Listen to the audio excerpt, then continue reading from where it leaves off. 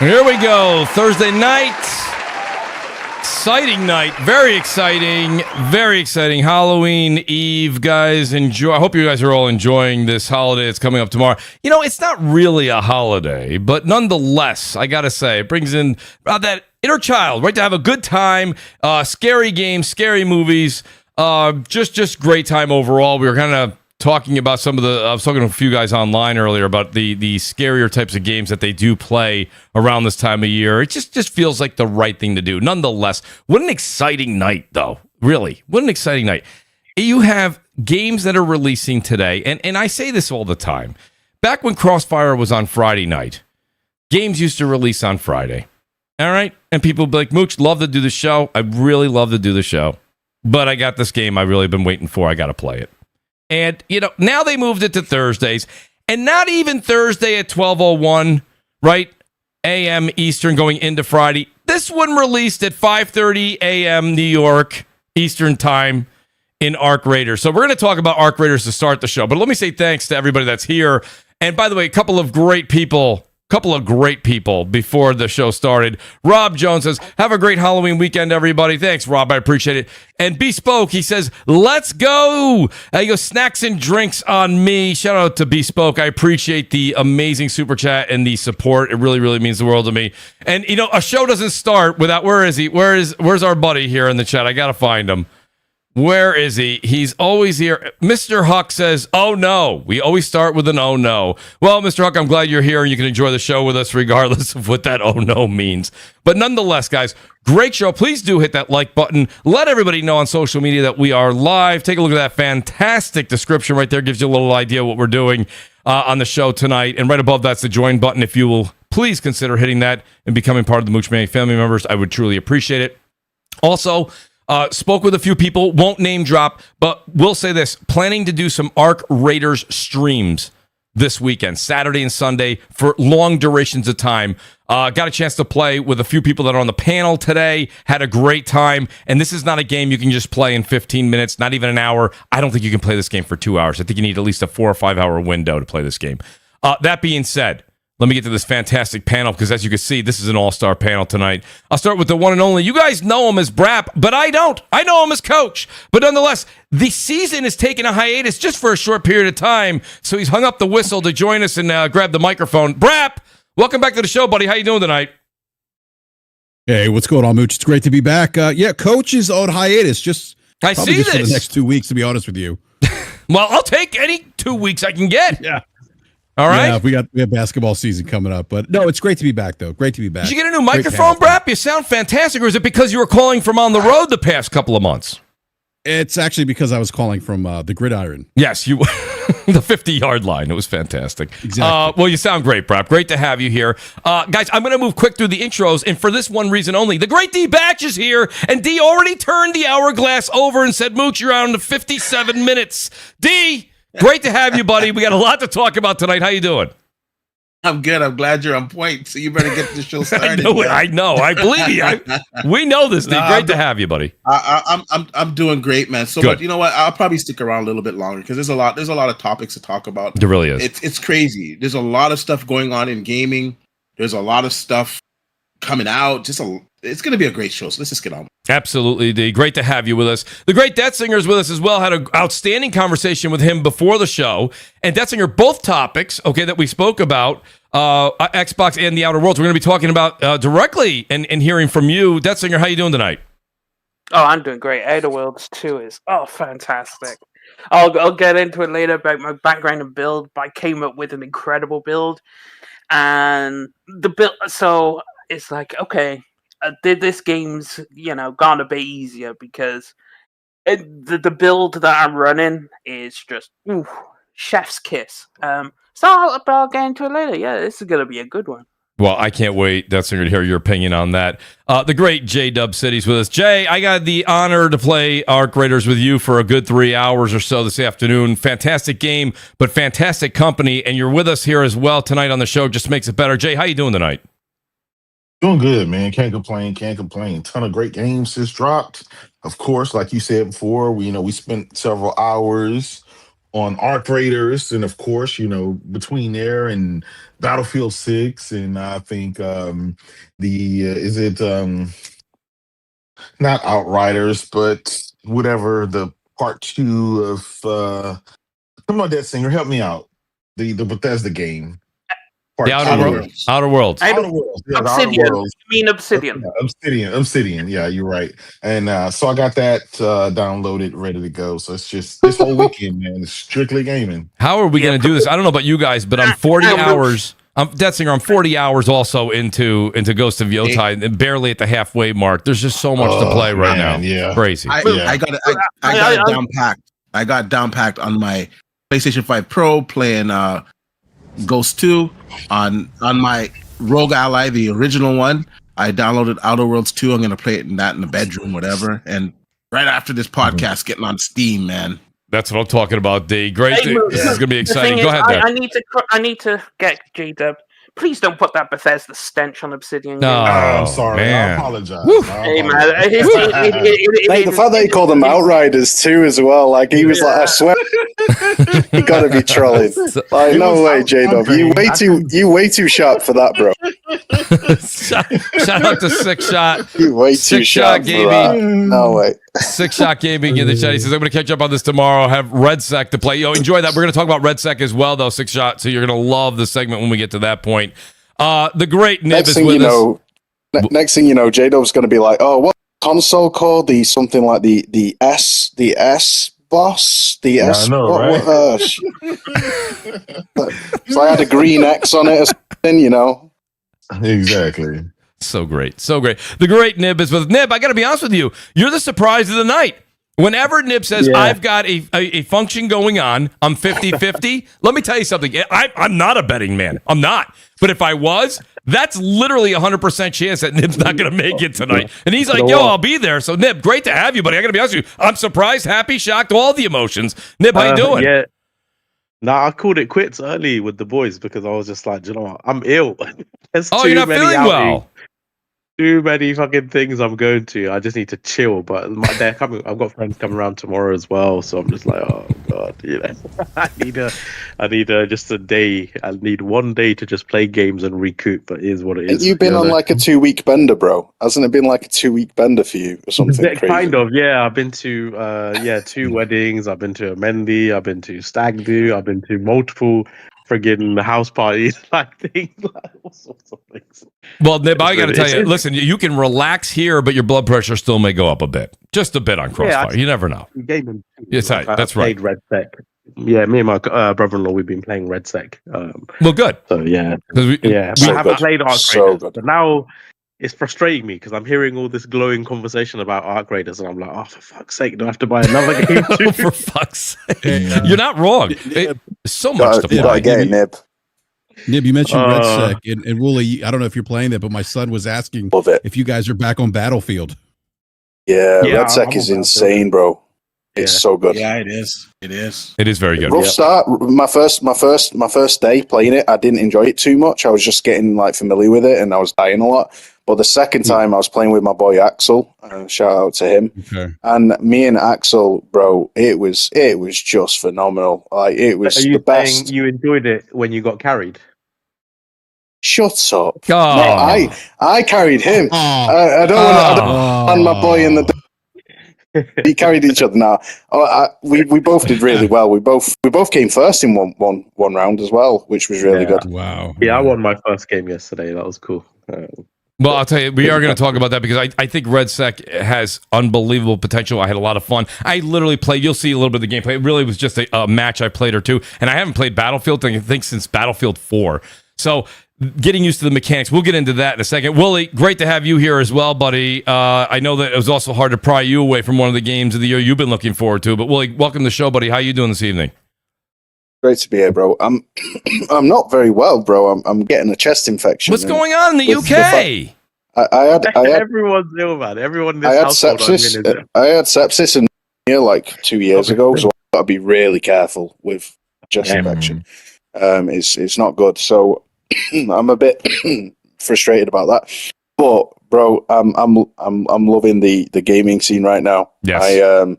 I think I think, two insane multiplayer experiences have just dropped. RedSec is absolutely phenomenal. I mean, the way that they've done it with the map, it's the best Battle Royale map ever made, in my opinion. It puts Warzone to shame. Oh. And there's so much going on.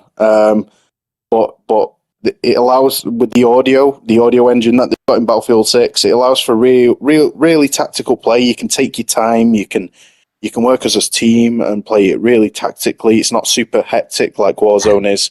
And also, we'll get into it, mate, but Arc Raiders, I've just uploaded some gameplay now on Twitter, and it's safe to say I can officially say, no cap, it's my favorite multiplayer experience ever. Ever. It's How many hours do you have in it? well, including the tech test and the server slam, and now this, a total of probably about 40 hours. That's not enough. That's not enough to say. Shut up. That's not enough. That's like sleeping with her like once or twice and saying, "Come on, nah." It is more than enough. It's like I thought nothing would beat kind of factions and Uncharted 4 for me, and Warhawk. And then 2019 Warzone was like a huge thing for me, but that kind of I fell off that. Arc Raiders, bro, it's just that's brimming with potential as well. But the experience that I've just had is crazy. Like I kid you not. I'll just quickly tell you now what happened. I was playing solo, and I took a guy. He was nearly out, and I just said to him, "Do you want to work together?" He thanked me. I healed him up. I patched him up. And then we found another guy. He was fighting a robot. Poor guy was hopelessly surrounded. We took him down and then killed the robots. And then we went up to him and I revived him. And we told him, join us. So he joined us.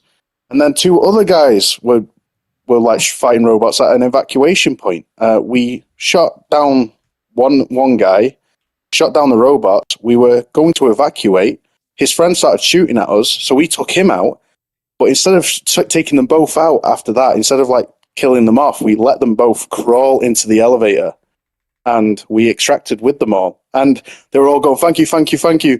And we, I got 2 trophies for it, making friends along the way, and something else. But like, it was sick. It was such an amazing experience. I'm like, you can create stories in this game.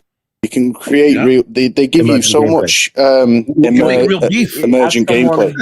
So who knows nothing. I literally know nothing about this game. Nib, I got news for you. You're about to find out. Trust me when I tell you. Is it Helldivers 2 then, or is it like an extraction shooter, right? So, mate, screw Helldivers 2. I'm so over that. I'm so over that. Listen, it's old. Hold on, Wooly. Wait a minute, Wooly. It's not like Helldivers 2. I'm going to take you. I like your comment there, Wooly, because it's a great like stepping stone to go. I'm going to go to D here. D, you heard what Wooly just said. Here's me though, right? Being the old school guy that I am, D. I'm taking what Wooly just said. You have to almost have those ground, right? Those ground steps in place to get to where we are. Extraction, when we were talking Extraction 6 months ago, D, people were like, I don't know if this is for everybody. Maybe it's short-lived. D, where did you kind of land from where the Extraction genre left off with Helldivers to where we are today with Arc? Listen, Arc Raiders is I don't know, man. It's something different. It gives me that feeling that I got with the Division, but it completes it. I don't know if that makes sense. I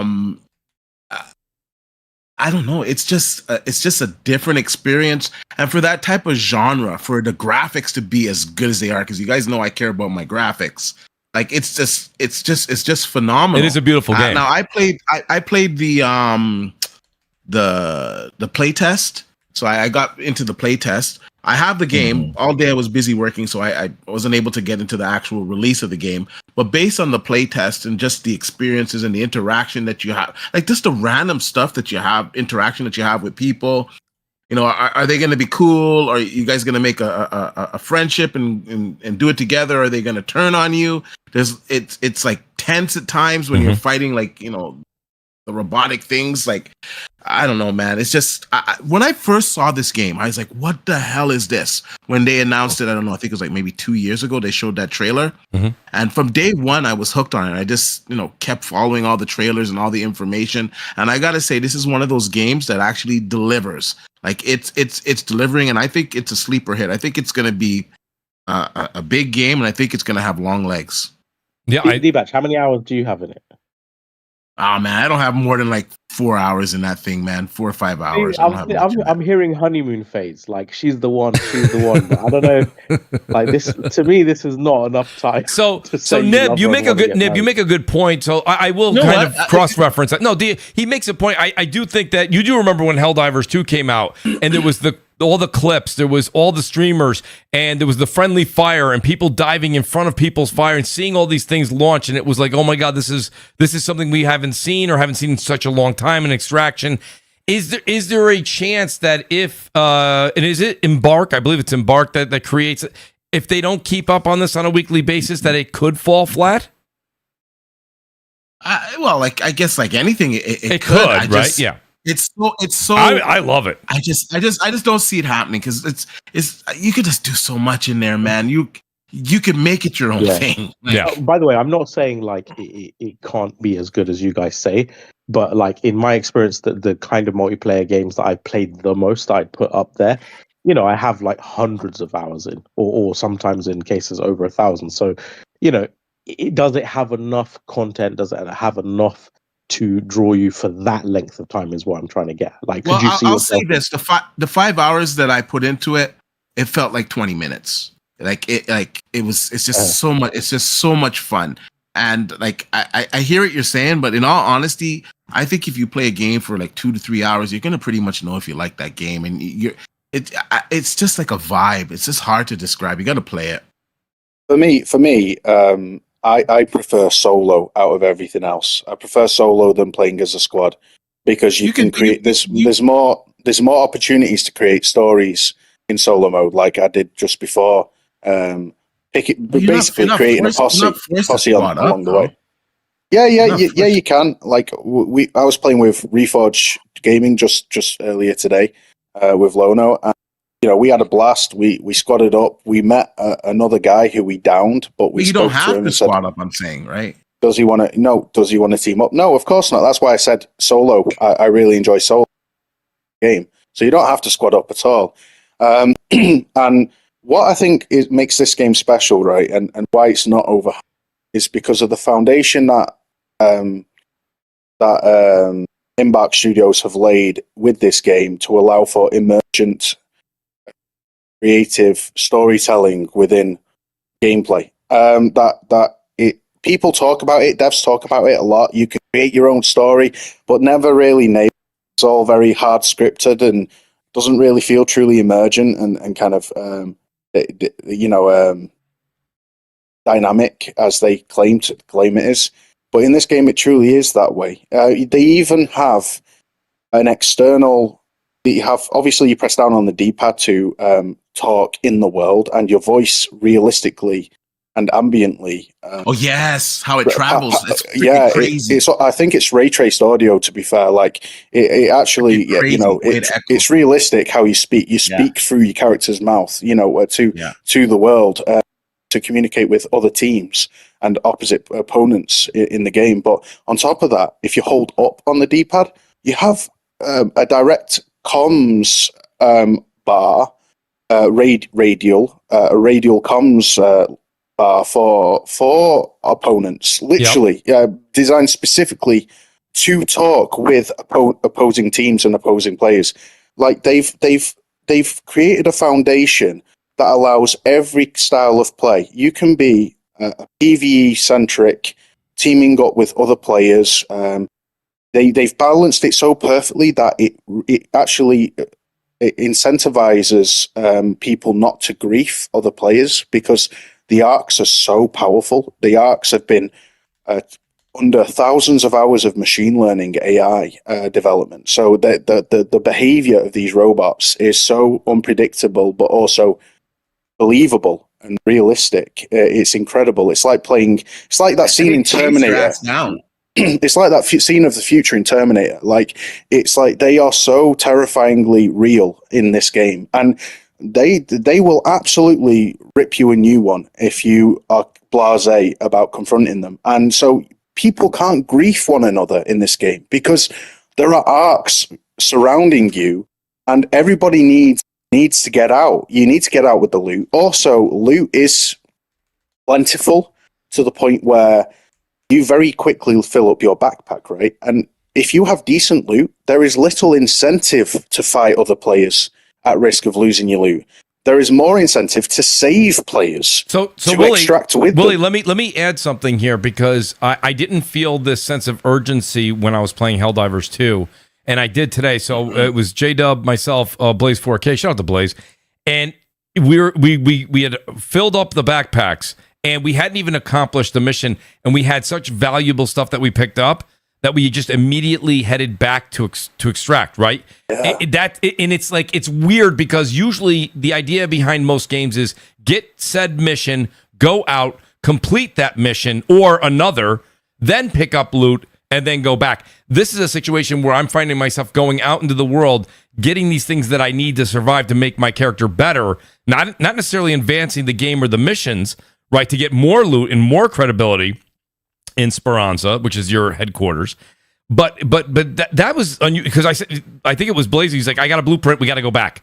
That's what he said. He's like, I got this blueprint. I got to get out of here. And I'm like, you want to go back already? He's like, yeah, I want to go back. I'm not losing this. And I'm like, that's... or if you have a safe pocket, bro, it's like, and you find something really valuable. Well, so Willie, you stick it in your safe pocket. Yes, we did. So satisfying. And Jay, you'll laugh. Jay, you can chime in if you want. You were there. But the reason we didn't have the safe pocket was because we had died prior. I had died prior to that, and I had lost everything. So I then took the what is it called there? The free when you don't pick your own items and you take the one that the game will give you. What's that called, Willie? When you go to drop down, right? You can pick to either take the free. It's called free you something can get or another. Free loadout or free. We'll call it a free loadout. We'll call it a free load. And that, but it doesn't have a free spot. But then if you lose stuff in that, it's like, you know what I mean? You don't want to take down guns that you bought, guns that you've crafted. There's a lot to it. And I got to be honest with you, I think a lot of people in the audience may listen to us talk about this, and it sounds convoluted. There's a lot to the game. It's a lot more than just bring this down with you, grab this, finish this mission, go back. It's not that. It's not like Hunt Showdown where everybody's hunting the same thing, right? Everybody's after the same item, so they know what you've got in your possession, and it's very much, it incentivizes you to attack other players. Whereas in this game, there's a dynamic of the unknown which creates so much excitement and tension, because just before, I teamed up with and we could have killed each other, but I said, I'm fully looted. I have no reason to kill you, because he said, you lead the way. I'll stay behind. And I knew he was dodgy. He screamed dodgy, and I was with my teammate, and I said, no, I'm fully looted, so there's no reason for me to kill you. So you lead the way. I'll stay behind, because I'm not having you shoot me in the back, bro. See, it's funny. Jay, we had a different experience than Woolies, right? Even you had two Italian guys with you. We were like, we don't trust these guys. Yeah, so we just pointed our guns at them, and everybody just slowly back away.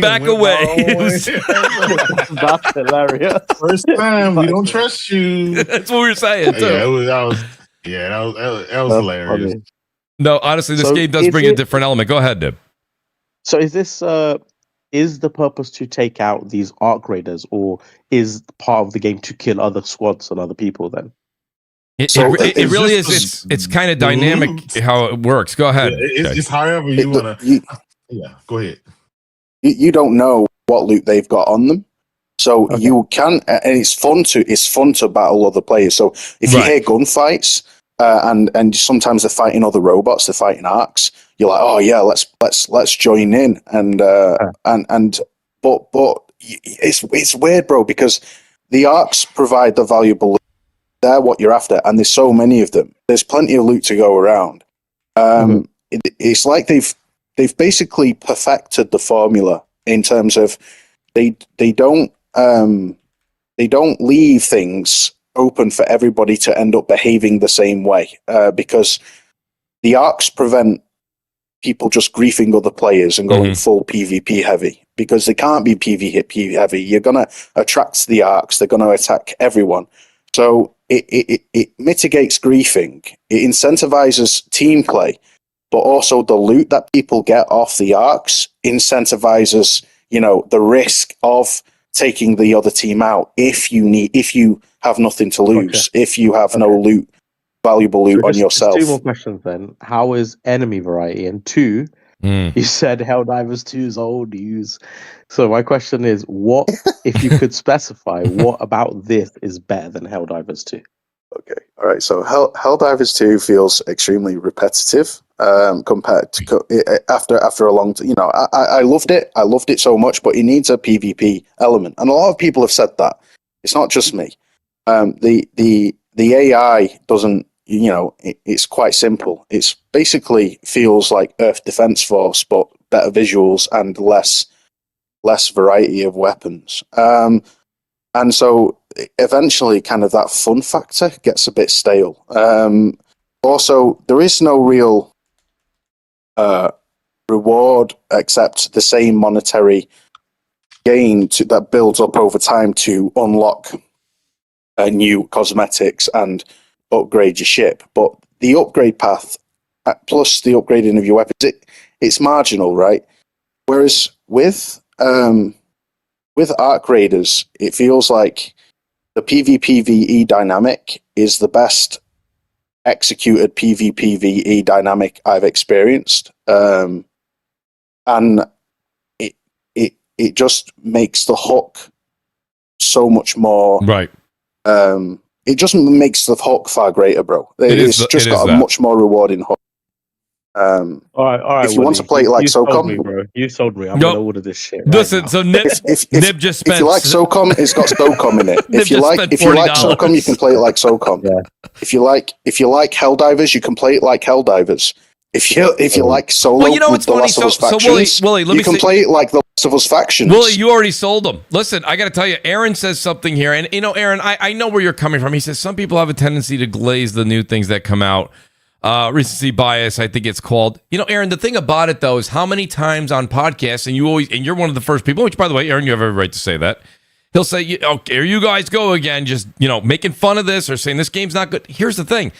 Let's enjoy the times people are really enjoying games. I think there's enough criticism in the gaming community, right, with games, so we might as well enjoy the ones that are a smash hit and people seem to be enjoying.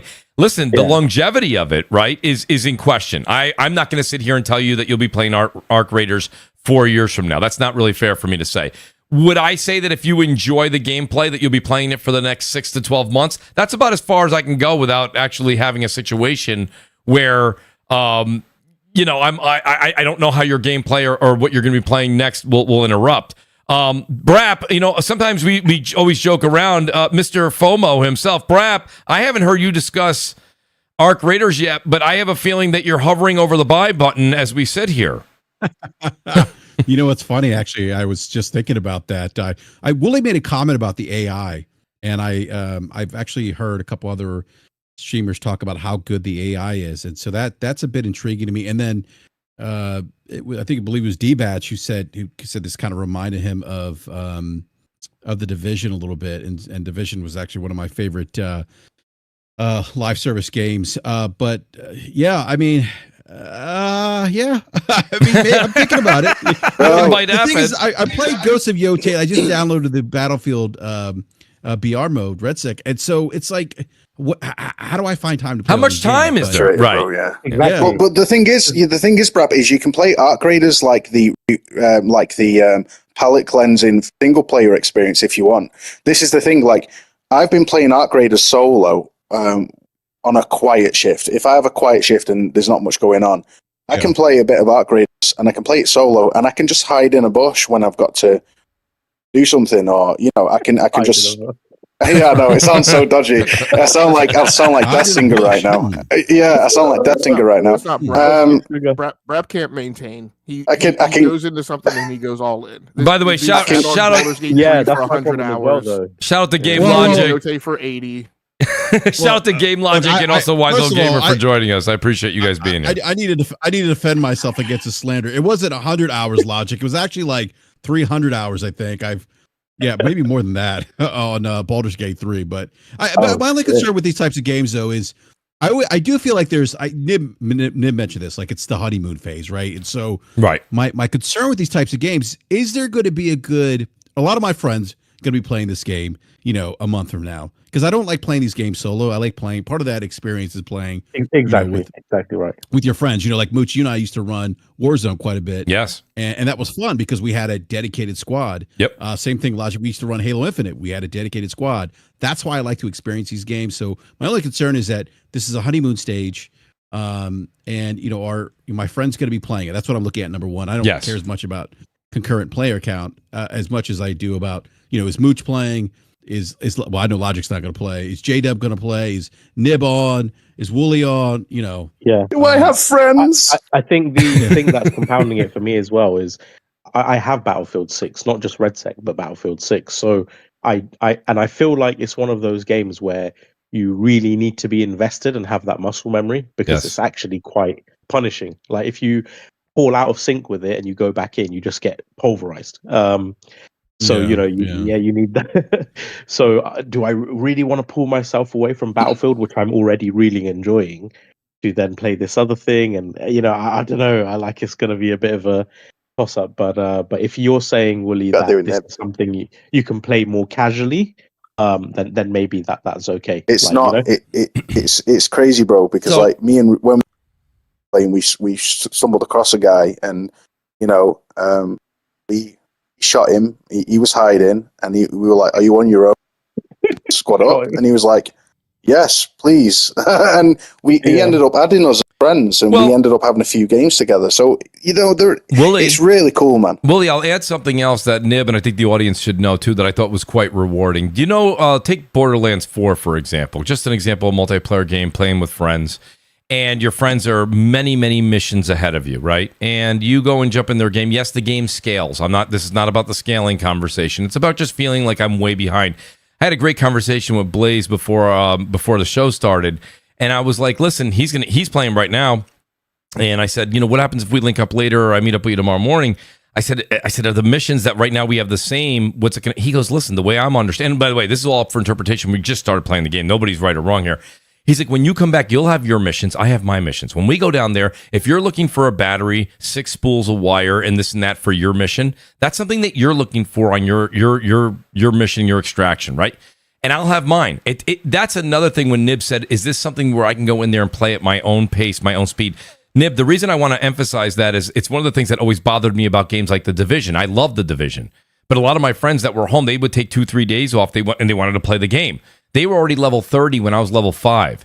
So, of course, they had my back and the game scaled a bit, but I felt like I was way behind. That's not the case with this game here. You can go out there and have your adventure and you have your mission while you're with your friends and they're having their time out there. And you may just get 1 or 2 items, want to go back. You may want to finish your mission. Things happen out there that are dynamic. And I think that's what is interesting about this, Nib. So you can enjoy Battlefield. You can enjoy the single-player game that you're finishing, whether it's Yotai or something else. And then you could play this intermittently with your friends and not feel like you're way behind because they've dedicated 50 hours to it and you've put in 5 so far. So that's another interesting factor. And again, maybe the game will prove me wrong, but I've only played about 4 hours today of it. And that's the way that I've been interpreting the game. And I think that's what's fantastic about it, right? That's another element that if you guys are thinking about buying the game, you're like, I don't have time to dedicate this, but I may have like 5-6 hours a week to play with certain friends. It still may be worth it. Again, it's your money. You make that decision. But that's another interesting aspect to it. Shout out again to Game Logic for joining us, and Wise. I appreciate you guys both being here. While we're talking about games, I'll kind of bring this in there. Death Singer, I want to ask you because you brought this up, and I see people talking about it in the chat. When you can't say Extraction without talking about Marathon, right? And you're probably like, how'd you get to that, Mooch? It's just in the news. And Marathons, people were in another closed session where they got a chance. I'm sure they were under NDA. So we're not, no one on the panel, I believe, has had that opportunity. If they did, they still can't talk about it. But Death Singer, what was you said if ARC is this popular and it's as good as you're seeing it right now, and you're saying Marathon maybe DOA. And I just said to you, well, Marathon has to bring something new to the table besides the sci-fi aspect. But Death Singer, where's your concern for Marathon if in fact Arc Raiders does carry on to be a very resilient, very popular game for at least the foreseeable future. Well, if they keep updating it, it's because it's a great game, right? So you just had a great game release. People are going to be enjoying it for quite a while. Yeah. And then you got this game coming up, and my biggest fear is it's Bungie. It's not Marathon itself. It's Bungie is the concern. Bungie is not what it used to be, as I said before. It's Bungie is just a horrible studio right now. I'm going to be keep 100.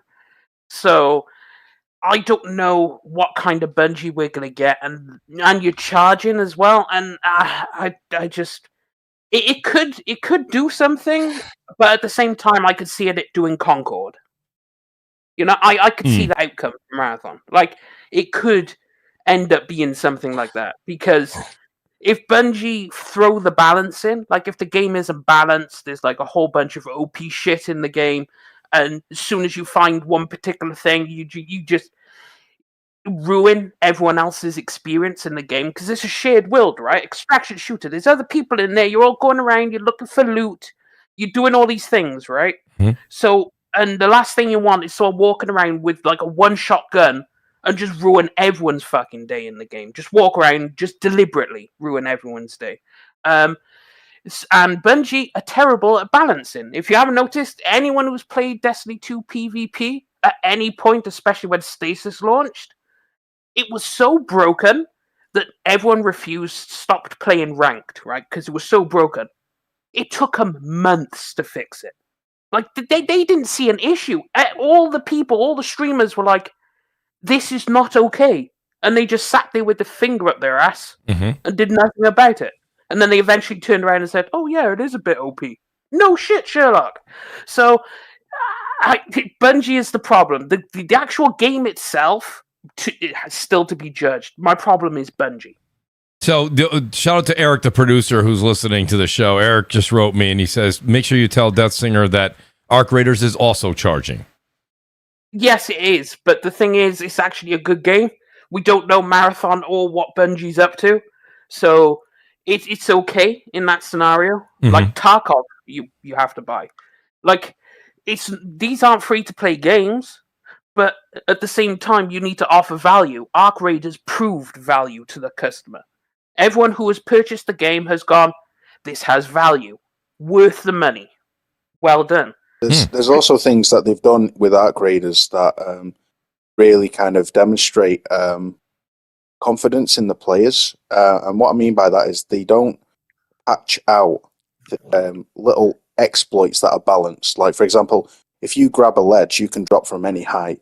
And if you're skilled enough to do that, it rewards that skill. It doesn't remove it, think, oh, that you shouldn't be able to do that, preventing or limiting your ability to parkour down a large tower, for example. Or, you know, and there's quality of life elements in Arc Raiders to make looting what you need the most satisfying and kind of user friendly thing you can do. Like in you can literally like tag everything you need for your workstations or for Scrappy to upgrade Scrappy, the chicken or the rooster, you know, so that he gets more he passively gets more loot and rewards you more frequently.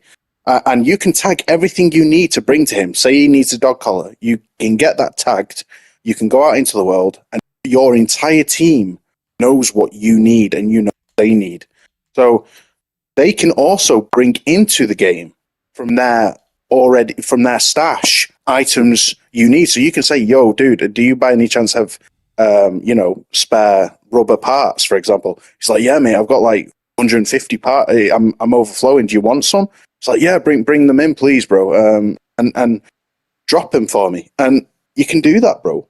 It gives player freedom and player choice to a level that I've not quite seen in a game. That's the key point there, Willie. I think when someone says what does make this difference is when people say player's choice in games, I don't remember one quite as much as this. Maybe it is still the honeymoon stage, as Nib was saying, and Brap. But at the same time, I will say that it does feel like the freedom of choice in this game when people have been, the last time we had that was one of the first games that came out probably on 360 where there was this big sandbox to just explore, and you were like, I didn't know where to go first, and it was fun. Now those have become a little bit more, run of the mill. We're used to that. We know where to go. We know how to attack an open world situation. Do the side quest. I'm being very stereotypical here, but do the side quest, then go do this, then go do the main quest, then do more side. We've kind of figured out that pattern. Not many games like that differentiate from that, but this one here is an absolute. You land and you look left, right. You're looking east, west, north, south. You're looking all. Where are we going? I don't know. Take a look at the map, and they give you areas where there's medium levels of loot, better loot, and much more concentrated, harder areas. And I think one of the things that Nib did talk about that we should discuss for a second here, and D and Jay, let me just give you guys the microphone for a second. And trust me, everybody, you see a lot of people on the panel. By the way, guys, the topics that we're going to hit tonight, each of these guys has a forte in each of these particular areas, so they're going to get their time in the sun as well. But D and Jay, the one thing that I thought was interesting was I thought at first we were going to see the arcs, if you will, and the enemies. And it didn't seem like there was, a flying, looked like a UFO, a little like flying saucer thing following you around. Yes, it shoots you, it's lethal, but I'm like, not really that big of a deal. I think that the enemy types that they've made in there, and then just the 4 hours I've seen, Jay, scared the living shit out of you sometimes when you're in dire straits. Oh, absolutely. Look, man, we struggle for a while. We ran across, of course, the smaller drones, and then we ran across some of the mid-level drones. Those BB-8. Remember the BB-8? Those things explode. Yeah, then you have the spiders, the little spider drones that'll climb on your back, and I'm like, snitches, bro. Snitches are terrifying. They're these little tiny things that zip in the sky, keep their distance from you. But if they fire a flare because they've locked onto you and you don't shoot them down in time, you're like, shit, hurry up. Shoot them down. Because if you don't, they call in an arsenal of robots after you. And so this tiny little thing terrifies you, bro. It's crazy. Yeah, it is. Well, on top of that, we were in one area, and I told Mooch, hey, I'll go upstairs and you stay at the bottom or something like that. And I felt my controller rumble. There was an explosion up there. Something happened. Something happened. Yeah, I got into a fight. Dude, and I felt it. So I was definitely aware, and I heard it. I was like, oh shit, I'm coming. So I run upstairs to see what was that noise. Well, he had shot the little BB, the little robot thing. But just the awareness that I was downstairs in a total separate area, and I felt the explosion from on top, that and the sound of it, like the audio is really intense. Audio is really good. Yes, it is. The music as well. Audio and music is very, very well done. Yeah, we got attacked by like three drones at once. I went down, and Mooch, man, he was fighting for his life, so he tried to revive me.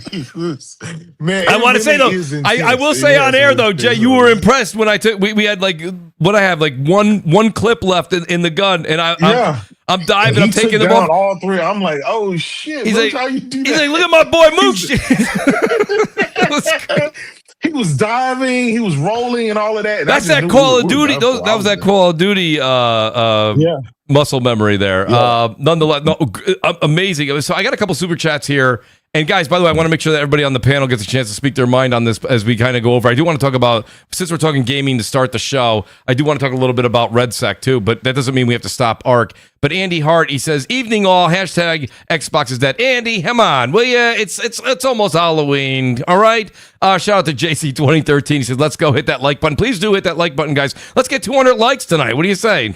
Try it out for the holiday. Sphinx38, I always give him a new name every week.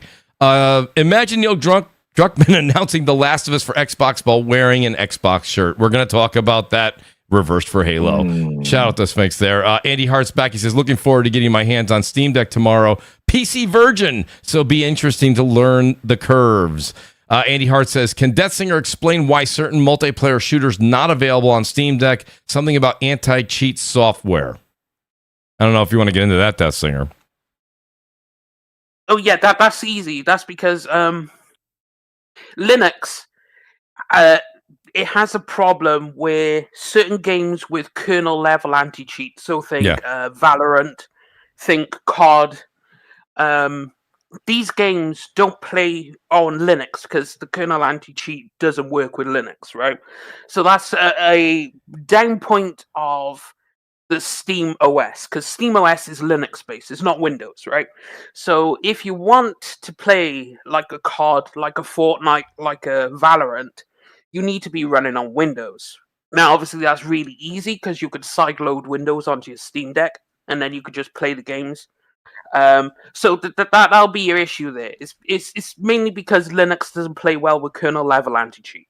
So there we go. And there's the answer. Andy Hart, you asked, you shall receive. Thank you. I appreciate that, Singer. So anybody who's played, I played 4 hours of Arc Raiders. I've played probably an hour of Battlefield RedSec, which I really wish they gave it a different name, but that's okay. I'm not gonna. The name doesn't. It's right, Nib. It is not a. So Nib, I'll ask you, and shout out to Wise. Wise, let me know if you've also played a little bit of Battlefield RedSec. But Nib, you said that you're kind of engulfed in Battlefield.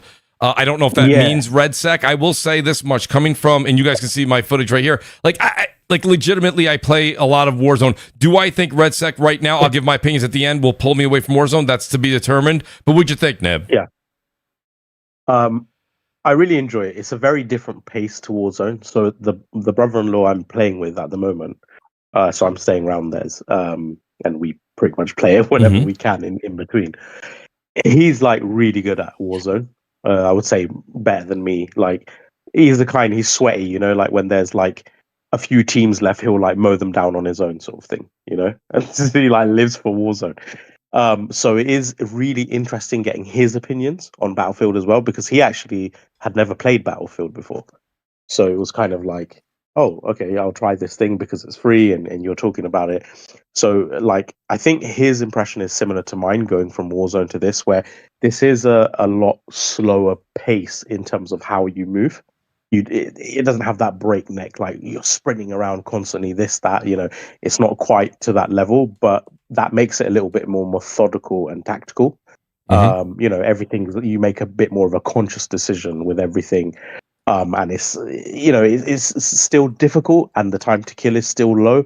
But yeah, the way you assess things, the way you assess the map and how you move around and everything it's more methodical. The visuals and the tech side of things is a lot better. Obviously, you have destruction and things like that, so it's very different. It's like if you see the glint in the distance, even the fact that you have glint, you see glint in the distance of some tower or some building or some shit, one of your team, whoever's got the RPG, you can literally just blow it up. And that is cool. I like the fact that it's harder to just camp and snipe sort of thing. You know, you're constantly a bit more on the flow, and then with the window closing in. Yeah, so I'm really enjoying it. I'm not very good at it yet. Like, I don't think I've got more than like 5 kills in a game. You know, whereas like in Apex, I've got the 28 kill badge like multiple times, and in Warzone, I've killed half the map before. Whereas with this, obviously, like it's a totally different thing. So in that sense, the pacing, you don't have as many engagements, I don't think. But that might just be because we don't know the hotspots yet. Maybe once we start to learn the hotspots and once we start to move in more of a squad, things will be a lot more up tempo. But I think, like, I don't know, maybe the squad I've been in has maximum like 30 kills or something, 20, 30 kills among us. So it's not a huge amount of kills compared to what we typically get. But yeah, I just think, like, in terms of the weapon feedback, the sounds, the visceral nature of it, the strategy involved, the slightly slower pace, the destruction, the vehicles and everything like that, it's like a more adult and a more mature kind of experience and overall feel than say Warzone. Warzone has that kind of like Twitch shooter vibe. It's a bit more sort of not casual, but I guess it's you know, this is a much more serious shooter, I think. I'm not saying it's necessarily better than Warzone or worse or whatever, but I think at least based on really, really early impressions, this is more kind of my thing. I think I could, you know, I could really do it. I do have a complaint. Go ahead, that's you missed something. What did I miss? With Fortnite. Oh, you're right. I was trying to think if Simpsons is coming out tomorrow. Come on now. That's true. What are we doing? Well, all right. So yeah, that's a good point. I really should have put Fortnite. Yeah, The Simpsons is entering Fortnite tomorrow. Yeah. Oh wow. So wait, let me ask you guys a question. So Warzone, and the question kind of answers itself, but Warzone got a lot of slack for having, Seth Rogen and Beavis and Butthead, but Fortnite continues to have, and I know that when I say Marvel, DC, Star Wars, and Simpsons, those are maybe more popular than the ones that Warzone has signed, but is that, why doesn't that get any slack for being goofy? Warzone's military is supposed to be grounded. I was just going to say, games. Fortnite, you got the emotes. It's right. It's a really goofy game. It's cartoony, It is cartoony, but it's like they have basically they have the monopoly on, if they want something to appear in Fortnite, because you have games from all corners appearing on there. You have anime, you have movies, you have franchises. Yeah, like The Simpsons is finally coming. We've had Family Guy. We've had South Park hasn't come yet. I guarantee you that's going to be coming. Yeah, it's probably next. So everything will come to Fortnite, and they can do it because they have the monopoly. Epic has the monopoly on that, but that's because that's its selling point, right? It's not trying to be a military shooter. It's just a fun battle royale where you can collect skins, go around.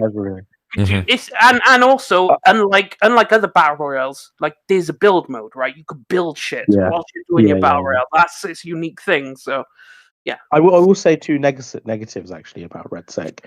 I think the time it takes to armor plate up is too long. So obviously, like team killing in most games is quite strong.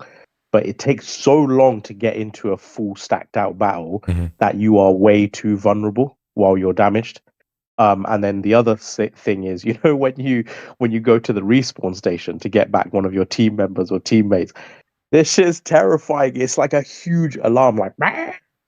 None of those are bad things, bro. They are actually, in my opinion, good things. I was going to say, Willie, because you have to hold the button the whole time or be there the whole time, and it's so. You don't have to hold the button. You just have to stand in the zone the whole time and defend it. Yeah. So I kind of agree, Nib. It's funny because the reason I just chime in real quick is you both kind of nailed it. I actually said that to begin, and then I did a little bit of research on it. And if you play games like PUBG, which I haven't played in a while, I think PUBG is underrated. It does very well on Twitch. And I think it's doing it does very well on Steam as well. But I think that's an underrated game. It's a more tactical game. Battlefield's always going to be that more. We've already said that, right? That more realistic, more tactical. Yeah. The only thing I would say is I don't have a problem with the plating time. The problem I have is when I press triangle or Y or however, I don't know what it is on PC. But when you go to press that button to go ahead and plate up, I wish that when I press that, even if it wants to take the time that the developers want it to take, it did both plates. It does one plate. I haven't found an option where I can press like triangle or Y and it does both. I think you hold triangle down, bro. It does both. I did. I thought I did one time, and it doesn't do it. But maybe I was engaged in combat. I felt like I had to press it. It does it, and then I had to press it again. Again, I've only played 2 or 3 matches, so I'm not the judge of RedSec yet, by no means. But I plan to play a lot of it. The alarm is so loud, and it takes so long. Yeah, I think it's fantastic, bro. Why I say that is because it obviously it creates tension, but the tension is balanced with you can't just sprint guns blazing like you can in COD. Like, see how Mooch is doing this. You can't do that in like, for example, with recon you get the sensor, the proximity sensor that detects movement below and above you. That is so useful in this mode for skyscrapers. And and for buildings to detect exactly where the person is. You can hear them, but you can't see them. I've got so many times I've got the win because of that sensor. But then my teammate, with the assault class, it's 25% quicker to armor up. But if you're an engineer, you can unlock special loot boxes by using your a repair tool to unweld them, basically, to open them. And so there's really cleverly thought through perks with each rank, with each class that you select, that are so vital, that bring out such a cool dynamic in the game. And I think with the slower armor, it makes it more, you're anticipating the person rushing you if you have to armor up. So that makes you play differently. That makes you retreat or try to get the edge on them, or decide when to armor up. And I just love the dynamic, man. I love it. The only thing I would say, about like the big alarm when you respawn people, the only thing I find is when I'm not in a squad of people I know, people are very reluctant to respawn you because they just think it's not worth the risk. Like the amount of attention it draws and the amount of time it takes, and it's like, yeah, I'm like, just respawn me, man. Like, and they're just no. No, I do. No. I have found playing with friends has definitely been the most rewarding. Like playing duos with Axel, it's just been phenomenal, bro. So for those that don't know, and correct me if I'm wrong, keeps carrying you. What's up? He was not. So hold on a second. Wait, let me just for people that don't know about Red Sec. So unlike Call of Duty Warzone, where you can continue to buy back until almost the final, what is it, the fifth circle, you get one. If you die, you get one return immediately. After that, it would be that your partner would have to then get to a station and bring you back, and that's what Nib was just talking about, and Wooly as well. So the thing about it is, and Detzinger, you're a Fortnite guy. Like Fortnite, you have to redeem the card off of your partner's dead body, and then go to a what do you call it, a station there to bring them back. That's that's an extra step on top of this. Here, you don't need to go and retrieve anything off of the dead body. You just need to go to that station. And then Nib's right, it does sound an alarm, and it does take a good amount of time. Again, me being used to Warzone, where as long as you have the money, you can just slide, right? You can just literally double tap slide, and if you get it down fast enough, you can bring somebody back instantaneously. And it's not usually hard to find the cash. It's laying around everywhere. The thing about Fortnite is, though, like, yeah, you have to collect the card, but it makes for some fun, like, interesting gameplay. Because if your squad get wiped, and let's say the other squad just wiped you, and you're the one who escapes, right? Well, they have to play a game of get the card, and if they're smart, they'll wait for you to try and get the cards. Then you have to go 1v4, you have to stealth in. Like, if you got a car, like, you could pick them up if you're driving in a vehicle, so you could just drive over their bodies and pick the stuff up. Or you can, if you have, like, a mobility thing, like, if you have, like, Spider-Man's, like, when they brought Spider-Man's hook shot in the game, and you could basically just be Spider-Man swinging around everywhere. Like, that was just the most fun. So it brings some, like, clutch factor to it. Like, can you clutch it? Can you go 1v4 and resurrect all your friends? Bro, the airstrikes are so good in this game, bro. Oh my goodness. Like, you get these with everything from artillery strikes to airstrikes. You get thermal binoculars, and you keep them to spot enemies before you use the actual use for them, which is the airstrike or the artillery. So it's really good for spotting. I was on top of a building, and I was inside a building, and there were enemies. I just, after a stalemate, me and Axel were in this building for like 3 minutes, shooting at them. They were shooting at us. We were hurting them. They were hurting us. And like, you know what? Screw it. I called down my airstrike on the building, and I just said, Axel, run. And we sprinted, and it got them. They were killed by the air. Bro, I was just like, this is so sick. The games are definitely developing in the right direction. But have you guys used the drones? Because the drones was like following me around. I'm hiding, and I'm like, oh my god, it was terrifying. Very useful. Just shoot it, bro.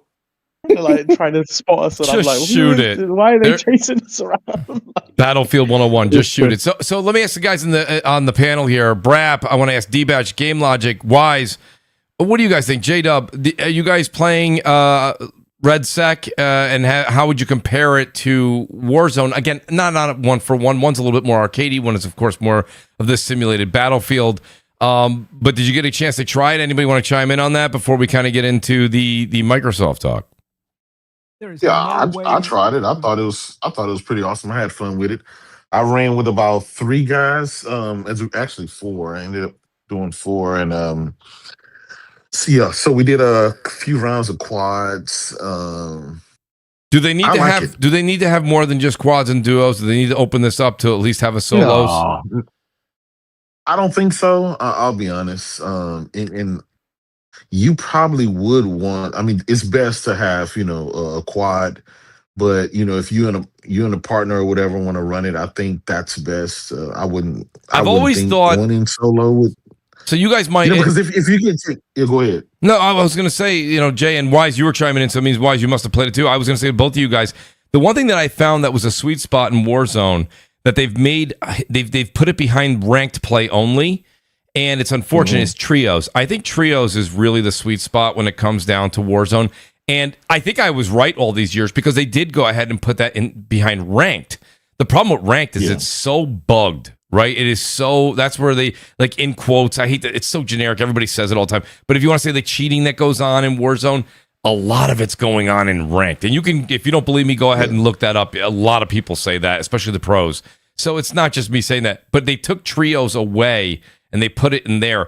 Duos is my second favorite. Quads is good, but quads is by far one of the most difficult in Warzone, I think, to win. I typically play duos, if not solo. Well, in red sec, see, here's the thing about in red sec, like if a person goes down, you can obviously pick them up, but if as long as one person in the group is still alive, there's an opportunity for the rest of the team to come back. You can just run to one of those towers or whatever, and just wait the time, and then we can jump back in the game and just kind of keep going.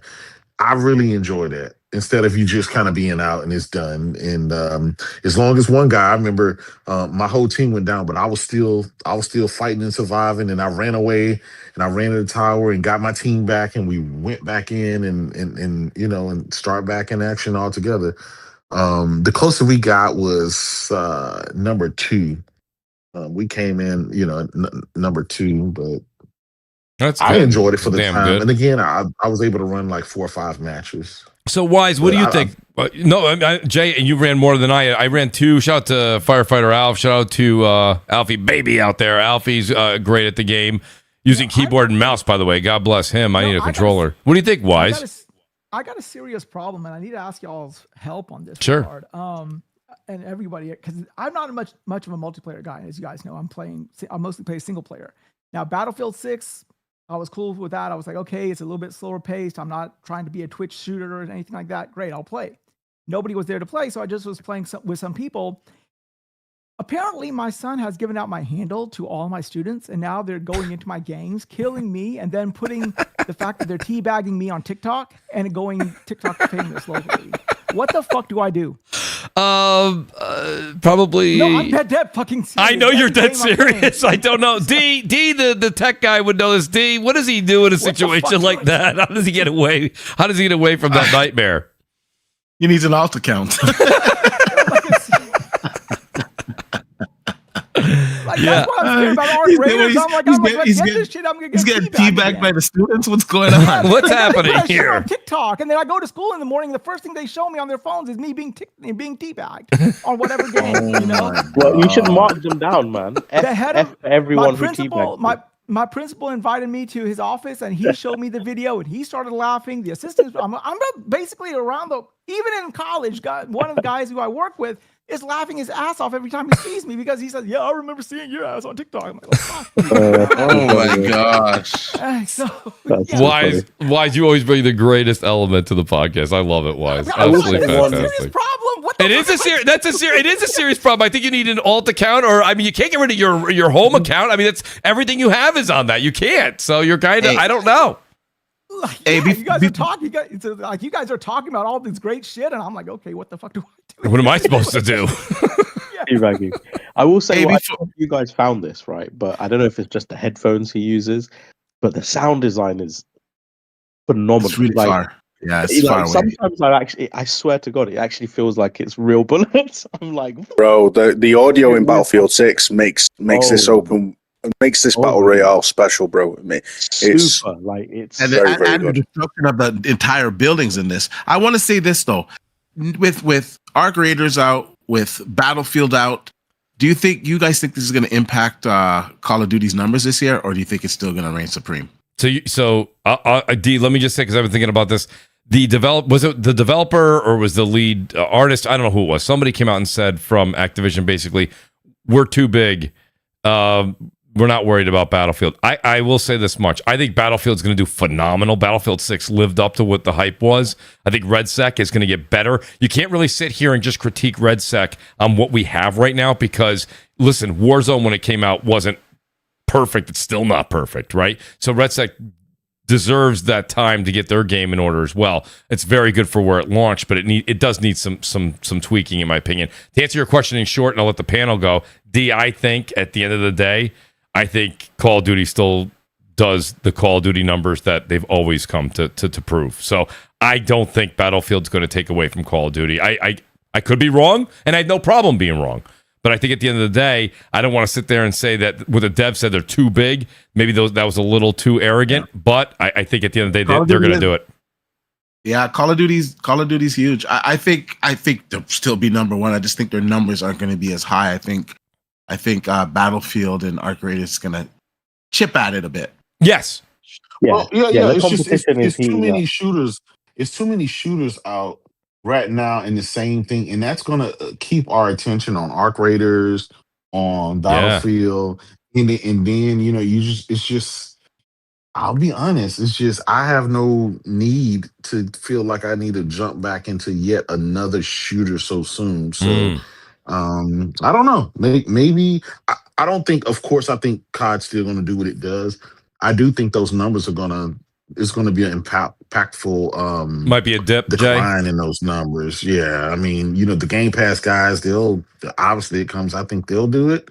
But if you're content right now with all these new shooters that are out, like why would you go and spend another $70 to jump in yet another See, Jay, you make a great point, and I think if I wasn't into Warzone, so here's the thing with Warzone, and even with some of the attachments and situations with Battlefield, right? Because if RedSec ends up being something that I really like to do as a go-to, I'm picking up Black Ops 7, but that's because I want to get the guns leveled up so that I'm prepared for as they nerf and buff different guns throughout the seasons in the new Warzone, which is I think going to be Blackout. But Jay, I'm kind of that not an anomaly in the sense that there's not many doing it that way, but that's the reason I have that urgency to buy Black Ops 7.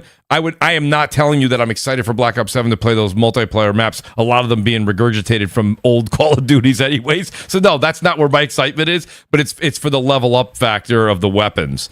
And the perks, et cetera. So that's mine, Jay. But I don't know. I would think the panel. Is anybody in the panel besides me buying Black Ops 7 on day one? I'm probably the only one, right? Yeah, no, I don't think so. Yeah, so it's really just me. It's really become the people respect Fortnite more than Call of Duty now. Let that sink in. Sorry, bro. Fortnite has gotten a resurgence. I made this point earlier. So my Game Pass runs out in 2027.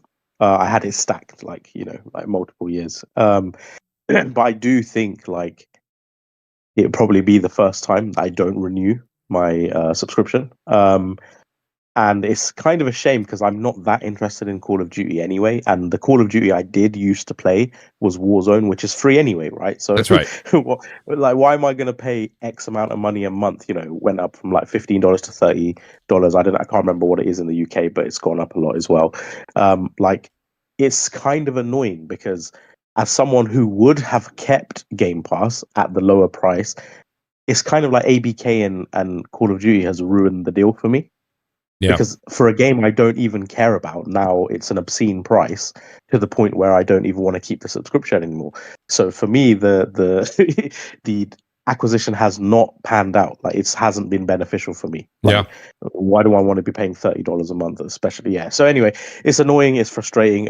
So I probably won't renew next year, and I'll just probably if every Xbox tentpole game or most of them go to PS5 day, I'll probably just end up buying them on PS5 instead. And the ones that don't go in 2027 onwards on PS5 day, then I'll buy them on the Xbox instead. Well, Nib, you set me up perfectly to spike the volleyball in that segue. So I'll go to Game Logic. Game Logic, I know that you and I know that a few of the topics I sent to you tonight kind of hit home for what you've been doing and having great conversations on X with a bunch of different people. But I guess I'll go to you first here with the Matt Booty comment. Our biggest competition isn't another console, because what Nib was basically getting into, I do want to discuss with the paywall as well. That is rumored to be, I don't know if it was one person or a few people speculating that it may be going away with the next Xbox. But Matt Booty says our biggest competition isn't another console, and we are competing more and more with everything from the likes of like TikTok, movies, etc. Logic, I'll start with you because I know you, D, Wise, J-Dub, Brap have a lot to say on this. But Logic, where was your emphasis when you heard this from some of the Xbox brass? I mean, it's the normal, like, making crap up, like, as an excuse for not performing against competitors in the console space. Yeah, I mean, I think a lot of people read that, and that was in the back of their minds, even if you were defending it. Is that a situation where it is? I mean, of course, I can see where he's coming from. You could definitely see the fork in the road and take that turn, but realistically, great games is the emphasis here. I never thought Xbox, and then I never thought TikTok. I mean, what he's doing is this is a typical tactic under the disingenuous PR campaign that Xbox has been waging for the last 5 years. Right, they're tainting the voice track with the thing that where there's a bit of truth. Absolutely, and I've been saying it for the last 10, 11, 12 years. We have been for a decade or so or more in an intention-based economy. Mm-hmm. So I used to talk about this thing called the Renaissance nerd, right?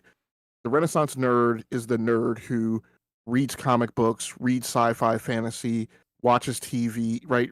Binge watches TV series like Stranger Things and stuff, watches all the MCU stuff, plays video games, blah, blah, blah, blah, blah. We, specifically after the launch of the iPad in 2010, we entered into an age where, for the Renaissance nerd, all of the content that was kind of their bailiwick, their wheelhouse, was suddenly miraculously at their fingertips, right? Mm-hmm. Any of it could be called forth on a moment's notice to multiple screens. And so, when you're like I am now, when you're, ensconced in your basement, in your man cave, you can call all that stuff up immediately. And so you have to take some proactive means to like manage that time. So there's a tinge of truth to it. But where he's talking about where Xbox's competition is TikTok now, just like before their competition was Amazon and Google, just like before their competition was something, right? Their competition is always something else other than the last thing that they failed to compete against.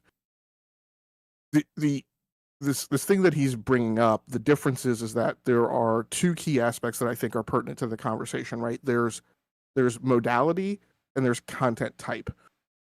And when you are consuming different types of content, you context shift into a modality that is suitable for that content. And what I mean by that is, when you're going to play a video game, you come in a dedicated point in time and you sit yourself in front on the couch, or you sit yourself in front of your desktop PC.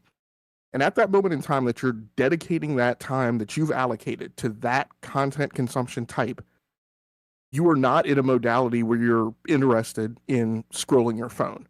Now that is for a gamer.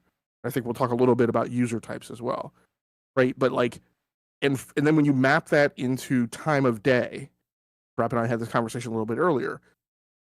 You're gaming at a time when you have access to the devices and the space isolation, right, to be focused on the video game. Right. That is, again, not the time that you're spending doom scrolling your phone and consuming TikTok. There's just lots of things that are like exponential factors of wrong with his statement. And there's lots of things that people are dispensing with when they leap in front of, right, the criticizers to defend Xbox. They're not talking about the fact that part of the reason for the increase in consumption of TikTok is because now we're giving smartphones to kids who are 13 years old. And so you have like literally 10 years of additional population that's consuming TikTok that before wouldn't have. Right. But still, when you consume TikTok, that's not the time that you're spending, that a gamer is spending dedicated to consuming content. They're in the grocery line, they're in the car waiting to pick somebody up, they're on public transportation. They do that stuff during idle time. right, during time that you would normally, I don't know, be picking your boogers, picking your eyelashes, doing something else, rummaging through your purse, I don't know, right, but not playing a video game. Right. And they dispense with the notion that no, like, you context shift and you modal shift into this thing for consuming content. They're also bypassing the fact that it's this leap to we're competing with TikTok, as if TikTok is not competing with the other content that's out there to be consumed. They're not talking about competition with music. They're not talking about competition with movies. They're not talking about TikTok is a video format, and it competes most directly with other video formats when people are in the modality and the context where they would be consuming video content. That's the way I looked at it, Game Logic, because I'm looking at it like it's in competition, TikTok with YouTube Shorts, Netflix, that type of medium. What was your sentiment? Because Game Logic really kind of served it up there, and I think he makes a valid point. Yeah, he did. I understand what he's trying to say in the Satya Nadella, in the sense that we're competing for time, but it's a completely different market. That's like saying you're competing against Netflix. We don't want these guys watching these Netflix specials when they can be playing games. Right. People are going to allocate their time to what they allocate their time to. And if this was the case, we would be seeing a decrease of video games across the board. We're not seeing a decrease of video games across the board. We're seeing a decrease, more on the Xbox side. PlayStation, their games are doing fine. Their consoles are doing fine. Nintendo, the same thing. Steam is breaking records. Yeah. So, the gamers are growing. Like my kid, he watches watches the shorts on YouTube. Yep.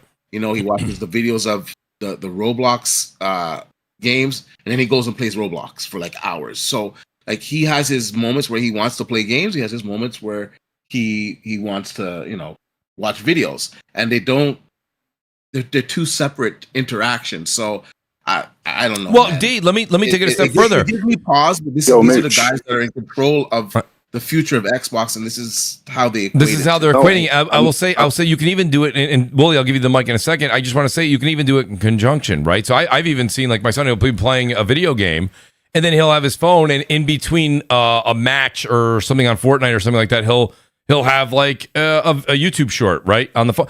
But like that's not competing with the game; it's in conjunction. I'll even ride that far along. But like you said, I think Game Logic said it best too. It's not like you're going to go ahead and sit on the couch and actually stream through Netflix or YouTube Shorts or TikTok, and that's what you're separating yourself. That's what's competing with your Ghost of Yotai completion, right? In any industry, you're going to have something like that, right? And you got something like, okay, say for example, you're talking about the food industry, right? Well, your time or the money that you spend in McDonald's is going to inhibit the money that you're going to be spending at, say, the Cheesecake Factory, right? So that was the argument, right? So, but there's only two times you can really say something that you're not competing with your normal set of competitors. Like when can you say that? When you are in the top of the industry, or when you are totally trying to bow out of the industry. Okay. That is the only time. So like, for example, if you were like the number one shoemaker in the world, then your competition will be people who are not selling, who are wearing other things other than shoes. Then you can say that because you're selling your shoe to everybody. You're maximizing, or your total penetration is close to 100%. You're almost near top of that. Say, for example, phones. If iPhone was the only dominant phone out there, then they can say, yeah, okay, what is impinging upon our phone sales are our sales in computers and iPads or whatever, or VR glasses. But unless you are the top in the industry, you have really no right to say that. The only other time you should be saying it is because you're doing PR speak and damage control, because you are at not the top of the industry, nor near the bottom, and there's really no salvageable way. So all this was, in my opinion, when I saw this, and it was on Squawk Bots, and it was on CNBC of all things, and it made sense because he's just trying to damage control because it is the situation, there you go. So of course, I'm no psychologist, Mooch, but I believe TikTok is a passive placator. It's a passive kind of pacifier. It's a baba. It's a baba, right? Like TV, Netflix is a baba, right? You don't go, oh, I was going to ride a bike, but TikTok took me away from that. Because riding your bike, a decision, is an active choice. Gaming is the same thing as riding the bike. It's an active choice. You don't browse TikTok whilst you're playing a game. You may be at intervals, but the point is this: is that McDonald's and Cheesecake Factories do not compete because one's a dessert and one's a savory. You don't go, oh, I was buying myself a McDonald's, but for my dinner, but I ate cheesecake for my dinner instead. No, because cheesecake is a dessert, so they're non-competitive with each other, right? And that's the point. Is that but to insinuate if you're McDonald's that Cheesecake Factory is taking your business, there's only one of two reasons: either you've maximized the total penetration in your market, or number two, you are unable to compete with the others in your market, so you're blaming it on something else. Yeah, I hear you, but fundamentally, I think the main issue is what Mag brought up on Colt, with Colt on the show, and Colt looked incredibly uncomfortable. Is that what Saty is hinting at here is that they are seeking to create attention grabbing games that are quick rewards. I mean, Forza Horizon 5 is a perfect example. I know I've got the unpopular opinion here, but I have spent a total of 150 quid on that game. I am more than entitled to my opinion, right? I bought the premium edition, day -5 on PC, bought it again on PS5, just to see if I really still felt the way I do. And the game is a instant reward system that has zero longevity, because it gives you hypercars right at the start, this, that, and the other. And it rewards you for driving badly. For goodness sake, it doesn't feel like a lot of depth there for me personally. It feels soulless. And unfortunately, I think that's where Microsoft are headed, because Sachi has also said, and I know the quotes here, is that he mentioned that basically logged in player time is the measure that they go off. So single player games where people aren't logged on are considered almost non-successful to them. Like Spider-Man 2 isn't a success because people playing Fortnite clock in more hours online connected than people playing Spider-Man, because it's a one-off experience. So it seems to me that Microsoft are trying to veer away from the bespoke kind of crafted single-player experiences, and they're going to go all on the passive money makers, basically, where it requires minimal investment and profits. I did want to piggyback off this. I don't know if you guys have seen some of the AI games, the test games that have come out that people have showcased, etc. And funnily enough, they are sort of all of this in this kind of ilk. They're essentially hyper realistic action drama click and play type games, where it's really realistic graphics and stuff, and you click this and it does an interaction. And I'm not saying, obviously he's talking about vying for time. Like you guys have covered, I don't know why they keep conflating different industries with gaming like that. Passive, things like movie, television, music, or whatever. I feel like that's the mistake they made with Game Pass, and why they thought it would have so much of a higher ceiling in subscribers than it actually has, and why it's so far off the targets. Because they really thought if we put it on TV, mobile, Fire Stick, everything else, it's going to have mass adoption, where again, gaming just isn't one of those types of hobbies.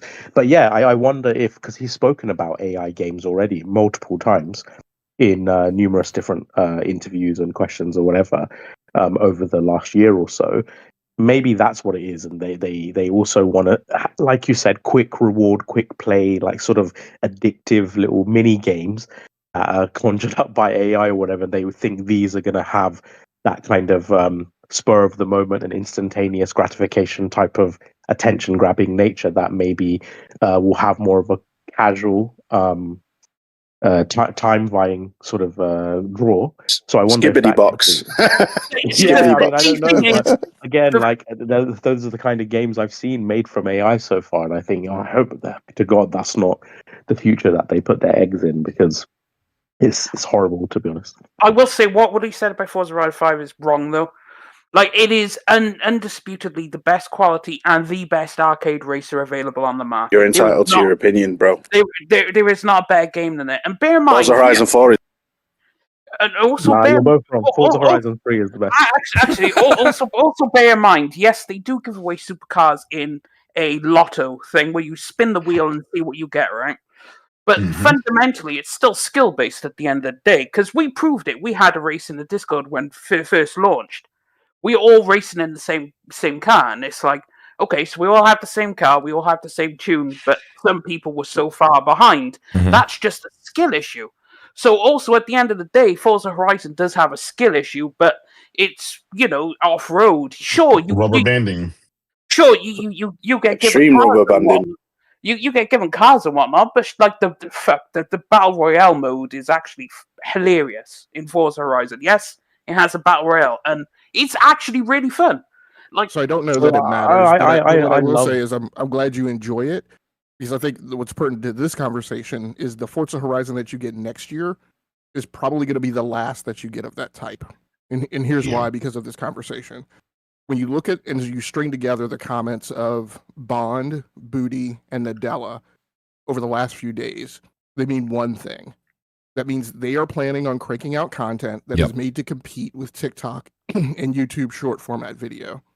That means that content has got to be low cost. It's got to be delivered in quick iterations. It's got to be delivered much faster. Matt Booty actually gaming industry. And it's got to be delivered. Well, D, it's got to be delivered at high. I wouldn't go that. Well, D, he's no. Wait a minute. When we use critical thinking here, when what they're really saying is that they're competing for the time. Not that they want to make cheap. Nope, that's not the entirety. That's not the entirety of what they said. They said they're competing for that time, and Saki said it's got to be high margin. No, that's an interpretation of things. That's not an interpretation. That's exactly what they said. He did say high margin. So here's the thing, Matt Booty. So I just went on Google and I put in Matt Booty AA games. I think this is it. I'm reading it quickly. He says Matt Booty is the head of the Xbox Game Studios. Blah blah blah. He says Microsoft aims to release 4 major AAA games a year while also supporting smaller projects such as the AA like game Hi-Fi Rush from the now closed Tango. Matt Booty came out a long time ago and said the whole idea with Game Pass to make that idea work, and I think it coincides with some of this terminology we're hearing now. Is the fact that they are going to make, I don't know if they're going to be a small, D, I don't know if they're going to be as small as what Logic was alluding to right there. I don't know. But like that AA. I disagree with that, Mooch. Sanjay said that it's got to be high margin. Sarah Bond said, I know. It's got to be the types of games that engage players and keep them engaged. Yeah. Okay. Sure. They're gonna have some smaller. Sure. They'll have some smaller titles. But to say that Forza Horizon is gonna be like downgraded, like, come on, that's just not. No, Forza Horizon 5 was a downgrade. I didn't pull that thought out. I didn't say downgraded. My point is that what I expect you're going to see from Forza Horizon is you're not going to see this large package that you're able to buy for $100. Yeah. I suspect that you're going to see a smaller package that provides a smaller number of cars and then a way to monetize you for access to those other cars over a longer duration of time. Absolutely not. No, that's not happening. That's cap. That's cap. No. If their goal is before you don't say absolutely not, tell me and explain to me why, and tell me how that execution of that is in as the resident racer. I would like to say this. Let's not act like we're not going to get the same exact game because they already have the blueprint, right? If you played Forza Horizon 3, Forza Horizon 4, Forza Horizon 5, right? Mm-hmm. We know with Forza Horizon 6, they're going to build on what they already have there. Yeah, that's right. They don't have to change the formula. It's already there. Now, the goal of the game, I agree with you guys on that. The goal of the game is, well, we really don't have to pretty much change much. I've always been an advocate saying, it's the exact same game. Why don't you just have these packs where it's just I wouldn't call it a DLC, but like you're just changing the locale. It's the same game. You using the same cars, the same everything. You're just changing the locale. Jay, you guys know how are those games built? How are those games produced? They were produced through a combination. They were produced through a combination of a fully staffed Turn 10 Studios and a fully staffed Playground Studios that were dedicated to pumping out racing games. That is not what Playground Studios is doing today. That is not how Turn 10 Studios is built today. Yeah, but all the assets are already there. All the assets are already there. Produce the same game with the same content based on that same blueprint. Yeah, it of doesn't half cost. the It's not going to staff, cost a lot of money people because they're not distributed building across it from multiple scratch. projects, and in a regime They they're already have trying to the push for assets. 30% profit margin, and they are Thing trying is- to align to the strategies that they put out this week. The thing is, They already have. They already have. It's First the of all, they Madden- already have the it's assets the for all Madden of it. formula. What It's you're the gonna Madden tell me is formula. they're gonna They're just going to produce the tweak exact it. They're just same going to thing change the using less location. resources That's sorry, it. and based on an game old back strategy. out. And That's- It's not going to that's- cost them. That's not cap. No. If you're going to say that's cap, I want you to directly answer my question. They have fewer resources. They are executing on a new strategy. They are pushing for 30% margins. So explain to me how the same thing is going to be built with those three changes in place. It is logic. I have to question the fundamental logic, right? Because you're saying it's not the same. You know the Playground team that makes Forza Horizon is not working on Fable, right? You know that's the second studio they opened up years ago, right? You know they're two different teams working on two different things, two different studios. You know Playground has two studios now, right? One for Fable, one for Horizon. So nothing's going to change. But bear in mind, yes, they gutted Turn 10. Again, Desinger, how is nothing going to change when they're not doing it with the same staff and when they are trying to execute to a different strategy? That is the question you guys are not answering. Because the hard work has already been done, my friend.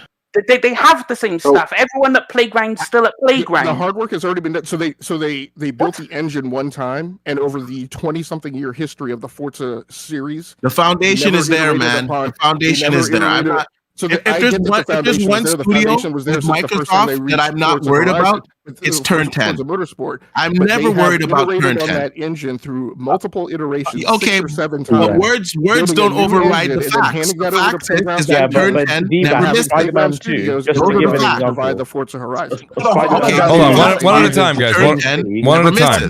One at a time. Those are the facts. Hold on. This is what I pulled up. Playground Games has grown to 455 employees across 3 studios.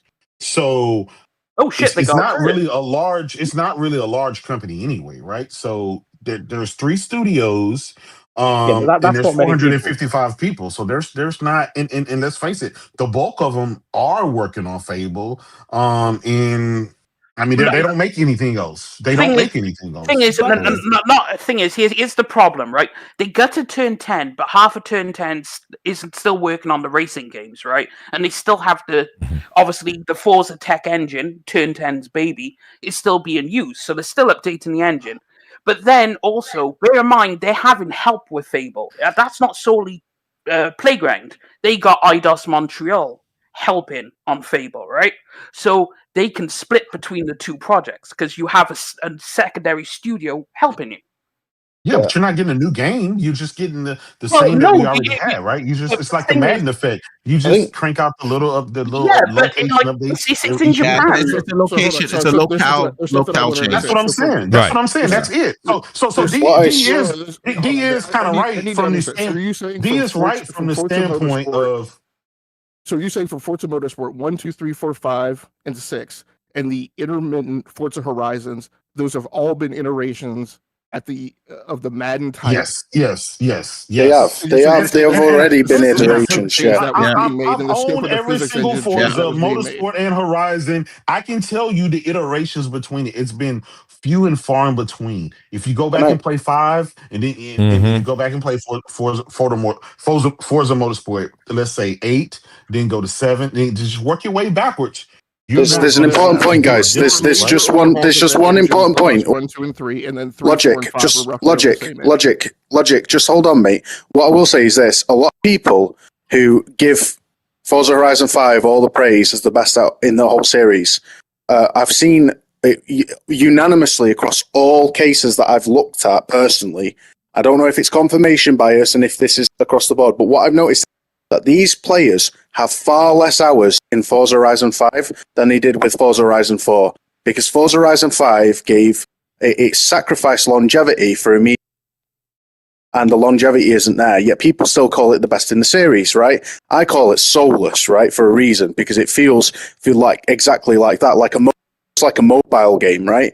Where it throws everything at you straight away, and it's just kind of it really does. It really does, right? Because I've spent 15 miserable hours playing it. Okay, and I got over 150 hours. Well, congratulations. Yeah, but enjoy miserable games. I'm happy for you. But my point is this, right? point is Nah, that's so Forza, sad, man. Forza Horizon There's 5. the other one. Forza Horizon 5. Over here. Look, Point. Let me finish my point, right? Point. My point is that Forza Horizon 5 was extremely iterative compared to Forza Horizon 4. Forza Horizon 4 did push something new with the 4 seasons. No, it's the same as 5. You fucking. What do you mean it's the same as 5? It's the same as 5 because it was first. And that just proves my point. 5 is iterative. You donut. If it's the same as 5 and it came Anyway, can I just speak on my impressions of then what does that tell you? It tells you that Forza Horizon is iterative. Congratulations, Steph Singer. Hold on. Okay, let me just make a point. But at the same time, it's still the best arcade racer out there. I think some people here are sort of maybe underestimating how much time, budget, and effort it takes, even if you have similar systems. Forza Horizon 5 has, just look it up right now, over 2,500 people credited to its development, and considerably more than Forza Horizon 4. Likewise, Spider-Man 2, we think, oh yeah, it's the same city and blah, blah, blah. It's a $300 million game, dude. Even if it has the same assets, right? They repurpose the assets. They obviously whole new gameplay system, story. They iterate the engine. They have all new characters, cutscenes, get blah blah blah, all these other things, physics improvements, and all the rest. It's still a massive, gargantuan, arduous task. It's not like we're just going to click a button and transfer everything over. It's serious grafting, serious hours, and Forza Horizon 5 is by far the most. Yeah, they outsourced everything. They outsourced a lot of the car models and stuff. Go figure it revolved more people. My point is this: is that Forza Horizon 5 was more iterative than Forza Horizon 4 was. And on to why I don't like Forza Horizon 5 as much as the others. I still think it's an incredible game, but I don't want to talk about Forza Horizon. It's an old game. It was the Game Pass model, and the Game Pass model is kind of a start of their overall goal here. Like the Game Pass model was almost like on a smaller scale, on a lesser level, what they're pushing for now. Possibly. Anyway, I was just going to say, look, we don't know what the future of Forza Horizon. Let's just wait and see. We'll return to this conversation. I'm not saying either or anyway, right? I think it would be very dangerous for them to sacrifice one of their most popular games in this way. But Microsoft is Microsoft anyway. Xbox is Xbox. They've done this with all of their tentpole IP basically, which are a shadow of their former self. So I don't know. But I will say, this is a tweet I made in the beginning of 2025. Satya Nadella was talking to someone about the AI game generating model that they've been developing called Muse. So this is his quote on it, right? One thing that we wanted to go after was using gameplay data. Can you actually generate games? Well, that's what this is. They were able to work with one of our game studios. We're going to have a catalog of games soon that will start using these Muse models, or we're going to train these models to generate and then start playing them. In fact, when Phil Spencer first showed it to me, he actually had an Xbox controller in his hand, and this model basically took the input and generated the output based on the input. And it was consistent with the game design. That to me is a massive moment of wow. It's kind of like the first time we saw ChatGPT complete sentences, or DALL-E draw, or Sora. This is one such moment. So Microsoft in the background is actually already developing games made by AI or assisted with AI. And going back to this whole, again, I competing for time, whatever, but clearly like AI game generated content is also in the back burner or on the horizon. Like, so when we talk about where are they getting these 30% margins for, right? It's not like a small jump in margin. It's a tremendous jump in margin. I think in the same article, Jason Schreier said like they're between single digit and 12% at the moment. So we're talking about like a threefold jump. That is not an easy thing to gain. A threefold jump in margin is astronomical. So where is that actually going to come from? So again, we have to at least, like, logically, we have to factor in that they may have to make some sort of fundamental structural development or whatever changes. I'm not saying with Forza Horizon itself, but with their business model in order to achieve those numbers. What they're trying to do is put their games on everything. So they're banking on that. They're banking on. I mean, they do that now, and how is that fair? It's a flat revenue growth. They're banking on people getting Call of Duty and Game Pass, and the Game Pass increase to offset So losses to other that point, places. D-Batch, They're banking on people next year getting Halo on the PlayStation 5. Okay, you know, okay. they're banking putting their games. Let's take your point though. Hold on. Can I finish talking? My goodness, hold on. Let me finish talking. Let me get my thoughts before you respond. Basically, that's what their goal is. Now, is it plausible? I don't think so. Is it cope? I think it's partly cope, sure. But that's where they're trying to. Now, this AI gaming thing is a very novel idea, and I've been following it, and I see it. This is nowhere near soon. So, like this AI thing, if it were to take off and to become a thing, we're looking at 5-6 years away. And of course, Microsoft is investing in that, and Sony's going to be investing in that, and Elon Musk is investing in that. They're all going to invest in that, but we're far off from a full integration of AI in the game. When I think, I don't know, everyone can interpret the things the way they want to, but I think he's just basically going after. So when he says they will, times, and I will think have a catalog of games. Finish talking. You've talked a lot. Yeah. Let me just finish talking. Okay. I think I think what he's going after is people's time, and I think that's the wrong approach. The approach should be making your platform a place where gamers want to play. It's got nothing to do with TikTok or anything like that. I think a big reason why Xbox has been declining and is declining is because they've eroded the value of the console. Like, if you know that you can get the Xbox games on the PlayStation, what incentive does that give you to get an Xbox? Now, you had Game Pass. That used to be an advantage. You've now raised the price of Game Pass. You've lost gamers' mind share. So, it kind of is what it is. Go on. Before you go, I just want to challenge. I just want to ask. You said, first of all, you think it's going to be 5-6 years away. You could be right, but he did say we're going to have a catalog of games soon. To me, soon means soon, not that far away. But who knows? The technology's not there. It's just, right. It's just. I know, but he said words, soon. You're saying it's not there. He's saying soon. Yeah. I'm just going by the CEO of Microsoft. They lie. The other thing, you mentioned they're going to increase the margins as high as they are by having Call of Duty on Game Pass. It's already on Game Pass. It has been for over a year. They raised the price of Game Pass. Yeah, they raised the price of Game Pass. They raised the price of Game Pass earlier as well, and it actually led to a minus. They raised it 50% in growth. some cases. So they raised it 50% over 2 years. Listen, I'm not saying that's going to be successful. I'm just saying that's what they're trying to do. It's kind of obvious. Yeah, of course, but I just want to say, so they've released so many games this year, right? And this last everyone's saying they had an amazing year, Nib, which is true, right? They had so many games. They had flat revenue growth, right? When you account for the currency deviation, they actually had flat revenue growth. So God bless Obsidian, man. Yeah, Call of Duty and Game Pass, all these other titles, all these other PS5 and multi-platform game releases or whatever, none of that has actually led to an increase. So you're saying that's going to lead to an additional 20% of margin. That's why they raised the prices, because I was looking at some of the charts. Yeah, exactly. Whenever a game comes out on Game Pass goes up pretty high. Like it peaks. And then when people are tired of that game, it peaks down. And then the new game comes out, it peaks up, down, up, down, up, down. Now, if they raise the price by 50%, those same people are going to jump in for a month, right? Because it's still cheaper than buying the game. Those guys, they just like to rent the game for the month, whatever. So they're going to try to recover some of the money there. I'm just telling you what they're trying to do. I'm not saying Phil Spencer said it, Dave. Remember what he said? He said when you can't get new customers in, the other option is to charge more for the customers you have in-house, and that's exactly what they're doing. You have people like me, and which the data shows. We had literally a report today, showing that Game Pass is having a net loss of subscribers.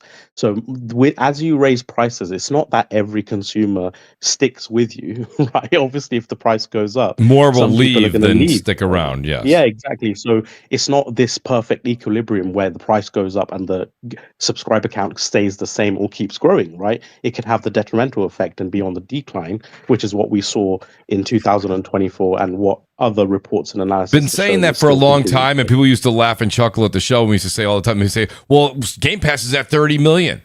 At what peak? It also dropped. And when it drops, it goes well below 30 million. Then, like Dee said, it'll go back up. And they report the top, the peak. They'll repeat that. They'll say that and report it once it hits a new peak of like 30.5 million. 31, 32, but then they don't tell you that it drops down to 26, 21, and then it jumps back up again. You know, there's that deviation that's never reported. Of course, it's not discussed, and Microsoft doesn't reveal those numbers. But you said as much as well, D. I do think that's an interesting. Go ahead. That's basically, I mean, that's the biggest question right there, right? Is we've seen Microsoft lower prices on their consoles. I mean, the Series S, last year, the year before last, was as cheap as like $149. The Series X was selling for like $349. It was rock bottom prices. That was two holidays ago, Jay. Yeah. Yeah, so that's why I said like either last year or the year before. Nobody still cared. Nobody still bought them. And Game Pass, I mean, clearly they were giving away free, at any store you went to, Taco Bell deals, Chips Ahoy, sneakers, anything. They were just giving away Game Pass.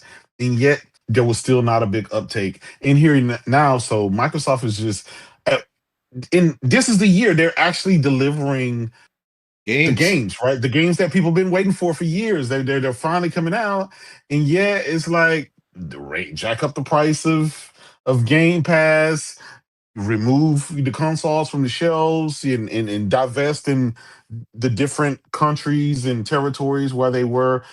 Like, and then the fact that they're talking about, well, now our competition is it's like every time something fails with Microsoft, they jump to something. They try to redefine what the competition is, and it's like, who is buying this stuff? Like, literally, who is buying? They've reinvented the scale and the system like 3 times already this generation. You know, and imagine calling exclusive. And now they're going to do it again with PC. Right now the talking point keeps shifting. It was get this console. The entry point has got 2 SKUs, right? And then you got $10 a month at the time for Game Pass. Then it went to $16.99, $19.99, now $29.99. Right, and now it's not. You don't need any of that. What you really need is a PC now. You need an Xbox PC, and it's just like it's 3 shifts really in discussion and talking points. And then the reason it seems so normal is the minute they do that, then you have talking heads that just kind of push that narrative forward. They go with the words. Yeah. So here's something I like to. Gaming has changed. They try to apply it across the area like this is the industry. No, it's only Microsoft doing it. It's only you. It's only you. It's not the industry antiquated. Problem. It's a you problem. You can't sell consoles. You can't sell games. You can't sell your service.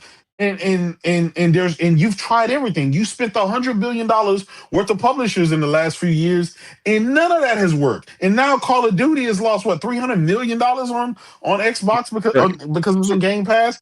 Like, that's what crazy. Can they do? I mean, that's the $1 million question. $1 million question. What can Microsoft do to fix the problem where people just literally don't fuck with Xbox no matter what? No matter what they try, people are just like, nah, that's okay. What can they do? So here's the question, the conversation that we were just having a little while ago, right? They've already put Call of Duty in Game Pass. They played the biggest poker chip they had. And JW just mentioned they lost $300 million, right, in total revenue that Call of Duty brings in.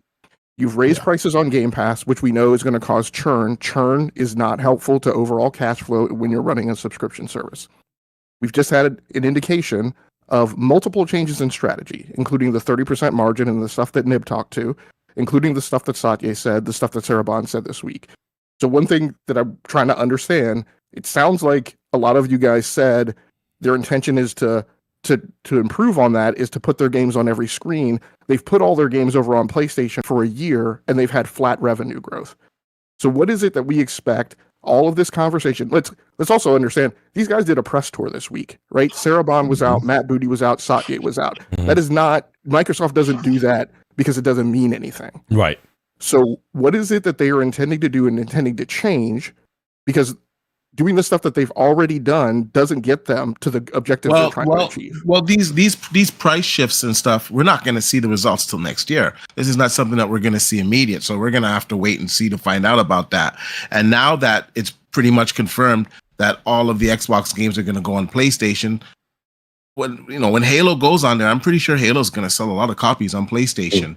And then the subsequent, Halo after that, and the next Forza, the entire catalog is going to be on the PlayStation, and it's going to sell there because the PlayStation is the #1 console, and it's got millions of users on there. So obviously, it's going to sell well there. So they're hoping they're truly hoping that their vision of a third-party publisher is what keeps them going forward in the gaming division. I think they pretty much see the writing on the wall for the console. Unfortunately, a lot of fans don't, but the writing is there. I think that this next console, this PC hybrid, I think it's more of a swan song for the Xbox guys to kind of bring them over to PC in a seamless way where it kind of still feels like a console for them. They're going to try to make it as much as a console experience as possible. And I think that's going to be the last like physical console that they actually make. And after that, you're pretty much on PC. If you want to play your old games, then you have this PC hybrid that you can play your old games on. Because at a certain point,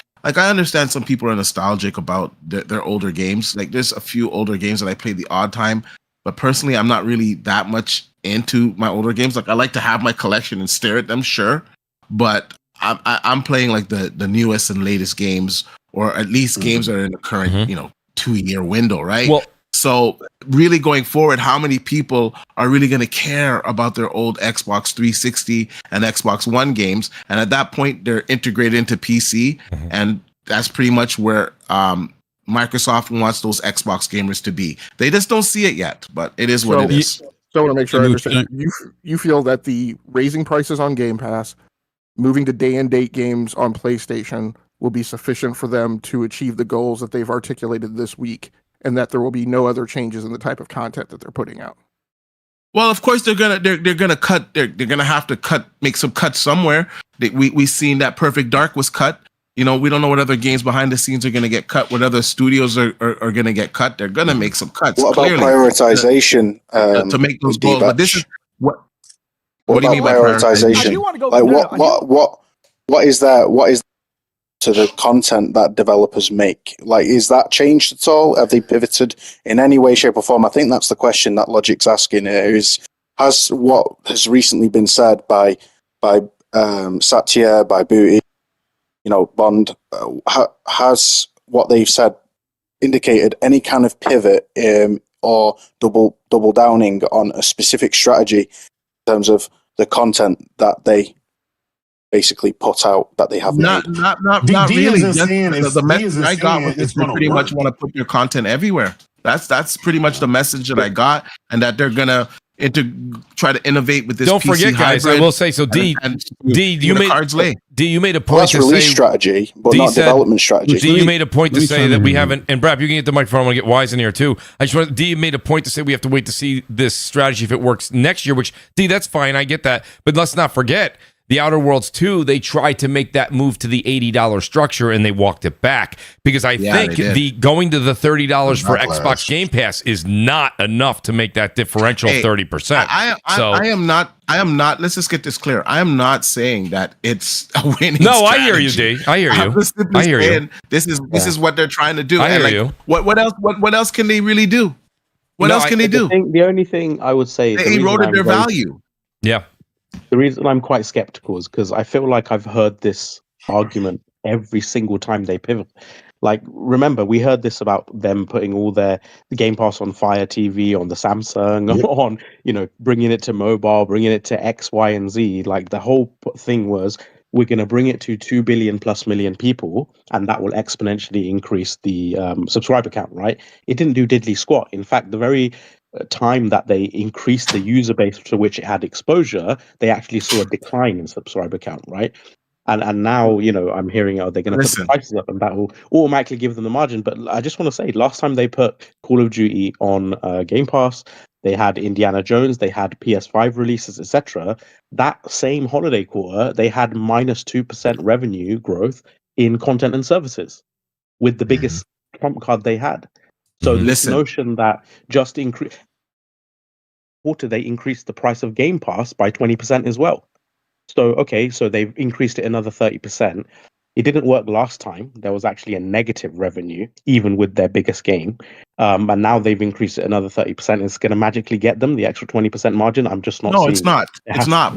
But they're going to try. They're going to try to get as close to as possible. Like, if we're just being honest here, and we're looking into our crystal ball, and we're looking at all, the previous companies that kind of fell down this road, what's going to happen is they're going to be relegated to an app. they're going to release this next Xbox PC hybrid, and it's not going to sell well. It's going to be very niche. It's going to be very expensive. All these Xbox guys yelling, oh, it's going to be the greatest thing. It plays all these games. They're not even going to be able to afford to get it, okay? And eventually, it's just going to be Microsoft known as an app that you can play your Xbox games on PC. You can play them on the, Android boxes, whatever. You can play them on the Fire TV sticks, whatever, right?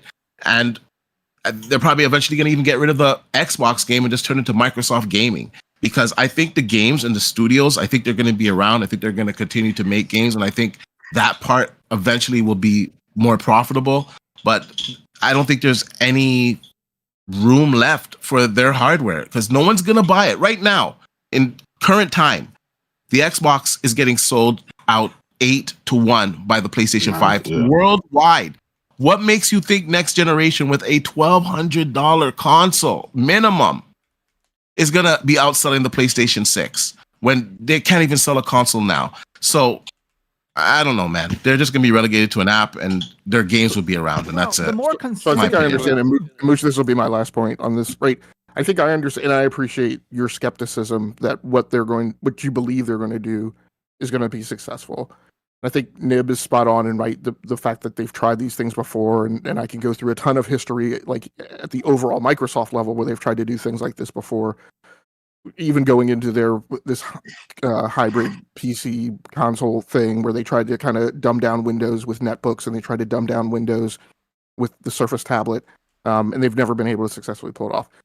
I think where I disagree with you, and I will just leave it as just a matter of opinion, right? Not saying I'm definitively right and you're definitively wrong.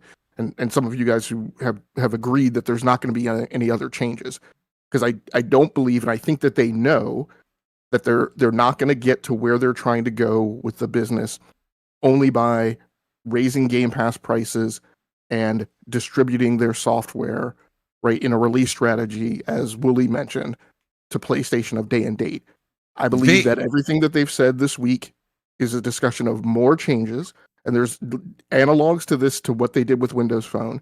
And when you look at other video content services, other entertainment services, when there are these discussions, there begins to be a fundamental change in the type of content that they're putting out. Yeah, exactly. It's not just a multi-platform strategy they're talking about. They've established that. Yeah, I don't think you're able to monetize the Forza Horizon IP, the Forza IP, if you just repeat the same type of release that you did for Forza Horizon 5. I don't think that allows you to hit the margins. I don't think that allows you to capture the attention in the way that they articulated this week, and that's all I'm saying. Well, let me say this. So it was the most successful Forza. Hold on, let me piggyback off. And then we'll get Wise in here. Look, I get it's the most successful. I understand that argument. It is, right? But even that being said, it's not cutting the mustard. 1% growth, right? 1% growth. They have to target. They have to hit 30%. You hear Satya Nadella say things like, "This is gaming for us is going to be like Office 365, right? Office 365. Think about that for just a second. Where does Office 365 or where does Office exist? It exists on PC, mobile, cloud.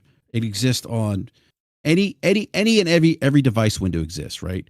I think that fundamentally changes how they approach the design of the video games that they put out. Not all of them.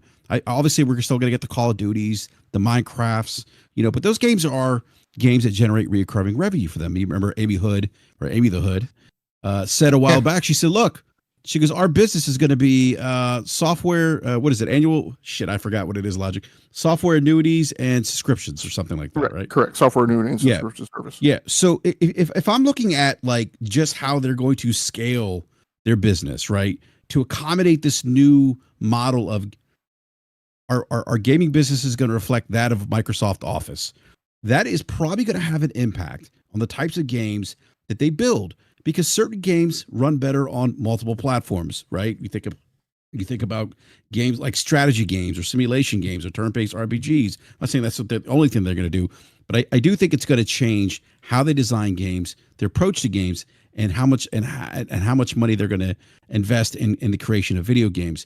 I don't think, to Nib's point, you get to 30% by continuing to do what you're going to do. I do think there's going to be some consolidation of studios. There's going to be layoffs. That's one way to get up to start getting to that 30%. But the other way is everything that they've done to date, right? Releasing their games on PlayStation, right? Putting Call of Duty in the Game Pass hasn't yielded the kind of ROI they want for their business, right? So now they set this 30% threshold. So there's going to be some hard choices, some hard decisions. There's going to be some changes that I think people aren't going to like. And I think we're probably going to see that in the next 5 years. I think what Satya says, again, I go back to this point. We want he said Windows gaming. He says we want to be like the best publisher in the industry. But the thing that really stood out to me, and I know I said it, but I'm going to repeat this one point because I think it's important. We want our games to be like Microsoft Office. Yeah. And I'm like thinking to myself, this isn't AAA games anymore. This isn't like this is corporate. This isn't like this is like, hey, you know what? We're gonna make games. And I think I don't totally agree with Matt Booty's commentary, but if TikTok exists on all these or all these devices, and you want your gaming business to resemble Office, which exists on multiple devices, that to me that means that to some extent you are competing for that attention economy, or that's the space you're competing in, and that's going to change the kind of games that you release to the public. And I think we're going to see that in the next 5 years, and I think that is ultimately how they get to that 30% margin that they want, because what they're doing isn't working. It's not returning. It's not yielding the kind of ROI they want.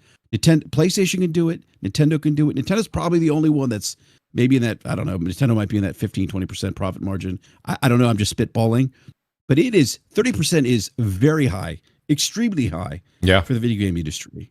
You're not going to get that by doing the same thing that you're doing now. And then on top of that, I think it's unrealistic as well, to be honest with you, because when you look at like Sony, these other companies, I'm pretty sure they're under 20%. So like, what are we doing here?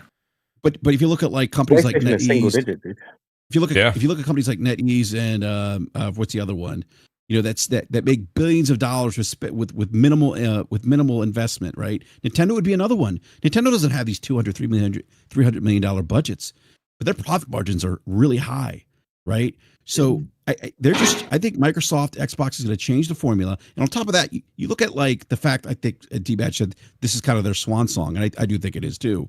But now you're cannibalizing. You're getting rid of that 30% revenue cut that you get from your digital storefront, because that's the one thing that I haven't figured out yet. You're going to have multiple storefronts on your platform. Then how does that benefit you with how does that benefit your digital storefront? Yeah, because I'm getting Steam 100 times.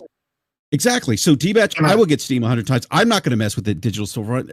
But my point is this: now you cut that 30%. So what else are you going to do to make that up now? This is why I don't.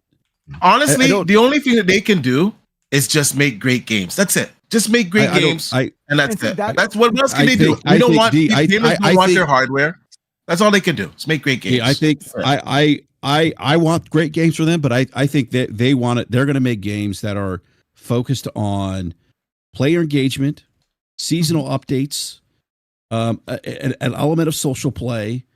They're going to make it easy for people to buy cosmetics, battle passes, expansions.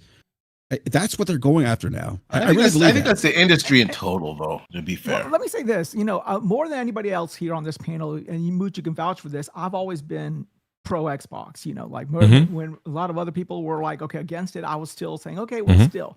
And I know we've not brought this topic up yet, but this is going to lead into your other topic as well. When I saw Halo and they were like flagrantly just sort of like, in my opinion, insulting, the whole situation, all of us loyalists to Halo, but by wearing a PlayStation shirt, not saying that it's an insult, but you know what I'm trying to say. It was like, I remember Halo being tethered to Xbox. It was because of Halo that Xbox was a thing. But anyhow, that's another thing.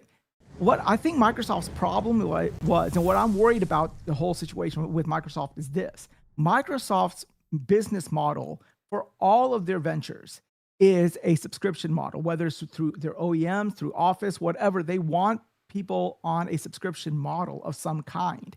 They tried that with the gaming industry, and they finally I think they're coming to that realization that it's not working.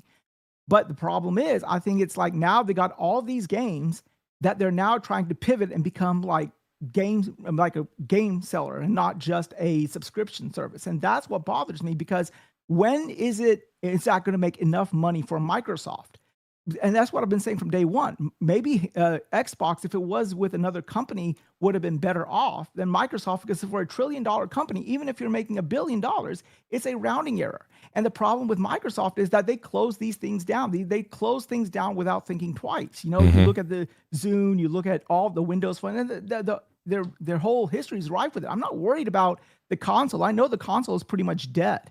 But what I'm worried about is, let's say, for example, the next Forza Horizon comes out and it doesn't meet the sale through metrics that Microsoft had for it. Does that mean that's it? That means we lose that IP for in perpetuity? I mean, what does that mean? Because they will shut it down. They will not think twice. And that's what I'm worried about, that Microsoft right now has in their stable a whole lot of IPs that they don't give a rat's ass about. And they're willing to close it if it doesn't show any growth. And that is the biggest concern that I have with what Satya said. That is what's scary, because you're going to see the big games like Call of Duty and the other games like maybe Doom, a few other titles that are going to get that money thrown at it. And the rest of the IP that they bought, all those war chests of IP that they're going to have, may, just like Rare, just sit there in the chest, never become anything. That's the fear a lot of people have with these acquisitions on all fronts, not just Microsoft. Well, yeah, it is on all fronts, because it's like, as PlayStation said, we don't have enough original IP. Like, they sat there, they came out there and said it. It's like, we need more original IP. We need more of this. They sat on a treasure trove of IP, right? But they don't give a rat's ass about no Killzone or anything. They don't give two shits. So they're like, right. They know people. I got to be honest. People, those IP never sold, so it's not really. I mean, they're a business, bro. They're a business. We need new IP that captures more people's attention. Exactly, right. So everyone's looking for new IP, right? That's what they're after. They need something. Except because the old ones fail, right? Either you still have them, or the old ones fail. So exactly, like I get it. You look at what they got now, but then it's like, the thing is, I don't see Forza Horizons more like it's doing well. And bear in mind, Forza, this will be the first. Well, no, because this isn't even launching day and date. I was going to say this will be the first one to launch day and date with PlayStation.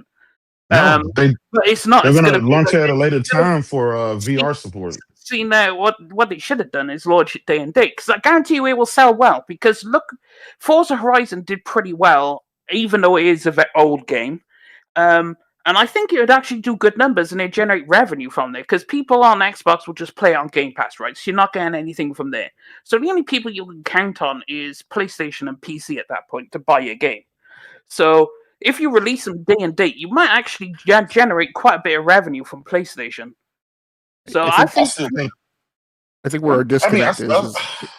Yeah, go ahead. And I'll be quick. I don't disagree with you that there are titles that will sell well. I think the point that we're trying to put across, right, that Brat mentioned, that Nib mentioned, is lots of things that do well, in air quotes. The comments this week say that it's still not good enough. And especially when you aren't selling those things on your own platform and you aren't moving hardware concurrently with it, and when your subscription has been tied tightly coupled to the hardware sales. They're charting a direction into a kind of a new frontier. I hate to use a cheesy term. And I don't believe that new frontier is just you taking Forza Horizon and selling it on PlayStation day and date and expecting it to move the needle in the way that they've articulated this week. I don't know. I personally, I'm sorry, I just gotta disagree. I hate the direction that they're going in, but the next Forza Horizon dropping day and date on Xbox, PC, freaking PlayStation, if they can somehow miraculously get it on the Switch too, that would make them a lot of revenue. I think their big titles. What happened?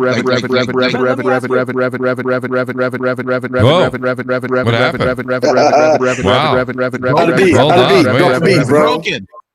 I always knew D was a bot. I knew you was a bot. He's a robot. That's not me. That's Logic. Drop the beat. That's Logic. Logic is a bot. I don't know. Turn him off. Oh man. Hold on. Let me see if that sounded like to support. Bro, that was a tune. That was crazy. He got a new mic. He said he got a new microphone. Fatboy Slim entered the building, bro. Fatboy Slim entered the building. Yeah, but like he was AI. He's AI. Yeah. No, but what I was saying, Gears, Halo, Forza, if they drop Fable on their day and date, they're gonna make the money. Yeah, but how much money is enough money for But is them? it That's what I'm trying enough, to though, say. dude? I think It's that's like the what I I'm don't saying. know. A- I guess what well, is it's going to be successful more than for what a they would have got on trillion-dollar Xbox company? because they're going to Right, release right. on another platform. So I would hope That's that it would true. be enough. I think we're also talking That's about a true. household name like Forza, right? And people know that throughout the industry. They knew Yeah. out in there. But you take a game that's a God forbid, a new IP. Is that going to do as well on all the platforms? Probably not as much. I mean, you have games like The Outer Worlds. The Outer Worlds, I can't wait. We'll see how it does. I don't expect it to do gangbuster numbers, right? I don't think it's going to do great. Doom underperformed, and that was actually a household name, and that didn't do as well as other Dooms. That's true. That's Yeah, true. but Microsoft's not doing themselves any favors. As much as I love the Game Pass service, the Game Pass service hurts their sales, man. It just does. It does. Why are you going to buy it when it's in Game Pass? Now, I'm one of those rare guys that if I like the game enough, I'll get it. But you know what? Because you got a discount and you got a discount on the DLC. But now that discount is gone. You don't get a discount on the game, it being in Game Pass anymore. Oh. You don't get a discount on the DLC. So there's not even an incentive to get the game. So, I don't know. I think that's why they're banking on the PlayStation because there's no Game Pass there. You got to buy it if you want to play it. So, D, let me ask you this question. It's just shift the same topic, but just shift a bit here. How will Xbox benefit from having the PC storefronts on their next gen console /PC? Right? How is that going to work? This is the crazy part, right? The next generation console being a hybrid, right?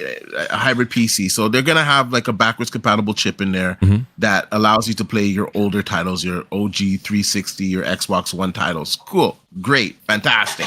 Especially if you care about, your backwards compatible titles. But when it comes to the storefront, what incentive are you going to have to get it? What Game Pass are you going to be selling them? Are you going to be selling them Game Pass PC? Or are you going to try to sell them Game Pass Ultimate, right? You're probably going to try to sell them Game Pass Ultimate because you want them to play their backwards compatible titles, I guess, via the cloud, whatever, right? So that's a problem right there. Now, if I'm on this hybrid, I'm going to start asking questions. I'm going to be, what's this hybrid about? Someone's going to tweet to me. I'm going to be like, oh, you can get games in Steam. You can go to CD Keys. You can go to all these other key sites and you can get the games cheaper than even Steam and play them on Steam.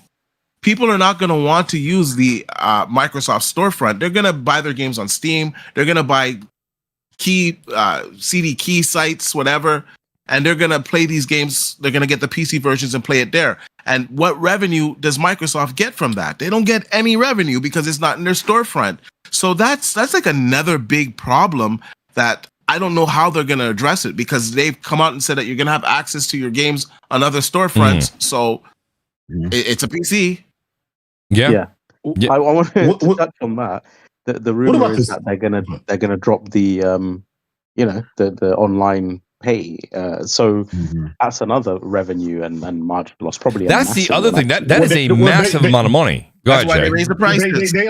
They only said that, right? Because think about it, PC doesn't charge for online because it's PC, Steam, and whatever. So everything Satya has been saying and everything Sarah's been saying lately all leads to this thing being a PC. Now, clearly, a PlayStation, they according to Microsoft, PlayStation is a PC. PlayStation is an Xbox. A PC is an Xbox. A TV is an Xbox. So they play loose with those words. So those words mean absolutely nothing. But to us, everything is shaping up is their next Xbox will be a Asus made Xbox branded PC. That's so why I think saying Jay, it'll be a premium price. It'll be it's the thing they lubed you up. Just for clarification, though, I don't think Xbox said they were gonna, or Microsoft didn't say they were gonna drop that multiplayer paywall. That was something that was brought up again. This gets brought up every 2 years as well. Now, do I see that being? Say again. Windows Central PR, is that what you're saying? I was gonna say if it's a PC though. How are you charging for online? I agree. No, D, this time it probably holds the most weight. So I see that. But my question for the panel then is, does PlayStation need to follow suit or not really, especially if this new PC thing, hybrid, is not really a success anyway? No, I wouldn't follow suit. No. If it didn't work for Xbox, it's not worth it. I mean, let's face it. I don't think Sony at this point in time, they see the trouble that Xbox is in. They see them trying to muster their way through the rest of this generation and try to figure out Microsoft is trying to figure out what the future of Xbox is. in 4 Trying to figure years, out what right? the hell an But Xbox is. That's what I'm saying. The generation started we're not even at year 5 yet. Next month will make year 5. We're still in year 4, and they're still trying to every year they're still trying to redefine what Xbox is. I don't think Sony or Nintendo even cared to look Microsoft way, Xbox way with that. They're like, yeah, these guys are whatever. So, Mooch, They'll figure it out mentioned eventually, this, right? What's that, Nib? I mentioned this last time. I Yeah. reckon this could actually be even more catastrophically bad in terms of the market share and install that they face, because all the rumors are that it's going to be significantly more expensive, right, than the PS6. Yeah. But not necessarily because it's so much more performant, but rather because they're chasing margins, right? I think last time I checked, based on the rumored specs, there's 25% more CUs with Magnus versus Orion PS6. Yep. Whereas Series X is 44% more CUs than PS5. So we're talking about a diminishing amount of compute difference, but almost double the price, right? Based on the rumors. So you're not, and keep in mind, we have diminishing returns now, AI upscaling and all the rest. So this 25% compute might not even make a huge amount of difference in real world terms, but then you want to charge so much more for it. And in addition to that, you're going to have like Windows operating system abstract and additional layers and everything else to have less efficient optimization. So we might not see such a significant performance delta for a massively significant price delta. So, that just to me... If we look at the specs, because I looked at the specs, if we look at the specs, it is a little bit more powerful. It is. 20%. No, I'm not saying it's not more powerful, but it's 25% more can't sugarcoat that. It is. And it has much higher. I said 25% more CU. Yeah, and it has, hold on. Let me talk the tech. It also has higher bandwidth. It has a much higher bandwidth. But I will say this. Sony is working with AMD, and the hardware that is going to be inside the PlayStation 6, it's not a situation where they said, hey, AMD, this is what we want, so, make the spec for us. This is a situation where they're actually working together on the hardware. They're doing the hardware together, and the hardware is going to go forward with AMD. And this hardware that's going to be in the PlayStation 6 is going to be pretty remarkable from everything that we're hearing and the leaks that have come out. And they're also working on a thing for the bandwidth, where they're doing I forget what the name of it is right now, but it's with the compression, and it gives them a lot more bandwidth than they should have by using that compression. So I think it might be a situation, although the Xbox on paper is quite a bit more powerful again, that they're just going to catch up with their software and with their customization that they're doing with AMD via the Amethyst program. AD, I guarantee you though, the neural rays array and the Radiance cores and all that, that'll be in the next Xbox, because AMD service both of them. It's not going to be. No, it doesn't work like that.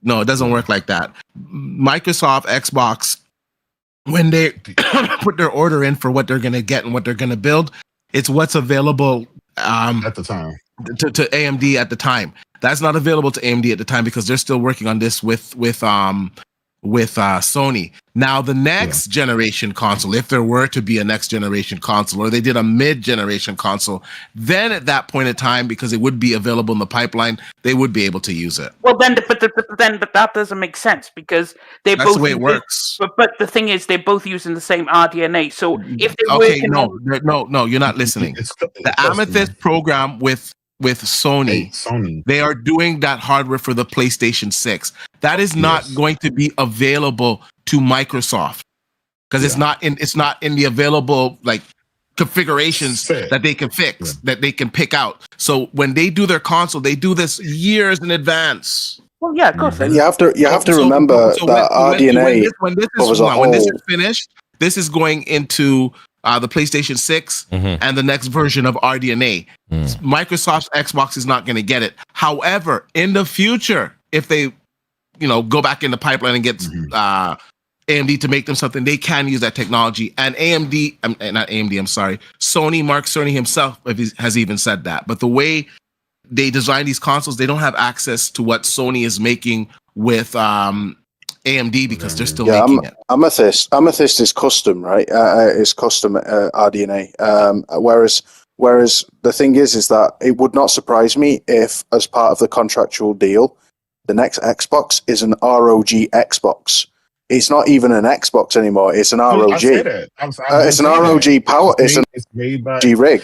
It'll be an ROG it's made by PC. Asus.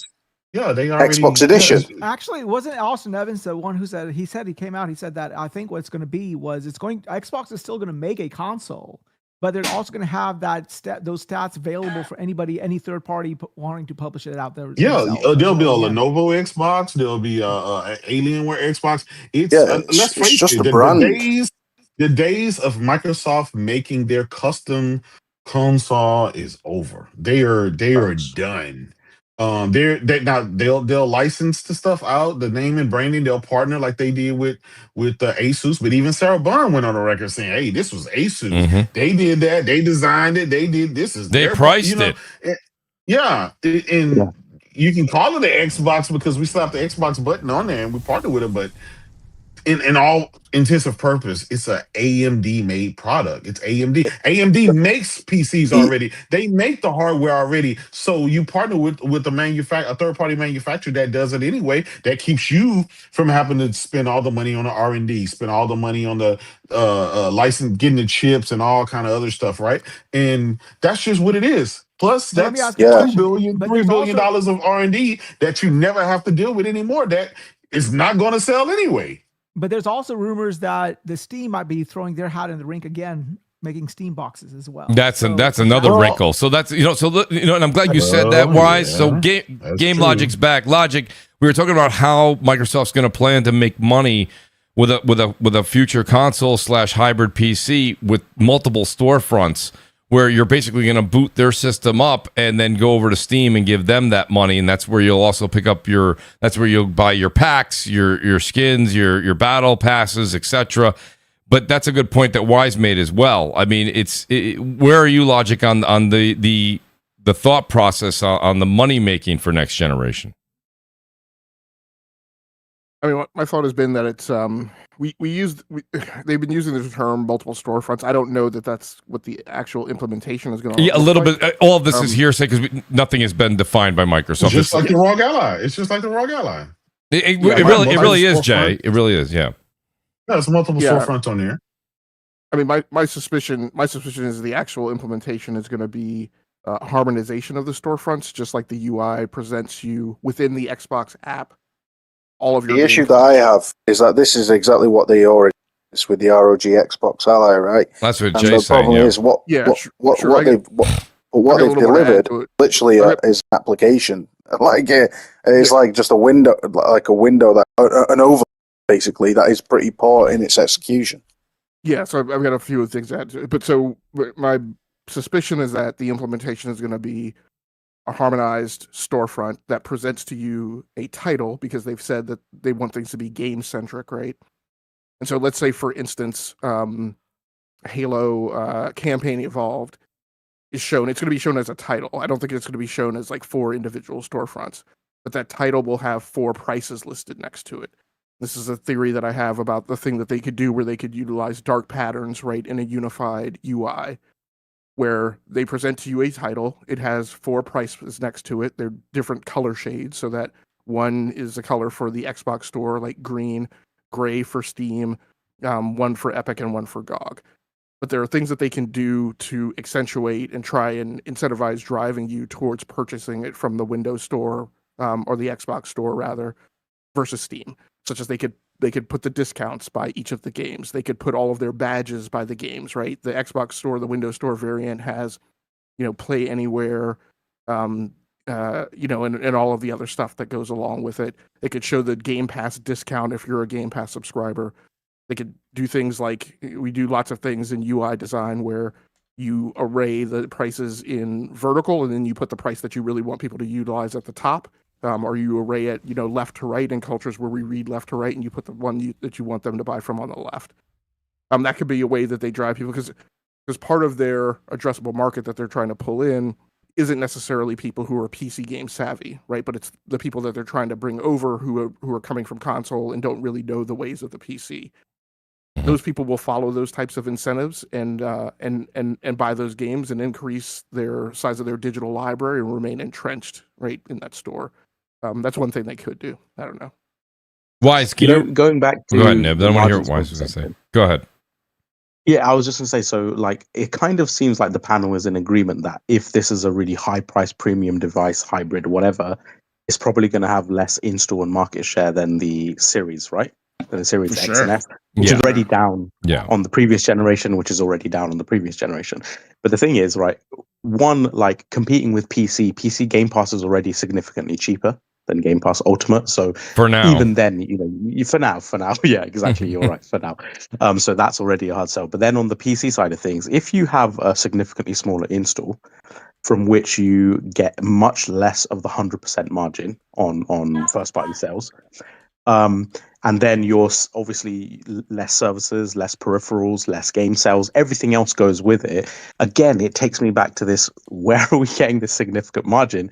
Because they're going to lose the 30% to Steam, more so because of that. They're going to lose the 100% on the console side. Like say they sell 20 million, 30 million instead of your, even less than that maybe, than your typical 50 million, 60 million, 70 million units. And then they lose all the people who might have been subscribed on the console side as well. Again, you're just bleeding margins in every way. Like, so not only are you not making increased margins, you're actually losing margins. So going back to this whole thing, I can't personally see just games on PlayStation being enough to make up that deficit. And I feel like there has to be some more fundamental strategy shifts or something, you know, in the back burner, and maybe more studio capitulation with it. Obviously, you know, there's already rumors that there's going to be more significant cuts this year as well in job wise. I don't know. I think if they make good games and they release them day and date on PlayStation, I think they're gonna make more revenue.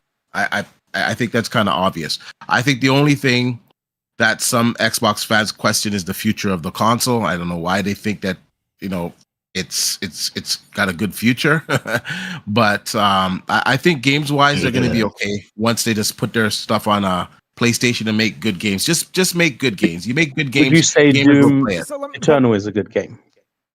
Yeah, it's a good game. Okay. And you know, it hasn't charted very well, right? I understand, but Doom was always a multiplayer game anyways, right? So it's not like that was stuck to one platform and they put it onto another platform and now it's not selling well, right? That's always been a multiplayer game. And I don't know, maybe at the time when it came out, people just had fatigue of shooters at that time, or just, I don't know. I don't know how to explain it, but you know, stuff happens. But just imagine this. If they didn't have their games, the few games that they put on PlayStation this year, and they're at 1% increase in revenue in their content and services year over year, imagine what that number would have been. It would have been a lot lower. So this is what they have to do. Now, will it be successful in the long run? We don't know, but I know it'll keep them alive, because if they make good games, 4 or 5, like the next Halo, like minus this Halo here, like the next big Halo, major release of Halo, if it releases day and date on PlayStation, I think it'd be pretty foolish to think that game's not going to sell well. So one thing I want to go back to, I was mentioning it when Discord blew up on me, and so maybe people here, I don't question whether or not the thing's going to sell well and it's going to generate more revenue. A thing that we keep coming back to is it's not revenue, it's profit. Profit is the goal. So just selling more of a thing when it's costing you money, which is exactly what the most recent earnings shows. It shows that they're incurring cost to get those games over to PlayStation. So, but Nib, really the question I wanted to ask you is, you talked about like some of the things that will kind of fall apart when they go to PC, particularly with regards to Game Pass. If this rumor is true that they're going to eliminate paying for multiplayer, which I feel like means they would need to eliminate Game Pass Core. I mean, what do they do with Game Pass? Do you foresee that on PC you would collapse Game Pass and just have Game Pass? Game Pass will never die on PC. I don't know what's going to happen with it on the consoles, but Game Pass will always be on PC. I just got to be honest once again. They're moving their games off of. Yeah, they're moving their games off of their platform, right? They're moving their games off of their platform and putting them onto another platform.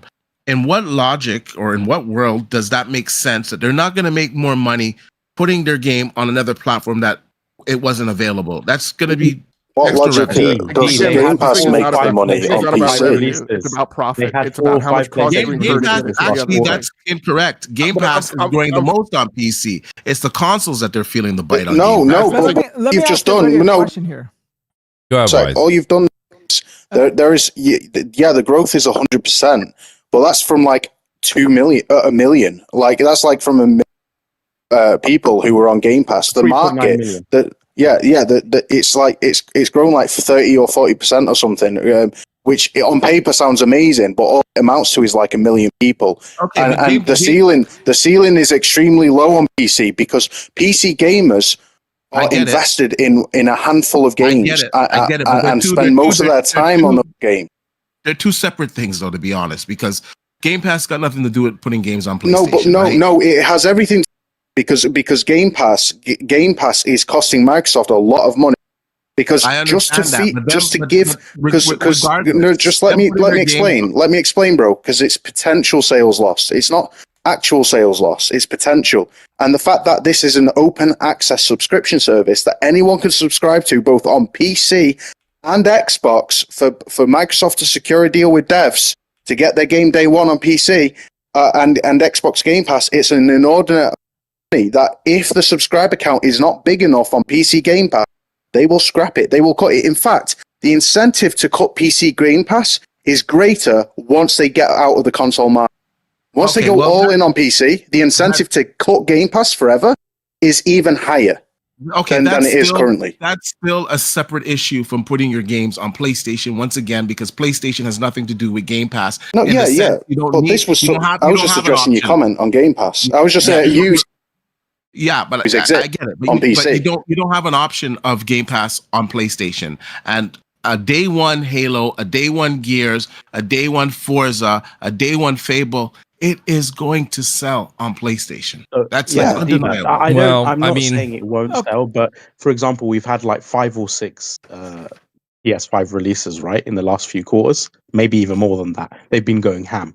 And that has equated to, and I repeat, a flat revenue growth in content and services. It's a 1% growth, but when you look into the financials, accounting for currency change, it's 0%.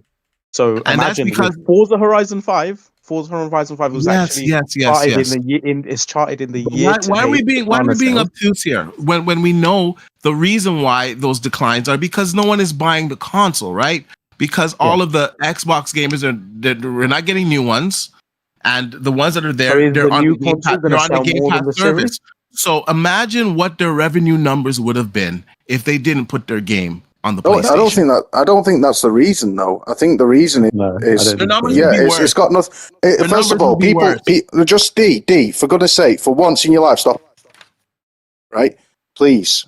I was going to say that the reason I highly doubt people who buy the Xbox console are inclined towards buying a lot of way. So I don't think that's the reason. But you articulate it better than me. You can go. Yeah, I was going to say I'm not sure about the hardware loss because currently the hardware is sold at a profit. So if they're selling less hardware, they should theoretically be making more profit, not less. So, I'm not sure. Obviously, the revenue side is going to decline, but I suspect it's probably a combination of people dropping out of Game Pass. Because like I said earlier in the show, we have data now that's showing that there's a decline in Game Pass subscriber count. And obviously, D, you mentioned the point about the increase on PC. And as I've explained on this show before, and what, Wooly was saying just then, it's a kind of like a PR thing, right? You can have a 100% gain on PC, but if it's coming from a substantially low number, it hasn't actually increased that much. And if you have just a small decline on the console side of the subscriber count, that can actually be a much more of a significant revenue loss, right? And again, they had a 20% revenue cost increase to Game Pass Ultimate, and that same quarter that they had the increase, they actually still had a content and services revenue decline. So let me ask you a question, okay? So we know that Xbox is not selling year over year, even compared to the Xbox One generation. So, I mean, Xbox Series X and S are not cumulatively selling as much as even the One Series did. So that means that Xbox is losing subscribers and players, right? Where are they going? They're not going to PlayStation because I don't know if the PlayStation has not seen an uptick. So does that mean that if Xbox if they're losing people, are they going to PlayStation? If PlayStation is not increasing, is that a concern about the industry wide? Is that saying something? No, about I think they are going to PlayStation. I think they are going to PlayStation and PC and Switch because, like, just going to some data, right? So I think it was in 2023 or 22, PlayStation said that over a third of PS5 owners were completely new to the platform. We're new to the platform. And then the last holiday quarter, which is the record-breaking quarter of all PlayStation's history, they said that 42% of all PS5 sold that quarter were to people who had never used PSN, right? So the thing is, we have to remember, even though PS5 is tracking very close to PS4, despite COVID, despite stock shortages, despite being basically double the price as the PS4 was this time last gen, still so many people from PS4 have not actually transitioned over to PS5. Maybe GTA 6 or whatever will be that. And the funny thing is, in the PS6 documentation, Moore's Law is Dead actually mentioned that PlayStation is talking about people who haven't transitioned to PS5 transitioning over directly to PS6, and that's one of the reasons they want to keep the cost down, because they think the transition has been slower this generation. So there have actually been a substantial number of new people to PlayStation. I have to imagine some of them have come from Xbox, other territories, etc. Yeah, because when you look at the declining sales, it's not across the board. It's just an Xbox, and you're right. Where are those gamers going? And I believe it is a mix between the PlayStation and the Switch. And I think that hurts their revenue numbers, obviously, because they're getting less people into ecosystem by not selling new consoles, and they're getting people dropping out of the ecosystems. And I think that their approach is inevitable. Just put your games everywhere and just, hope for the best. So let me ask you this. So D, you say that. Let me and Jay, do you want to make a comment on that? No, I was just going to agree with D said, and the fact that you would think that making a transition from Xbox to PC would be the most logical, but clearly that's not working because we're not seeing the uptick in Game Pass, right? If you got Game Pass on console, get you a PC, your Game Pass will not only be cheaper, but it'll be extended over to there. But Game Pass is not going up like it should, right? That trajectory is not there. So clearly they're not going to PC. So I think... Well, actually they are, because... the thing is, it's like Steam, over the last 10 years, has done nothing but increase its number of people. But right? we're talking about Xbox gamers. Yeah. But then you don't go from Xbox console to PC and not stay on Game Pass or not get Game Pass. Yeah, right. Because your library is on the console. It's already entrenched in Game Pass. So there is very few people that will go from an Xbox Series X or S, jump to PC, and then go straight to Steam and start buying up a bunch of shit. No, the most logical would just get Game Pass. That's not true, because most of your Xbox library is locked to Xbox. Because the only games that come with you are Play Anywhere games, and there's very few Play Anywhere titles for Star. Where was this tune to go, Death Singer? I'm quite sure you were trying to convince me. I was quite sure that you were trying to convince me. But the thing is, your Xbox games on your new Xbox. I got the receipts, bro. It's on Mooch's show. No, actually, no. They are still Xbox games. For goodness sake! Right, okay. Let's not go down that road again. Play them on your Xbox. Let's not go down that road again. And don't buy them. The thing is, last week he was saying how many awesome Play Anywhere games, how it's expanding so quickly, and now he's like, there's only a few. No, I didn't say anything. This is an exciting new tune from you, Death Singer. No, it's not a new tune, because I never mentioned. It's always a new tune to you, bro. It's not a new tune, though. Why don't you keep? Because the thing is, I keep saying they're Xbox games because it's. Yeah, I know you do. Yeah, because it's a PC. You can't play them. Now you're saying that you can't play them. The thing is, there's very few Xbox games you can play on you. Let's not go down. Let's not go down this road again, guys. We'll actually get on this, because it's like Forza Horizon 5 is the PC SKU, right? Because who makes Forza Horizon 5? Is it Play Anywhere? Is it Play Anywhere? It actually is. Yeah, I know it is. Oh, so it's an Xbox game on PC? No, you're playing the PC version, bro. You're playing the PC. Yeah, but it's still an Xbox game.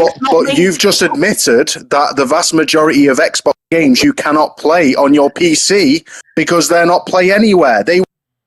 Your console games. So they're not Xbox games, are they? They're not Xbox games. Well, they're Xbox They're games. PC games. Who make Okay, now let's let's move on. Yeah, let's move on from this, guys. We'll do a whole. The Xbox game. No. Hang on, I have to address this. Okay, so is Spider-Man on PC a PlayStation game? It's a PC game, bro. So it's not a PlayStation game. No, it's a PC game. Oh, that's come on, bro. It's published. It's published by PlayStation. PC game. You cannot play. We're arguing semantics here now. We're just arguing semantics. It's a PC game. We're just. No, Let me just say this real quick because I'm gonna get out of here. Let me just say this real quick. The Xbox games that are playable on PC are the PC versions of those said Xbox games. The Xbox console games, the console versions of those games that are not Play Anywhere are not compatible on PC because they're not playable on PC. They don't have the licenses. It's disingenuous to say that the current generation Xbox games are not on PC because they are, because they're all Play Anywhere. It's pretty much the previous generation. Just like Spider-Man, just like Spider-Man, just like Ratchet and Clank, just like all these other Sony games that are on PC, they are Sony games. They're just the PC versions. No, you're talking about the publisher. Is it PlayStation game? Okay, bro. I don't know. I don't know how to argue against. Because you're talking about the publisher. You're talking about the publisher. Are you telling me that Spider-Man is not a PlayStation game, buddy? Like really? Spider-Man it's published by PlayStation, but you said Sony game. Okay. You said Sony game. No. So you get your Assassin's Creed Shadows on Xbox, right? And you go and play it. Spider-Man? Insomniac. Who owns IP? You're talking about the publisher. You're talking about the publisher. Oh my God. Not the platform. I gotta log off. I'm out later. You're talking about the publisher, not the platform, bro. No. What you do is you complete the two. Woody, right? Slow. I'll slow it down for you. Who makes Spider-Man 2? Bro, you say, right? If you say dumb shit slowly, you just sound dumber. All right. That's all I'll say. Actually, this is super easy to figure out, right? We've literally done this before. We've done this before. We've done this before, dude. You're conflating publisher and platform. We've been around this road before. You said, I'll remind you that in your words, not mine, you said just 5 minutes ago, explicitly, the majority of your Xbox games you cannot play on the handheld, on the Xbox ROG Ally. Just 3 months ago, you were insisting that you can play all your Xbox games on your Xbox handheld. Because they were your words, not mine. And now you've backtracked and you're saying you can't because you finally see, right? You know that only Play Anywhere titles are compatible. Because Play Anywhere titles unlock the PC games, right? The PC SDK of those games, regardless of who they're published by. I said to you, then what's Monster Hunter Wilds? And you said it's an Xbox game. And I was like, exactly, but on Xbox, you can't play it on your Xbox handheld because that's a PC game. So you were conflating publisher and platform as the same thing. No, you have to differentiate the two. Monster Hunter Wilds is still a Capcom game. It's just the PC and the console version. Congratulations on Xbox, but on Xbox, Xbox, it's a console. It's an Xbox title. No, yes, it is. But if you're saying, what do you mean? No, what difference does it make? Are you seriously trying to say it's not an Xbox title? Are you trying to say that on your Series X, Monster Hunter Wilds is not an Xbox title? Are we serious right now? It's a Capcom game released on Xbox. Exactly, and a PlayStation game released on PC is a PC game. So it's not a PlayStation game. So Insomniac is not. It's a a Capcom game release. A Capcom game release on Xbox is an Xbox title.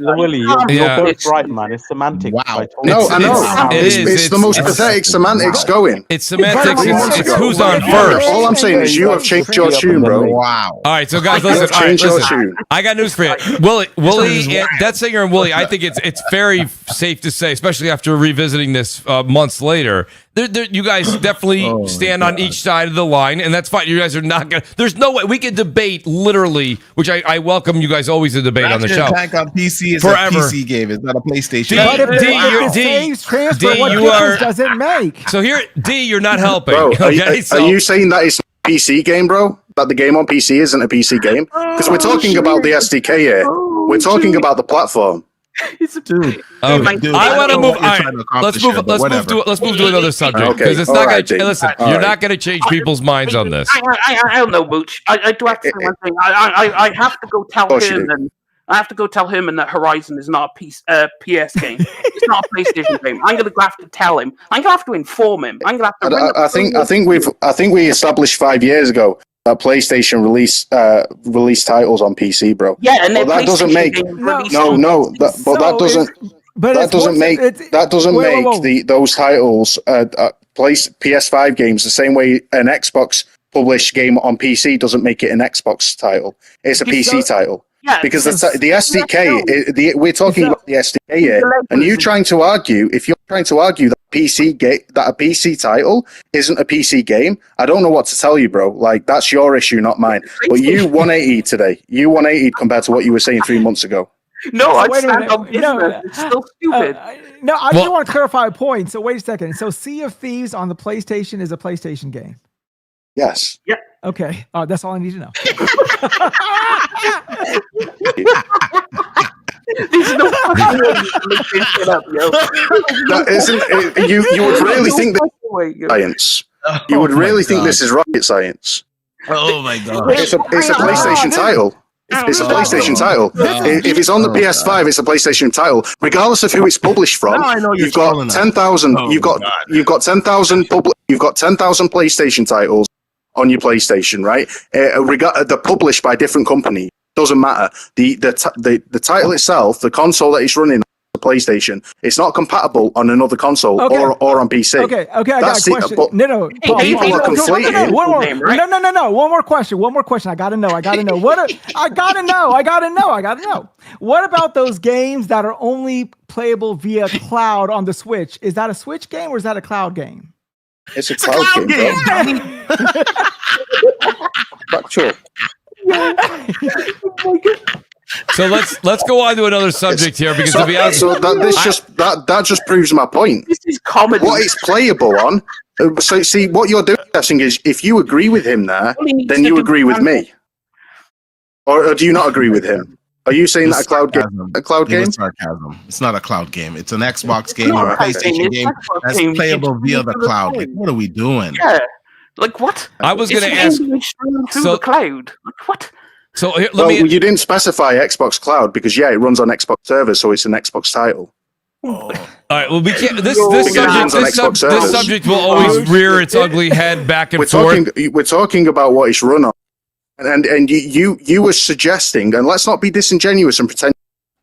You were suggesting that all your Xbox titles are playable on your new Xbox handheld. And that is just not true. That is a disingenuous and dishonest.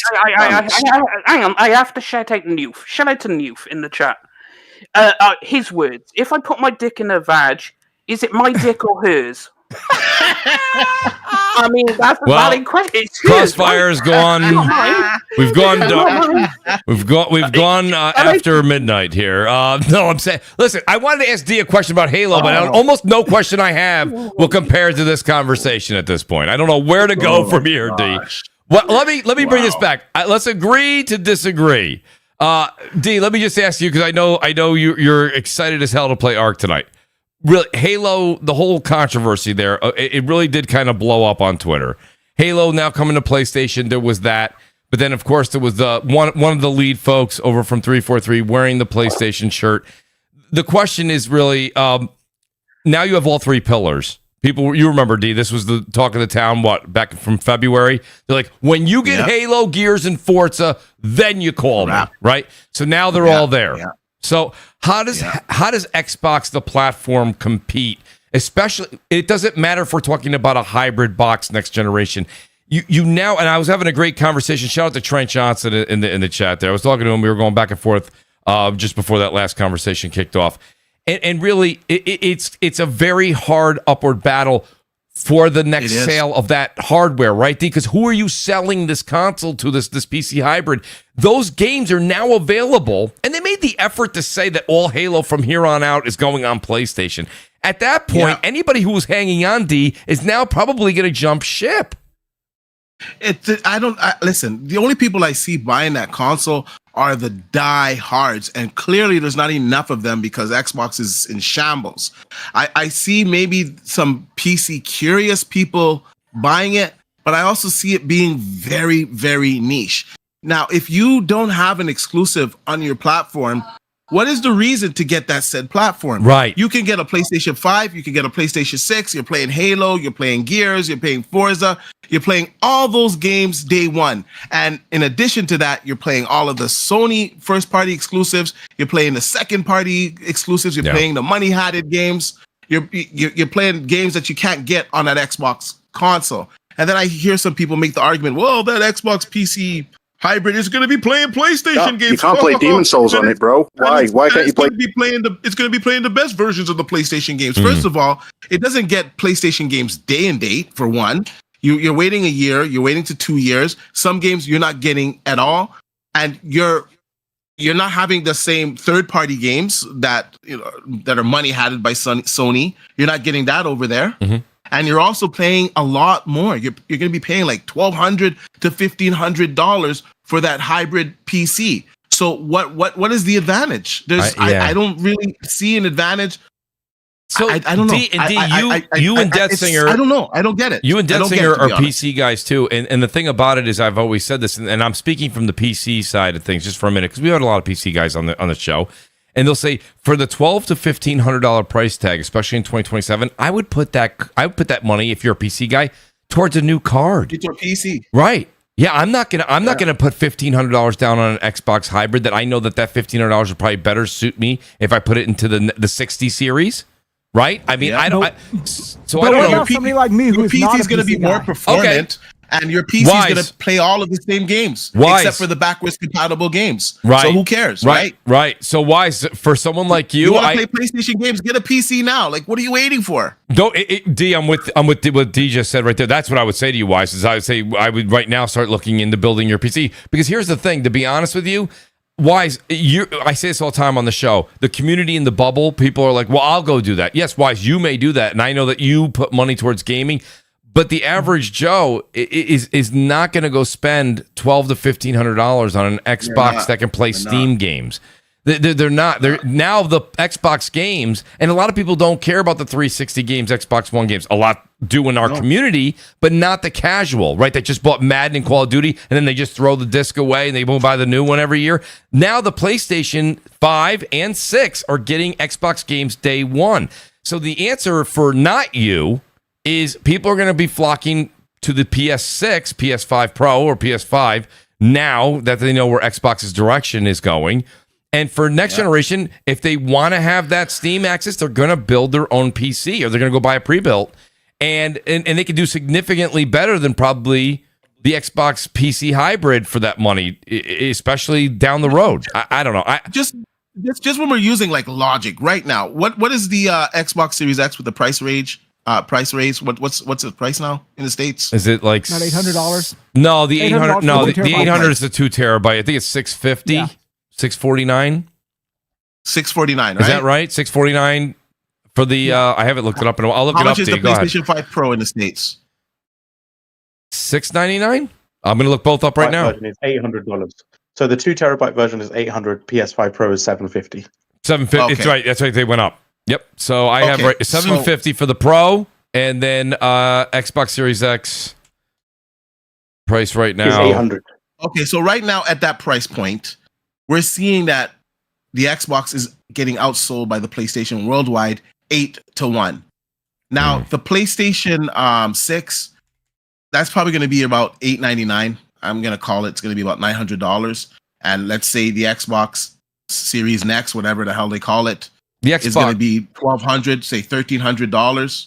The Xbox is $650 for the 1 terabyte. It's $800 for the 2 terabyte. Did you just say $900? You think PS6 is going to be $900? Definitely, yes. It's all right, mate. I think it'll be a little lower. 700 or 800, but maximum. No, it's gonna be $900. It's gonna be $900.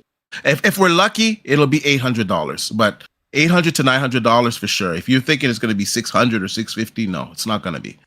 But regardless, right now with the price points being pretty high, and the PlayStation 5 around the same price as the Xbox, it's getting outsold 8-1.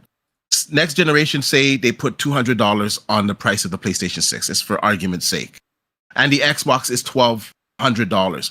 Why do people think right now, when they're getting outsold 8-1, that Xbox is going to be able to make some miraculous comeback and outsell the PlayStation 6? Gamers' mind share is on PlayStation. They're going to want access to their games going forward, which they're going to get with the PlayStation 6. They're not going to just abandon their whole game of catalogs on the PlayStation 5. So I see that console as a swan song. I think it's just going to satisfy the hardcore, and for them to say, hey, we got something in the market, but I think they're done hardware size. I don't know why anybody talks about it anymore, because I think the writing's on the wall. D, I agree with you, D. I would say that at this point, because they're going to do a premium product for a premium price, they're pricing it so that if you buy that, they're going to make profit off it day one on that box. So if they sell, 1 million of them, so be it, right? So be it. That's where they sell 10 million, so be it.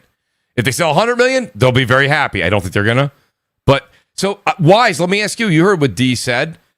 Where are you on? You're actually a great person to ask this question to. Where are you on what you'll do next generation? Are you going to start to? You still have a few years. It's 25, 27. You got 2 years. Are you going to start to just look into building a PC? And that's where I built a PC, because now I'm going next generation PC, PS5, Switch. That's me. That's where I'm at right now. I'm curious to hear where you are. Well, you see, this is the biggest thing. It's not the finances that are the problem here. It's just the time. I don't have the time to sit around and tinker with PC. Now, people might say that, okay, that's not the thing anymore, but that's what is my biggest concern. I don't want to, like, for example, the ROG, right? I had the previous version before the Xbox Ally X. I had the ROG Ally X. Yep. And it was a pain in the ass for me, because I was like, okay, tinkering with this, tinkering with that. I might have, if I'm lucky on a given night, maybe 45 minutes of game time. Right. I don't want to spend those 45 minutes sitting there and tinkering with shit. I want to get into my game and get out. That's why I'm a console guy. Now, so that's the thing. I don't know what I'm going to do, because I know I'm buying a PlayStation. I know I'm buying a Switch, because I'm familiar with those environments. However, with the PC environment and the Xbox environment, I don't know. I mean, if Steam makes a box and they make it like as plug and play as the Steam Deck, I might go with the Steam box. It just depends. I don't want to be forced to tinker with stuff. And if they can find a way of even like preventing all of that stuff from happening, for where I don't even see any of that shit, that's good. I will probably buy it. That's going to be really hard, because even on the ROG Ally, this is why I laugh at all these guys. Oh, it's an Xbox. Even on the new ROG Ally, you're reminded all the time that you're in a Windows environment, because you're getting prompts, you're getting blue screens, you're getting update this driver, update to the latest Windows, yada, yada, yada, update your driver for your camera, which you're never going to use or whatever. Like, you're always reminded. I think with the next... I had the old ROG Ally, the same one that Wise had. I ended up selling mine because of it just wasn't a good experience for me. I ended up enjoying my Steam Deck. But my point being is that I think the PC experience is better than that ROG Ally. You know what I mean? Yeah. Your NVIDIA card tells you to update. Everything tells you that Steam works seamlessly. That's where I buy the games if I'm going to buy on PC. I need to ask one question. Sorry. Sure. I can't let this rest. I just need to ask one question. Do PC games exist? Yes or no? Are PC games a thing? Are PC what do you games think? Yes or no? Thing? Yes. Be careful. Yeah. Do PC games exist? Answer that. Okay. Yes. Okay. So PC games exist, but PC isn't a publisher, correct? They're not a publisher. PC isn't a publisher. Bro. Just answer the question. I'm leading you here. Bro, listen. D, answer the question. If Xbox releases a game that they make, that they publish, that they freaking own on any platform, it is that game on that platform. End of story. Let's move on to what we're talking about. So when we're speaking about PC games, we're talking about platform, correct? I got to go take some drugs. We're talking about the platform. Is this correct? Drugs. If we're talking about the platform, when we talk about PC games, we are not talking about the publisher, are we? This isn't rocket science.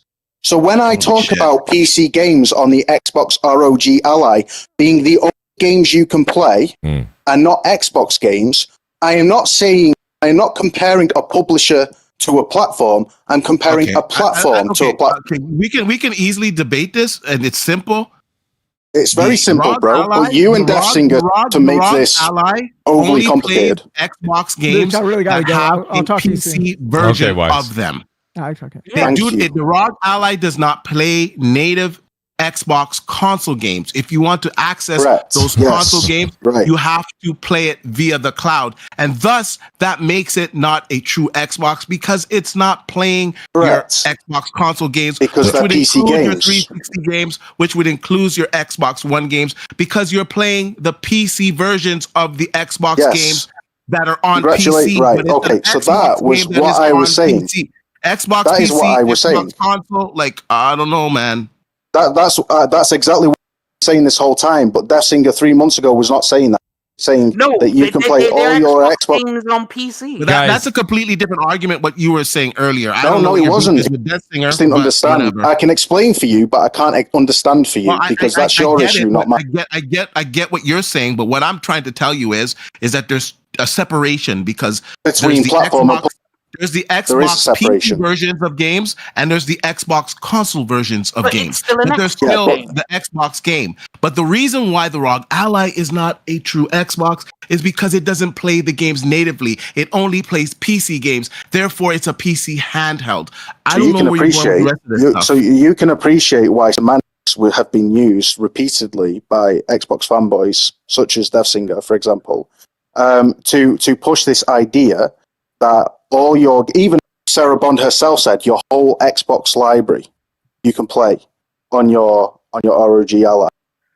Right? She used those words, and yet we can understand how those semantics are disingenuous and intellectually dishonest, right? Because we're talking Sure. about the platform. Yeah, okay, thank you. No, so that proves No, my well, point, and that's all I've actually- been saying this whole time. And here's the- Death Singer coming in now. Actually, yeah, Keep bottle because it. Wooly, you said your piece, so shut your dick sucking mouth up, right? Oh. All right. There's you with your ad hominem. No, There's you with your ad hominem. actually, I can say that because he hangs with Reforge. It is what it is, right? What's wrong with me, by the way, bro? So Let's not name drop. Come on, Are you guys. homophobic? actually- Are you being actually, homophobic on Mooch's show? I know you're a gooner, but are you also homophobic as gonna well? be- It's gonna be right. Okay, so I'm Let's gonna get drop back it to there. games, please. But Let's just- actually, but actually, Nib. to be fair, Oh my God, what did is it? I agree don't with know. me that it's an Xbox game on PC. So there we go. My point was made. It's an Xbox game on PC. Okay. Yes? That's what you got from that? That's what you got from that? We should take Yeah, we it's- should take this to It's on PC because the ROG is... Everybody wants to have a Wooly and Hold Death on. Singer podcast. But the That's thing what I'm is- hearing. Man, maybe switch up your insults sometimes. I don't know. Yeah. Like, Well, no, it's just you See, gotta that's stick just with weak all sauce, my reliable, guy. you know? Yeah, let's that's not. weak I sauce. always say, That's Twitter warrior let's not. language Yeah, let's right not.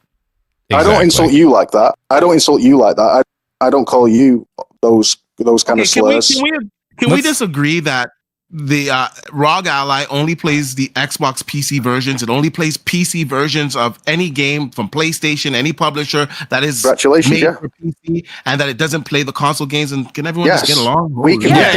establish that Yes. there are hundreds of publishers that publish PC games, that publish console games. You cannot play console games on your... It's that's it. But you kept on saying Okay, but you in can. fairness, if it's the same version of the game but just on a different platform, it's still going to be. It's not the same version. It's not the same version, bro. Because it's not compatible. Nobody sees Spider-Man on PC and says, "Oh, that's a PC game." They say it's a PlayStation game that came to PC. Like, Yeah, I don't know you're what we're referring doing to the here. publisher there, bro. Yeah, Platform. right. This is what I was arguing, right? This isn't rocket science. Forza Horizon 5 is on PC and Xbox, right? Now, there's a console version of Forza Horizon 5, and there's a PC version of Forza Horizon 5.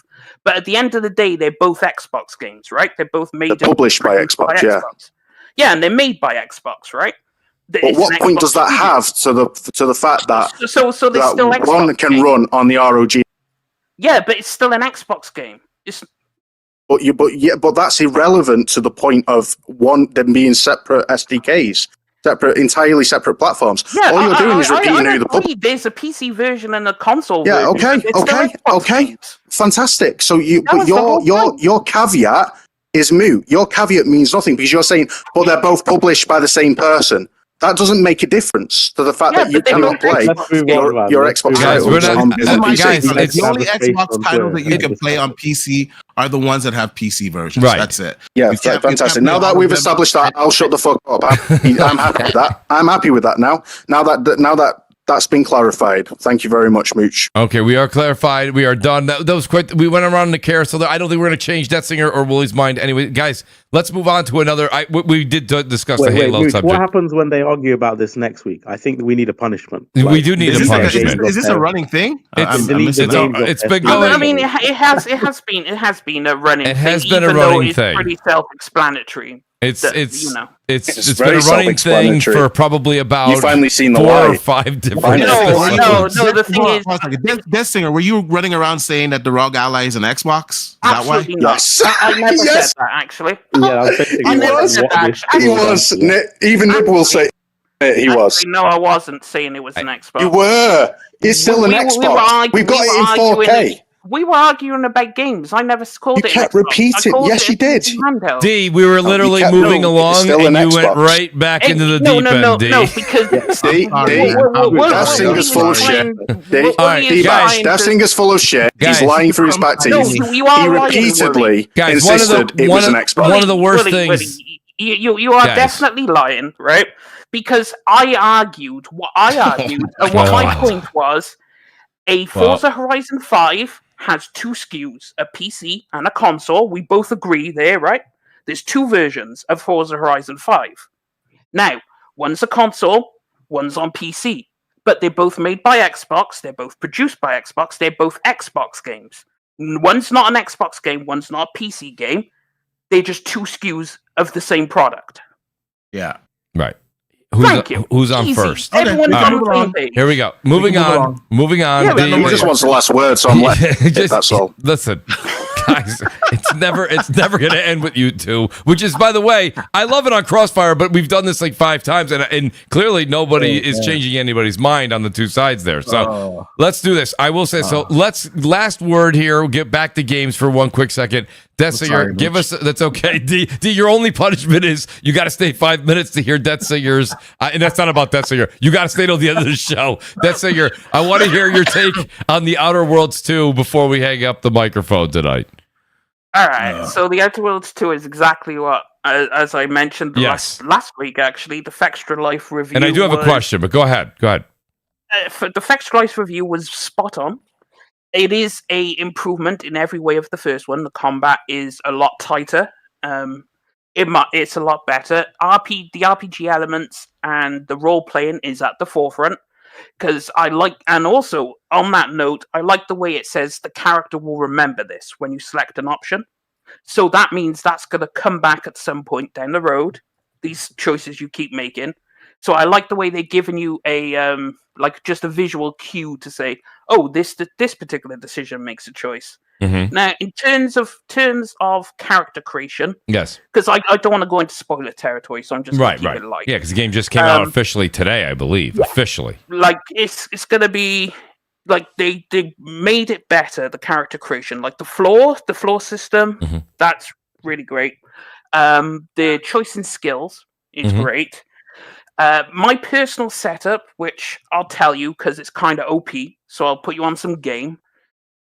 For my skills, now for the background, I went Lawbringer, and then for the traits, I went Brilliant because Brilliant gives you an additional skill. Right, this is important. So you on the positive traits, you want Brilliant because you can then get Hack. You could get Lockpick, which is important because Lockpick will get you everything in the game, and it also gives you an evasion chance. You want Hack because Hack is it's the equivalent of Lockpick skill, but for computers, and there's tons of terminals in the game, and you get really nice shit from there. And you also want speech, right? Because obviously you can lie your way out of stuff because there's extra skills where even the most unbelievable lies will still get believed. So I'm going to talk my way, but also there's a particular point in the game and you were offered 3 different ways to get out of the situation. Right, Mhm. you could go hack the robots, the machines, right, and you could turn them on them. You could sneak past, or you could just straight up fight. Okay. So I was like, okay, I'm gonna hack them. Now, this has a knock-on effect because not only did they kill the enemies for me because I turned the robots on the enemies, right? Right. So they cleared the area out for me. Later on, it works persistently throughout the entire level of the mission. So they're constantly working in your favor. So even when you go to a new area, because I thought, oh, the machines, that's it. Like, they're just going to be for this area. I went into a new area, and the machines in that area were also turning on the bad guys. And then I went into another area, and the machines were still doing the same command that I issued all the way back at the beginning. So it's really great. The combat's spot on. So now, is that something? But that's let me ask you a few questions about the game. There, using your example, are those some new functions within this game that were not available in the original? Yes. So it's a lot more. It's a lot more heavy in the role play in that respect and stuff you can do. So the one thing that I noticed, I watched a few people that were playing it over on Twitch because there was early access. And they basically said that, a lot reminded them a lot. Maybe they were talking about the art direction, not the story, of course, of Avowed. Mm-hmm. Do you think that there was a bit of Avowed? I mean, I've got a good amount of hours into Avowed, and is it almost like you feel like I've been there, done that because we just played Avowed a few months ago? No. I think it's is it enough of a separation? Yeah, I think there is enough separation. The thing is, it's more colorful palette. It's like Fallout. But if Fallout actually had some color, because if you played Fallout games, let's be honest, it's all browns and grays, and it's pretty dreary and drab, right? If you played Fallout 4, it's kind of, you walk into the town and you're like, yeah, there's this kind of just concrete everywhere, not really particularly spectacular. When you go out, you find some greenery and whatnot. This is way more colorful, of course, and it's in space and all that kind of thing, but it's more like Fallout. I agree with it. It's Fallout, and it's just more colorful. Now, you could equate that because Avowed is a colorful game. It is. So you could equate the two, but because Avowed is more fantasy based, and this is more Fallout guns running around, running and gunning, less than like magic and shit. I think there's enough of a separation between the two, and a lot of people who I know enjoyed Avowed. They prefer Outer Worlds 2 to Avowed, obviously for obvious reasons, because, they think it's a bit better. Now, I can't give a report on the story because I'm not far enough in to give a report on that. I wouldn't be justified in that. Right. But the characters are interesting. Yes, okay, there is a bit of talk. Like, the characters will just randomly talk to you whilst you're going about your mission and whatnot. But it seems a lot more roleplay and a lot more... It's no longer just idle chit chat. It's actually about shit you're doing. It's not just like talking. Did they reduce some of the narrative? I mean, where before in the Outer Worlds, I felt like it went. Well, I mean, Avowed did it to a certain degree too. It just seems to go like, I know that you're a huge fan of their creative writing, and by the way, if you are, then this critique of mine is not a critique of yours. It just seemed like sometimes the options when you picked certain directions would go on and on and on. Do you find yourself sometimes just pacing through, hitting the button, and just being like, I get it. I read everything because I know there's consequences for your actions. This is true. So when consequences are on the line, and the fact that there's like 130 different endings, combinate depending on your choices through the game. Yes. Like, there were so many different endings, like, everything will count. So when I see, like, a choice, I'm like, oh, this character will remember this. Because I made a choice. I was talking to, can't say anything about it, but I was talking to someone. Yep. And I thought, I'll be a bit of a dick. And I clicked it, and it said, the character will remember this. And I was like, shit. So that's going to come back and bite me at some point down the road. I don't know what it's going to do or what the outcome's going to be, but I just kind of fucked myself. But this will make the ending different. So I'm willing to go along with it. And that's what the role play aspect is, I'm playing a more of a spy hacker role. So I'm role playing that way.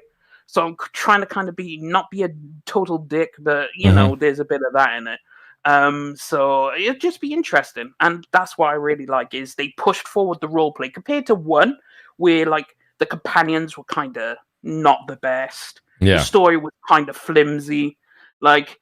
You know, the writing wasn't They exactly said that top tier. the emphasis I'm hearing on this one is much more gunplay. Yes, like they improved the combat heavily. Like if you play the first one and then play this one, you can see where they made the improvements. They didn't innovate; they just refined what they had. I got 3 questions then. Go on. What did you give Avowed out of 10? What would your preliminary 8? Okay, what would your preliminary score be for Outer Worlds 2? 9. Okay, sweet. And how come you keep comparing it more to Fallout than just Outer Worlds? Because it is, when you look at it, it is more Fallout than it is anything else. Because you could see the Fallout DNA in it. Are you saying it's more Fallout than Outer Worlds? No, Outer Worlds is more Fallout than it is like its own thing. Like. You could see the Fallout DNA in it. Like if you play the lines. Fallout 4. So, Death Singer, tell me if I'm wrong here, but Nib, just answer because I know where you're going with this, Nib. Nib, the lines are a bit blurred now that Microsoft owns both. When Microsoft first picked up Obsidian, it was kind of like, oh, they've got their own Fallout, right? That's what people were saying back in the day. Like the Outer Worlds was going to be their Fallout, right? And now that they own Fallout. Now there's this like, how do we separate these two? Is because to me, Outer Worlds 2 still looks iterative. So I would have thought the summary would be it's more Fallout but polished, right? I mean, sorry, it was more Outer Worlds but just improved. But I keep hearing it's basically Fallout. Well, it's more because it's inspired off it. If you enjoyed Fallout, you'll probably enjoy the Outer Worlds. It's that kind of thing, you know? Right, if right. You That's enjoy this fair. Particular game, it's in the same vein as a Fallout, right? Like, for example, Avowed has nothing in comparison. So if you enjoy Fallout games, I couldn't recommend Avowed to you because it's nothing alike. But if you enjoyed Fallout 4. I could say, well, try the Outer Worlds 2 because it's in the same vein, right? It's in the same kind of wheelhouse. What if though? So this is why I asked the question. So I love Fallout, but I didn't really enjoy Outer Worlds that much. So if you're someone try like Outer Worlds me, 2 though, because Outer Worlds 2 is an improvement in every single metric than the first one. The combat is better, the writing is better, the role play is better, the missions are better, the characters are better. It's just a better game, which you would expect from a number 2, right? And they push the role play a lot heavier. Like Outer Worlds 1, you could say it's a role playing game, but the role playing aspect was a bit weak, right? So this one, they heavily emphasized the role play aspect. So it now, everything matters. Like your conversations, I read through it. I'm like, okay, how do I want to answer? Because this shit is going to come back and bite me at some point, which is what I enjoy because it forces you to think instead of just tapping A and just going tap, tap, tap, tap, tap, tap. I don't care, I don't care, I don't care.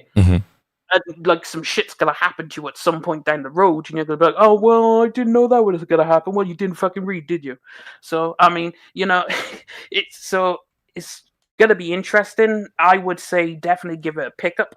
If you didn't enjoy the first one, try this one anyway because it's a better version. It's interesting because you know, then if you didn't play the first, can you jump straight to the second? Yes. Oh yeah, absolutely. Yeah, you can. Okay, absolutely. Yeah, absolutely. So you know, fear of the flesh said something here, and it's funny because I'm walking on eggshells here, Detzinger, because it's nothing at all bad. It's just more concern. Fear of the Flesh says Avowed is okay. I'd never call it amazing though. I would maybe concede good. But for sure, not great. Good. It's good. It's not amazing. It's good. But I'll just piggyback off of Fear of the Flesh from the chat there because he made a good point. I almost think releasing Avowed and the Outer Worlds, you know, if you just want to do list wars, you know, Xbox publishing, sure, pat yourself on the back, give yourself an accolade, give yourself an award, you deserve it. Absolutely. Remarkable even, right? I think them doing them back to back so close takes a little away from the Outer Worlds. And I don't mean the game itself, because you're going to go, no, it doesn't. I hear you.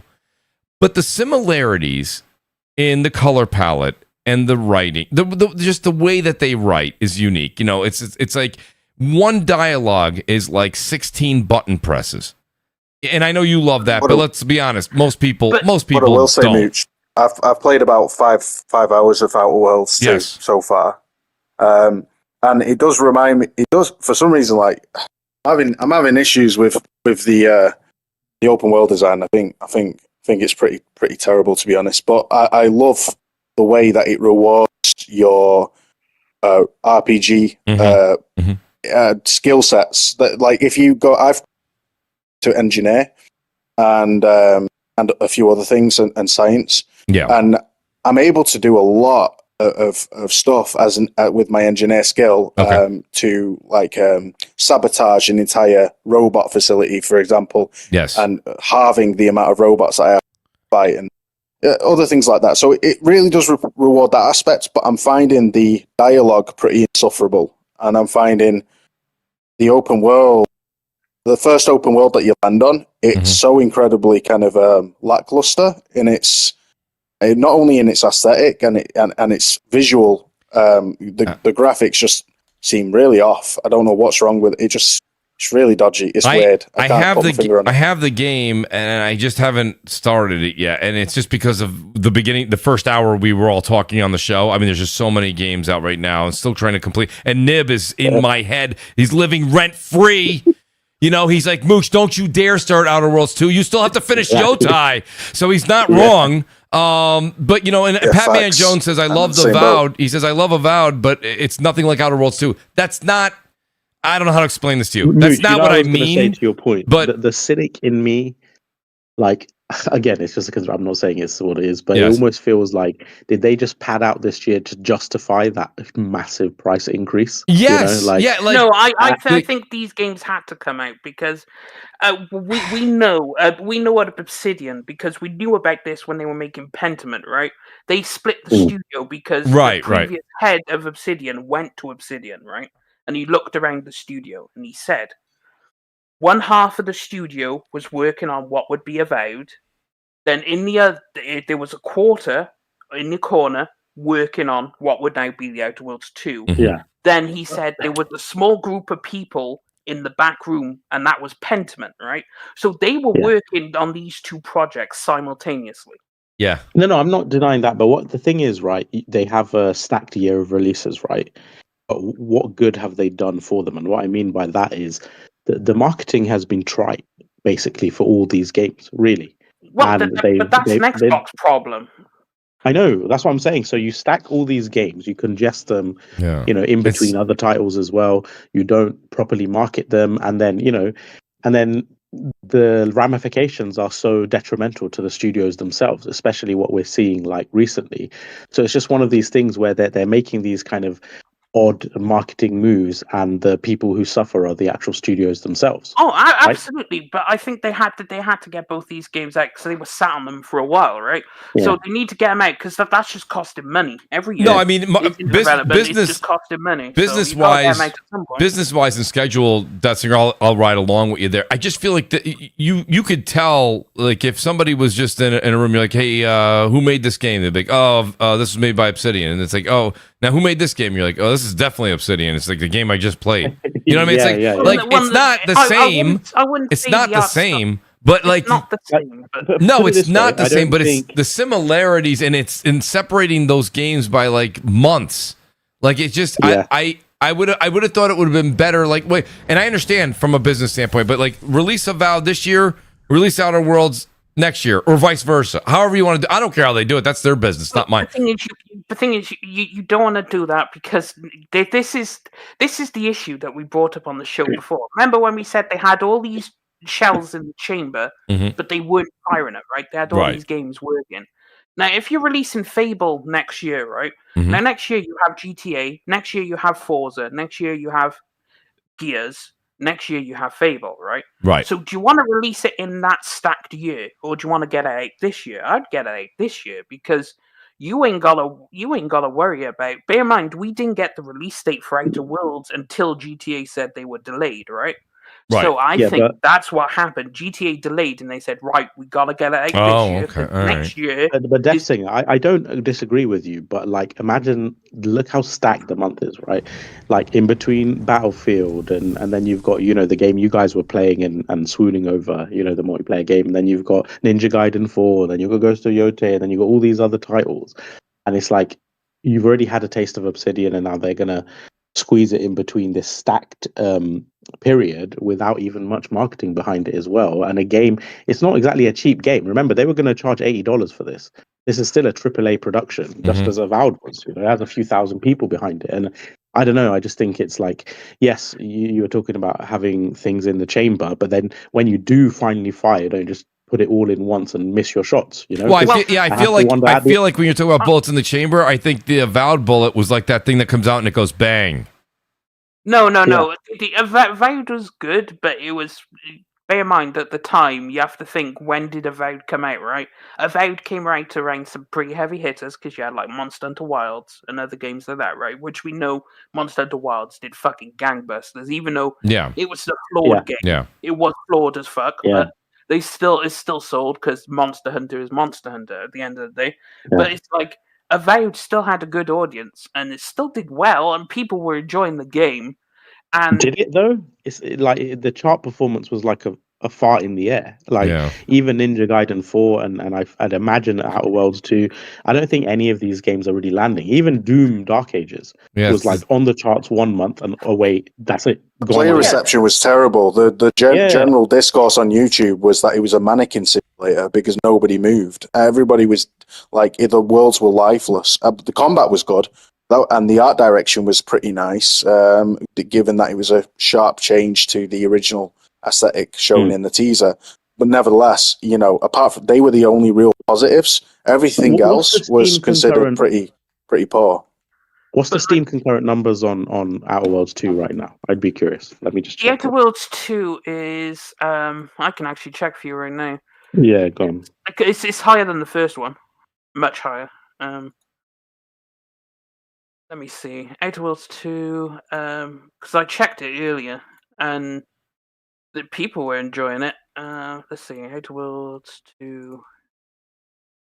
Steam. No, it's not higher, dude. It's 13,000. The original. Concurrent? Concurrent, yeah. The original game had over 20. That's what I mean, man. That's bad. Well, while you guys think about this, I do have a ton of super chats I didn't get to, so let me just read a few of these because some of them do add a response to them. So, Batitious Prime, he says, much love and respect. Thank you, Prime. I appreciate that. Judah Rising, 1701, subscribed. I appreciate it. Magnum Gaming, I meant to read these a while ago, but we were so in depth in conversation. Magnum says, they're doubling down on Soccer Mom games from King. I think that was when we were talking about the whole acquisition, and D was really doing a really good job of describing that whole thing. Apologize I didn't get to that earlier. Royal Boyle, hope he's still here. Shout out to Royal Boyle 78. He goes, CrossFire, what's good? I had to pop in and say what's good to the Mooch man. It's been a minute. What's good, panel and chat? Shout out to Royal Boyle. Thumbs, those. It's nice to be on the winning side. Thumbs, where the hell you been? We missed you, Thumbs. Glitzer says, if you see a youngster wearing a Master Chief costume this Halloween, give him an extra candy. He's just like the Jets fan who said I was born into this. Shout out to Glitzer. Glitzer, you are on top of your social media, buddy. God bless you, dude. Marvel Marvin is subscribed as well. Thank you, Marvin. I appreciate that. Danelle Brown, how did I miss Danelle? Must be having a hard time getting guests if you have to invite, I don't know, Dustin. He goes, oh, my bad, Wooly to the show.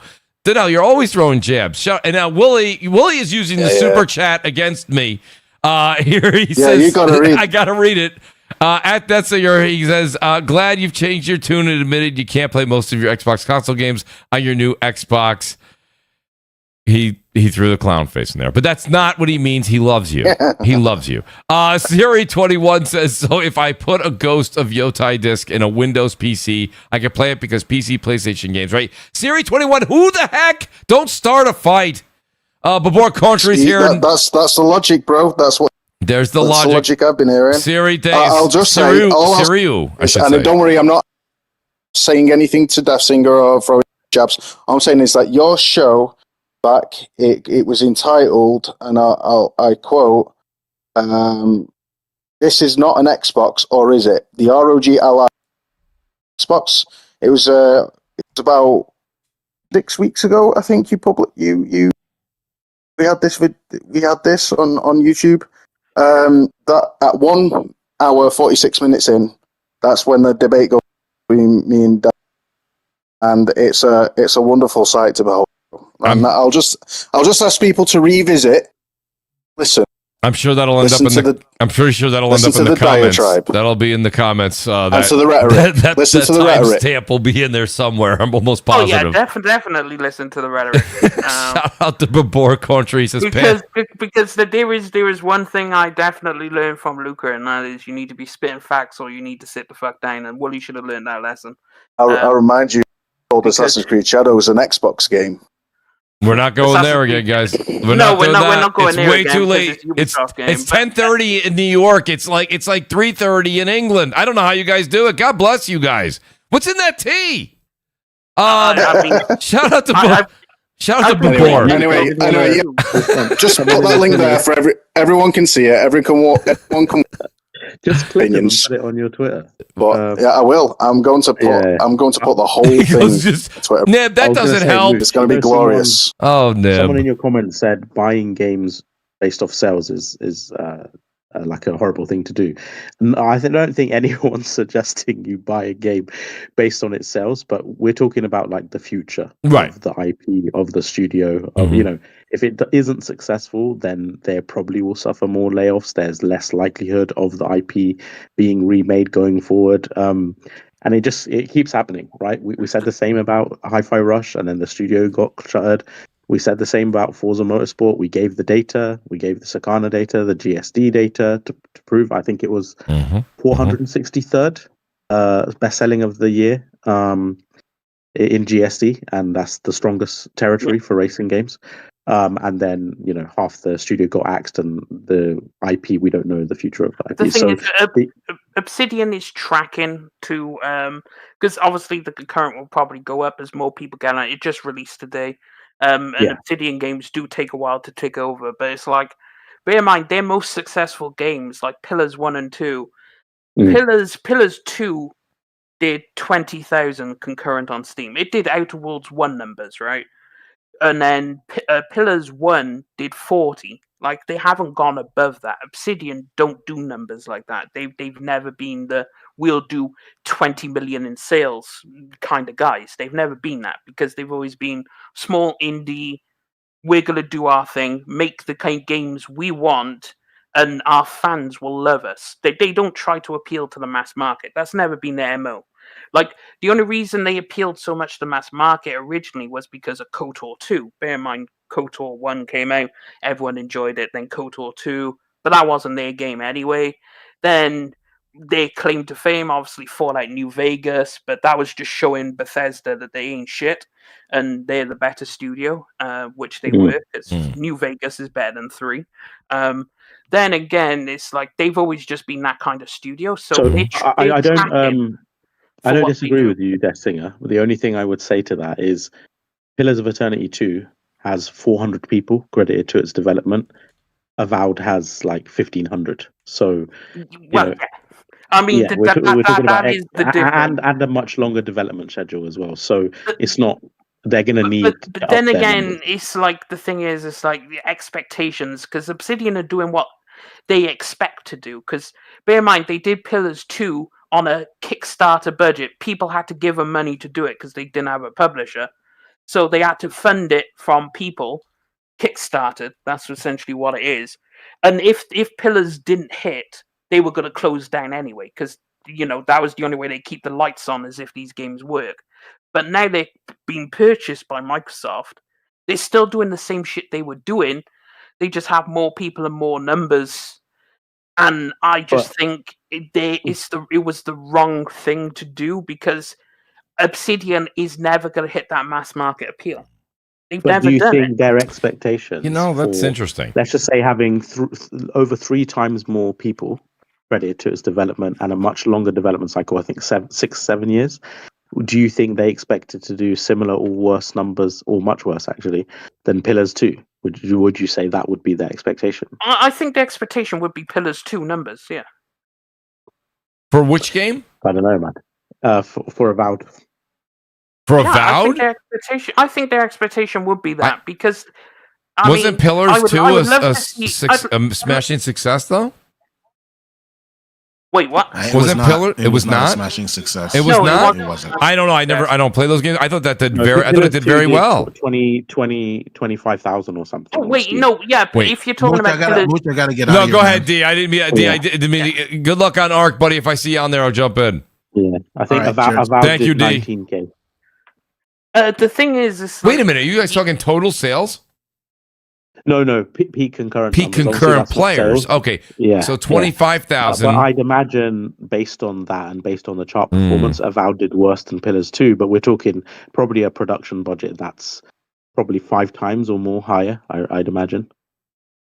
Maybe more than that, to be honest. I know with we're inflation comparing and them stuff. because they're the same studio, but it's vastly different types of games. Yeah, well, of that's course, different it's vastly thing, Well, I different. mean, naturally, and but- bear in mind they're in vastly different situations. But it's like Obsidian. Wow, I thought Pillars did don't have- better than that. The thing is, Obsidian don't have that mass market appeal. Like Doom doing the numbers it did, it has mass market appeal. So that is way more like, holy shit, how did Doom fail this badly? Whereas if you look at that for an Obsidian game, you're like, okay, well, this tracks in line with typical Obsidian games. Like they've always just been there, and I just think. Destiny, do you think this tracks in line with Microsoft's future vision with this 30% margin and stuff?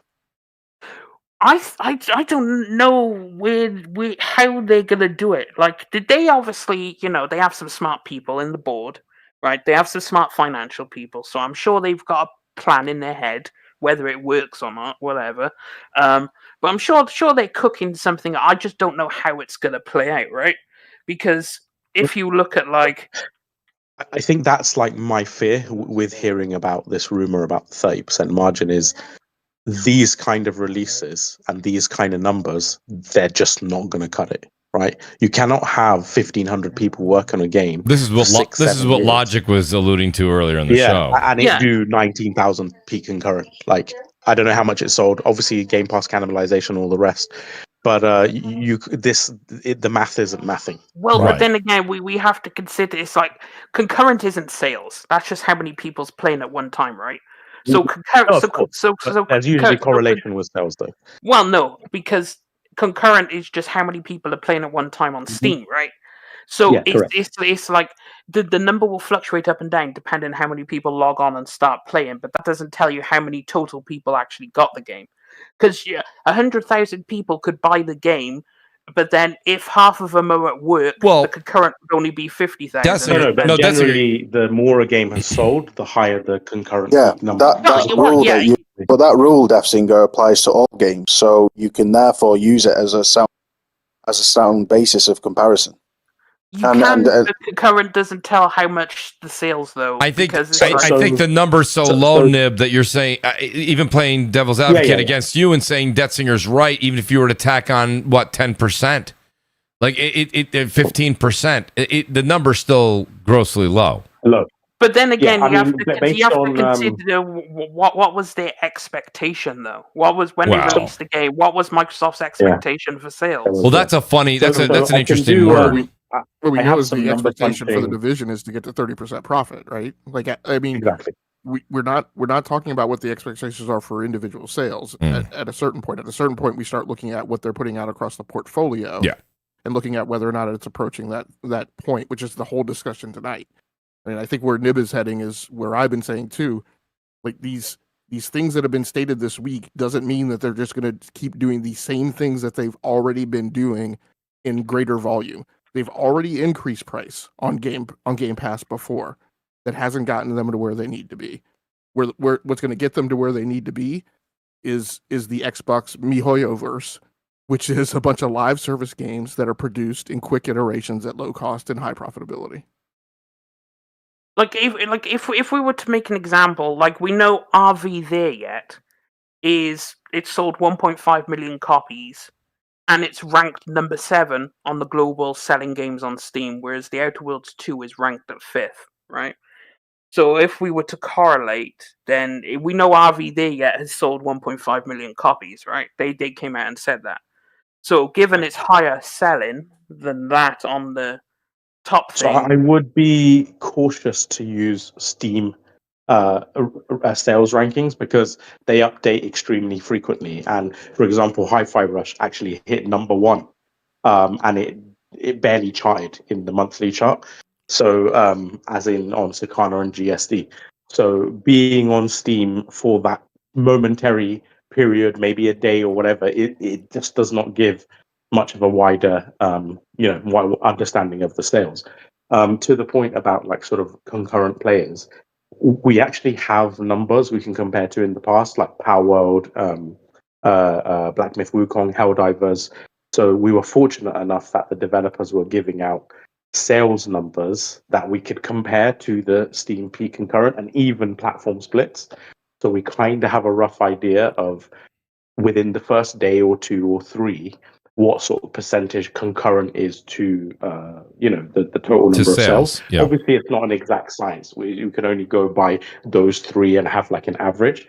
But it was like typically like I think it was like between 35 and 50% or something was the peak concurrent of the total sales. And in cases it could reach higher. But generally, when you buy a game, you do play it. At least half the people play it straight away. Some people install it and play it a bit later. But because the peak concurrent is a daily thing, at some point in the day, usually they've played the game that they've bought. So it usually does have a pretty high correlation.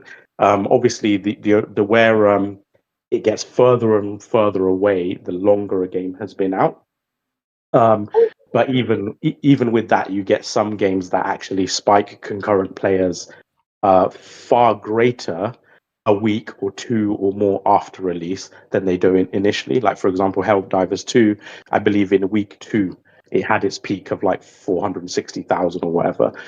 So word of mouth and everything played a big role. But yeah, I basically, long story short, I'd imagine Avowed's actual sales number is still very, very, very low. Well, I would actually also caution that because we know Wukong sold 10 million on PC. We know the number's ridiculous, but the concurrent only ever stayed at 2 million, right?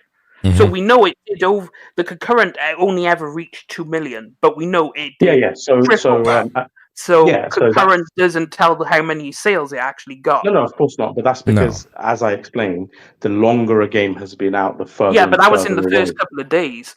Like. No, it didn't sell 10 million on PC in the first couple of days. Across both. It was 7 million on PC or whatever it was. But that's including the Chinese market, and not everyone in China uses Steam. So it's it's a slightly different thing. Like the vast majority of its sales were in China. Well, yeah, but also at the same time, it's like, but you see, the total sales on PC were not equivalent to the concurrent players. People are asking, Nib, did Avowed chart? Let me check. Let me check now once. While you check that, I have Babor Countries here. The show can start, but we're actually wrapping up. Babor, he says, panel, some of you criticized Horizon. He will never let this down. Horizon Forbidden West while pretending like Elden Ring wasn't a copy-paste Demon Souls. Even the bugs are the same. What's the story about? Babor, when you get the answer to this, please let me know. I would love to know when you get an answer from somebody on this. He's been asking this for years. He's saying people are always very down on Horizon Forbidden West, but yet at the same time, to him, Elden Ring was a copy-paste of Demon Souls. He loves Horizon Forbidden West. That's what I'm picking up from Babor. So it charted number 8 and then didn't chart again ever again. Okay. And that was in the overall, yeah. So charted 8th. I can't remember who just asked me that in the chat. I will find it. Yeah. Siriu 21. Thing is, I expect this to do more sales because obviously it's released on PlayStation. So I'm interested in. Yeah. I hope so. I got to say, like, from my perspective, it may sound like I'm quite negative. I want more of these types of games, right? Even if I don't love Outer Worlds, I still like single player games, RPGs. This is like my forte, right? I would hate a future where, because they didn't market them well enough or they didn't meet their super high margin criteria, that these kind of games fall on the wayside. Like that's such a bleak future to me. It's No, these kind of I don't think Obsidian will go by the wayside, because bear in mind, Obsidian have snuck in because they have their own live service game in the form of Grounded, right? See, Obsidian is clever in that way because they were like, well, let's make Grounded. The first Grounded was really successful. Let's call it what it was. Now, they created Grounded 2, and that looks like it's going to keep the success going. So they have their own live service game. But then they're also making these single player titles, so they have like no, 100%. But what if they put more of their team? What if, like Turn 10, they shutter more and more of the single player side of things, or transition them over to more and more of a live service project games? I don't think because Grounded is a live service project, and they're already maintaining that with releasing. Because bear in mind, they had all three of these games must have been in development at near or around the same time, right? Because all three dropped this year. Grounded 2 went into early access. You had Avowed, and then you also have Outer Worlds 2, right? So Obsidian just dropped 3 games in a year. And the thing is, to maintain Grounded, it doesn't take that many people. So bear in mind, Obsidian, they're really efficient at making games. They've had to have been. They've had years of practice, because to keep the lights on, you have to make a success. So I just think nothing's going to happen to them, because from their standard, they're probably like, okay, we're happy with the success. Now, whether Microsoft is happy with them, that's another thing. Yeah, I'm talking about Microsoft. I'm not talking about yeah. Obsidian. Well, whether Obsidian views it successful, but it's whether Microsoft does. But then Microsoft might be like, well, because Grounded is successful, we don't mind the Outer Worlds 2 doing what it's doing, right? Because Grounded is going to bring recurring revenue. No, that won't happen. That will not. That is not how business works.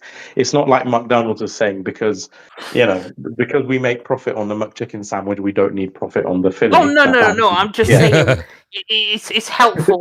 Like they're going to want profitability on each per individual. Unlike Turn 10, which only had one thing to work on. Bear in mind, it was the most expensive, probably because of all the licensing. Because racing games cost a shit ton of money anyway, because you have to license tracks, cars, parts, like a whole shit ton of politicking.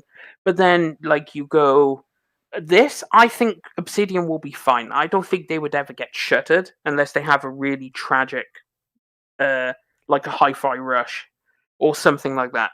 But then, obviously, Hi-Fi Rush, I think, was treated unfairly. But I mean, the way Bethesda's moving, you'd expect Bethesda to be selling like gangbusters, because that's Bethesda's expectation. Look at Fallout 4, look at all their previous games, but now they're kind of flopping. So I would expect Bethesda to get gutted before I see Obsidian get gutted, for example. So I think Nib, I think even despite these changes that Xbox is talking about making, Microsoft talking about, I think there are certain things that even they, at least for a while, won't take an axe to. In particular, studios that hold a certain amount of gravitas on the landscape. So I personally think Obsidian is fine for now. Double Fine is fine for now. I think Bethesda, the Todd Howard studio, is fine for now. I would not. What I would be worried about is In Exile, Compulsion Games, Ninja Theory. I wouldn't worry about In Exile, because Clockwork, I think, is going to do well, and their Wasteland 3 did well. Through Clockwork. But after Clockwork, that's where I would be uncertain. Well, it depends how successful Clockwork is. Next releases. It depends how successful Clockwork is, because Wasteland 3 was successful for what it was. So if Clockwork Revolution colossally flops, then maybe. But I see if it's not going to be colossally successful. I mean, it's the same type of like above the AA level, right, game right at the crust of AAA, and it's going to perform commercially the same way that a lot of these titles are, because it's out competing against Game Pass on its own platform, and then it's going to do whatever it does on other platforms. I mean, but at the end of the day, I mean, these games that are kind of the same ilk, they're only going to do but so good, and I don't believe that they're in fitting with the strategy that Microsoft is trying to head towards. Yeah, I mean, I don't know. I would ride with that. Don't forget though, Detzinger, you got to put your personal, like you personally like. And Babor says says. Go ahead. But like Ninja Theory, I'm worried about, right? Because think of how much money they had to spend on like motion capture and shit for that game and the technology, right? Because they're going for this super realistic graphics. So all this is money, and bear in mind, Hellblade. Yeah, 2 but was Hellblade. their But see, Death Singer, was Hellblade 2 your jam? Not really. No, but you have to think That- like that was a colossal failure for how much it sold versus how much money it probably cost to make, right? So if you think of it that way, I'd be more worried for Ninja Theory than in Exile, because in Exile, I guarantee their budget isn't what Hellblade 2's budget was. Well, Sure, but I'm saying they're It might for still the time be- being, I'm putting them all in the same bucket. right. It Like, might still I be mean, relative, though. Yeah. Until games got sent to PlayStation, what Xbox titles sold at all? Regardless of what studio did them. I mean, well, you got the thing is, Starfield and Forza Horizon started. thing is, outside of MPD, we have no idea because they don't give sales numbers. They are perennial. We ain't gonna give you shit. We ain't gonna tell you how many consoles we sold. We ain't gonna tell you how many Game Pass subs we have. We ain't gonna tell you how much our game sold. What they'll do is they'll tell you that 10 million people tried or shot a grenade in the Outer Worlds 2 or some bullshit. Like, Right. they ain't gonna give you sales numbers. So the only thing Sure, you can hope for is I get MPD. that, but I think what we're not going to do, and I don't think what is acceptable, is to say that in the absence of complete information, we can't make educated guesses. Well, we have can make partial information, educated. and we can make an estimate of how well those games have performed. And I don't think any game has done bonga commercially except Starfield and Forza Horizon, and that's only I don't based even off of think like the Starfield 1 did month or 2 months I think that they charted. Starfield probably did well in sales, but probably underperformed in what they thought it was going to do. The really interesting thing about Forza Horizon 5, obviously it released very late in the year, but even that didn't actually chart in the year to date, Sakana. The last game They bragged about players, not buyers. Yeah, Yes, the and they last don't game that say did it. for Forza Xbox Horizon was- 5 is doing better commercially this year than it Exactly. did the year that it launched only on it. Exactly. Mm. But that's Exactly. because it released on PlayStation. Exactly. Right, Yeah, right. correct. Right. And that's the power of PlayStation. So that's also why Clockwork Revolution is releasing day and date on PlayStation, right? So I think but Clockwork they'll make Revolution doesn't have nearly the same weight as the Forza Horizon with the franchise and the It history doesn't- behind it as well doesn't- as it being a known title. Well, the thing is, it doesn't, but it might appeal to. We don't know how it's going to perform. We know how right? 'Cause Microsoft's been doing with their advertisement too. Just remember, Claire Obscure is some big YouTubers to go, wow, this game is actually really, really good, and it picks up traction. And that's all it can take for any game, really. I found it interesting. Did Phil come out and say that he's picking Expedition 33 for game? Did he say that was his game of the year? He did, but his actual gamer tag, or whatever, shows he doesn't have any trophies in it. So it's a bit of an. Well, there's Well, I wasn't even. Did he play it on Steam? I wasn't even going to go there. I mean, this was a big year for Xbox releases. I don't know if I would be like, hey, Expedition. It's a nice nod to the developers, and Expedition 33 is definitely in consideration. But I mean, like, that's like if you came to my pizza place and you're like, so there's 15 pizza places on this strip here in New York. Which one's the best? And I'm like, Nibs. What? No, mine. Like, I thought that was odd, but he was like, but then again, it's like people are individuals, right? It's like the that Vic guy from Larian, right? He always has interest in RPG takes. Now he works at Larian, right? Right. Yeah. Yep. Even when the year Baldur's Gate 3 released, he chose something else other than Baldur's Gate 3. Even though he worked on it, he chose a different game than the game he worked on for his game of the year. He is an individual, right? Yeah, he works at. It's his game. This is Baldur's Gate 3. Yeah, I guess that doesn't mean he has to go. Well, I think that's automatically my game of the year. So that's like, if again using the pizza reference, you go back talk to the pizza chef, right? The pizza chef who's friends with all the other pizza guys because they all go between different, just like developers go between different studios, pizza chefs go between different restaurants and stuff like that. They're always going to be like, oh, the guy down there at, that Singer 95, that restaurant, he's just really great, blah, blah, blah. But when you go ask the owner, the owner's got a different answer than the cook or the head chef. You know what I mean? Like, the head chef is always going to be very complimentary to all the chefs. You ever watch any of those the cooking shows? Oh, yes, chef. Yeah. Yes, chef. Yes, chef. Absolutely, chef. Who's a good chef? We're all good chefs. Yes, chef. But then Yeah, when you go but to the the restaurant owner, they're like, you ever see like Restaurant Impossible or something? He asks Chef Robert Irvine about his restaurant. He's like, my restaurant kicks ass. You know what I mean? Like, it's just, I don't know. I just thought it was Phil, yes, doing that, but I think probably because it's on a Game Pass game, it's a sufficient. okay. Maybe fair. that's it because That is they fair. managed to get it as a Game Pass deal. So maybe that's his justification Yes, for it. that holds water. I forgot it was in Game Pass. That's right. The thing is, And to be fair, that actually holds water for me as well, because one of the things like I've had over the year, I can't remember a game I played on Game Pass that was my game of the year.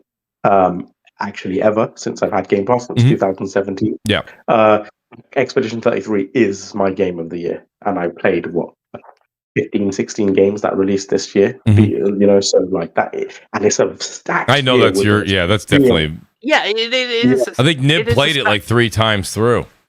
It is a stacked year, and for RPGs, it's like an incredibly. It stacked is a good year anyway, because there's so many good RPGs. Well, let me do this, guys. It's 4 hours here in New York. I do have to work tomorrow. I know you guys can go. I don't know how you guys can go for another 5 hours. You're breaking all the traditional OG podcasting rules, which I love, by the way. I say break the rules. But I do have to. Brian E says I'm about to plug another game, which, by the way, I've seen a lot of news about this, so keep this one on your radar. He says Dispatch has been an amazing episodic Telltale-styled game. Same writer who did Wolf Among Us and Telltale Batman, having a lot of fun. I saw a lot of people talk about Dispatch, so I've actually put that on my list. That's probably going to be like a great holiday. You know, the week we all kind of enjoy between Christmas and New Year's. I don't know if not everybody gets to stay home for that, but if you do, that sounds like it's going to be a great one. Babor says Singer loves BC tier games. PlayStation Studios Unmatched. Babor with a quick jab. Well, I mean, I do have to respond to that. Just quickly, I enjoy games that are actually interesting, like to me personally. So if a game interests me, I'll go out of my way to play it. If it doesn't interest me, I'll skip it. Yeah. So it really doesn't matter whether it's a. Bear in mind, some of the best games I played are indie games. Like let's not get twisted. Like AAA is the stellar what it is. No, it's not. Like AAA is kind of floundering right now because you look at the latest releases, especially Unreal Engine 5 games, diabolical. But it's like, but indie games, you know, they generally Expedition 33 is Unreal 5, by the way. Yeah, I know, but they actually did a good job, which is a fucking miracle. Well, isn't Ark's also UE5, is it not? Yeah, Arc Raiders. Also Borderlands 4 is, and Borderlands. Nib, you're really. I don't know. I you said you're gonna pick it up. I don't know if you did already or if you plan to over the weekend. But I'll tell you, I'll run through with you. You will be pleasantly surprised with Arc Raiders. I will tell you that much. I won't be able to play it properly probably till Sunday, Monday though. That's fair. That's totally fair. But I mean, I'm curious to hear what you're thinking. Honestly, the UE5 in it is just chef's kiss. It seems to work fantastic with this game. I'm not gonna live watch some of the gameplay while we were on the podcast. I was watching like Wooly's clips, a few other clips. It looks up my alley, dude. You know, it's that kind of like. It's a good looking game.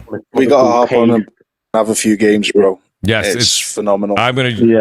But then again, you need to get it as well. I have it, Wooly. Wooly said something. Wooly described it as Last of Us meets Helldivers 2, and that's basically what I get. So Wooly said that, and Nick said that too. That's a really good comparison, honestly. It really, really is. Well, I'd say it's got a lot of it's got kind of a bit of SOCOM thrown in as well. Like you can play it as SOCOM style and almost military as you want. You can play it as The Last of Us and stealthy, looting, cautious as you want. And you can also play it as flipping Ghostbusters as you want. It's phenomenal, bro. It's just very good. This podcast isn't good for the wallet, man.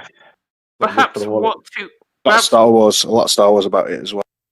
Perhaps what Tim Sweeney actually said is true, and it's on the developers whether an Unreal Engine 5 game is good. So, I mean, he could have a point, like the developers are just 2-pack of ass and they can't develop on Unreal Engine 5. So. Well, Embark made me a believer in Unreal Engine 5 because I cannot believe to this day that bad boy is running on Unreal Engine 5. It is the most polished UE5 title I've ever seen. Maybe it is. Do we know what version of Unreal it's on?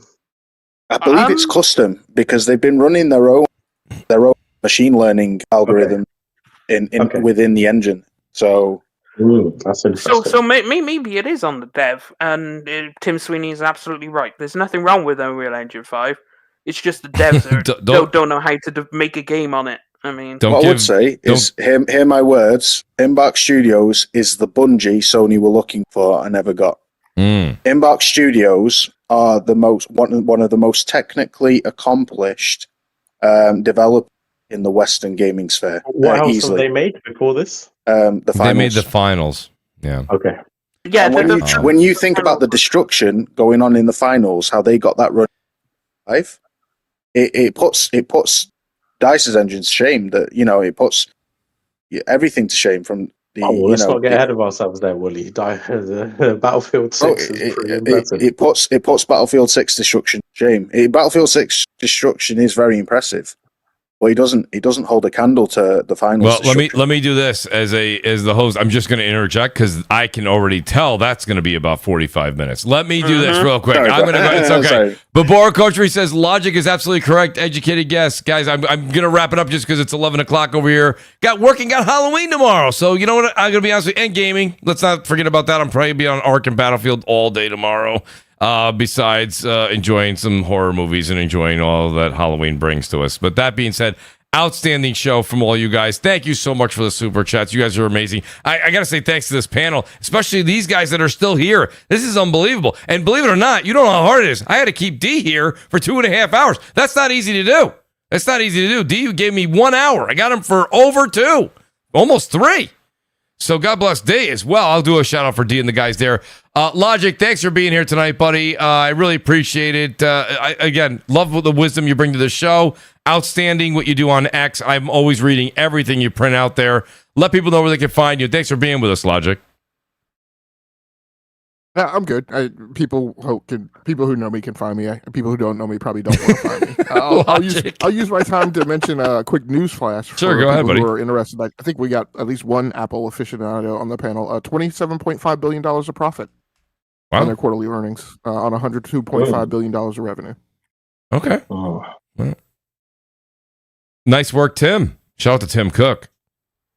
So there it is. Appreciate that, Logic. Great business fact. A little something you didn't know before we wrap up the show. Logic, always great to have you on. And like I said, I really love the work you do with Brap. You two really kind of take the gaming community head on a lot of times on X. So I appreciate what you guys do, and it's a lot of fun to read and watch. So I appreciate you being here. Death Singer, let people know where they can find you, buddy. Not that they don't know where to find you. They better by now. Well, I mean, you can find me playing the Outer Worlds 2, and also for those into anime, I have October the 31st, 2018, Shibuya. If you in Japan, if you know, you know. If you don't, go inform yourself. I'm not going to give you what the anime is, but if you know Shibuya on October the 31st, because obviously it's 31st in Japan right now, so it's the only time you can use the meme. So go figure it out, and yeah. Just go play the Outer Worlds 2, and you might find yourself surprised. It's actually good. So, I appreciate the non-spoiler review that you gave us, Dessinger. And honestly, I would like to. We'll touch on it a little bit. The thing is, there's so much I could have said, but all of it's spoilers. So that's what I'm saying. I think we'll do is not that next week gives us the blessing to go into depth, but next week we'll talk a little bit more about it and see if you've changed your 9.0 review that Nib asked you for a preliminary. But Dessinger, thanks for being here, buddy. Nib, I want to thank you as well, buddy. You've had, a party after party, wedding after wedding, get together after get together, not to mention work, not to mention the family, not to mention the restaurants. By the way, speaking of that, we need more pictures of food, Nib. I don't know where all those pictures went. You used to send them out all the time. They're getting far and few between.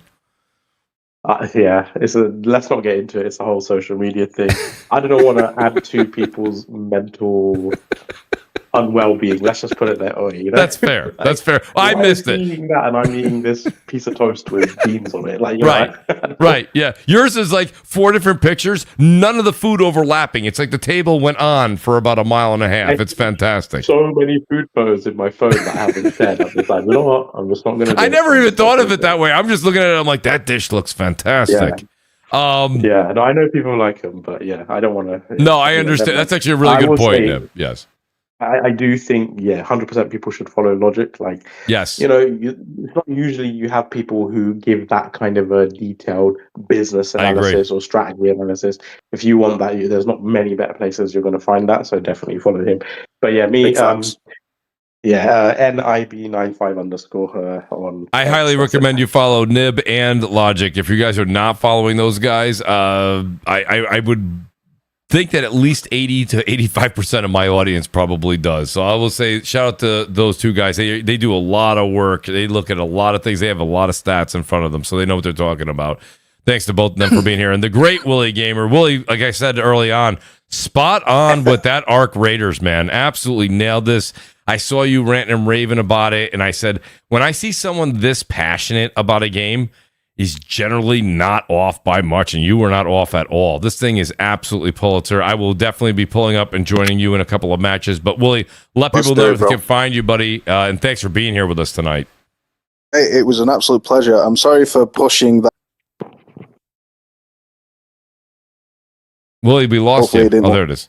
Your microphone cut out. I'm sorry, I was Willie. just saying, sorry, I don't know why it keeps spotting. Can you hear me okay? Yes, you're good now. I was just saying, I apologize for pushing and pressing that debate with. It's okay. You both are very adamant, and you guys are both very, very strong-willed. Well, you'll be pleased to know, I promised everyone I would see, so it is uploading as we to Twitter, and I have tagged all of you. So enjoy that. It's a very fun 12-minute. But I will say that it has been a hell of a lot of fun being on tonight, talking about my favorite multiplayer game ever to release, Arc Raiders, and I do not say that lightly. There's one upset that I have about it, and when you start in the first tech test, the first beta, there was this really cool kind of night vision goggles sound that would happen when you kind of set up your gun for the first time, and they removed it, and I don't know why. Gutted. But apart from that, it's perfection. It is absolute perfection. So enjoy Arc Raiders, guys. Those who buy it, enjoy every second. Holler at me if you want to team up. Wooly Gamer on Twitter. It's Wooly Gamer, then YT for YouTube. Keep on keeping on, keep on gaming on, and thank you, Mooch, for having me. Always, Willie. Love to keep on keeping on. Absolutely, Willie. Shout out to Brap, who had to leave early. It's at Brap_podcast, Wednesday nights at 9 p.m. Eastern.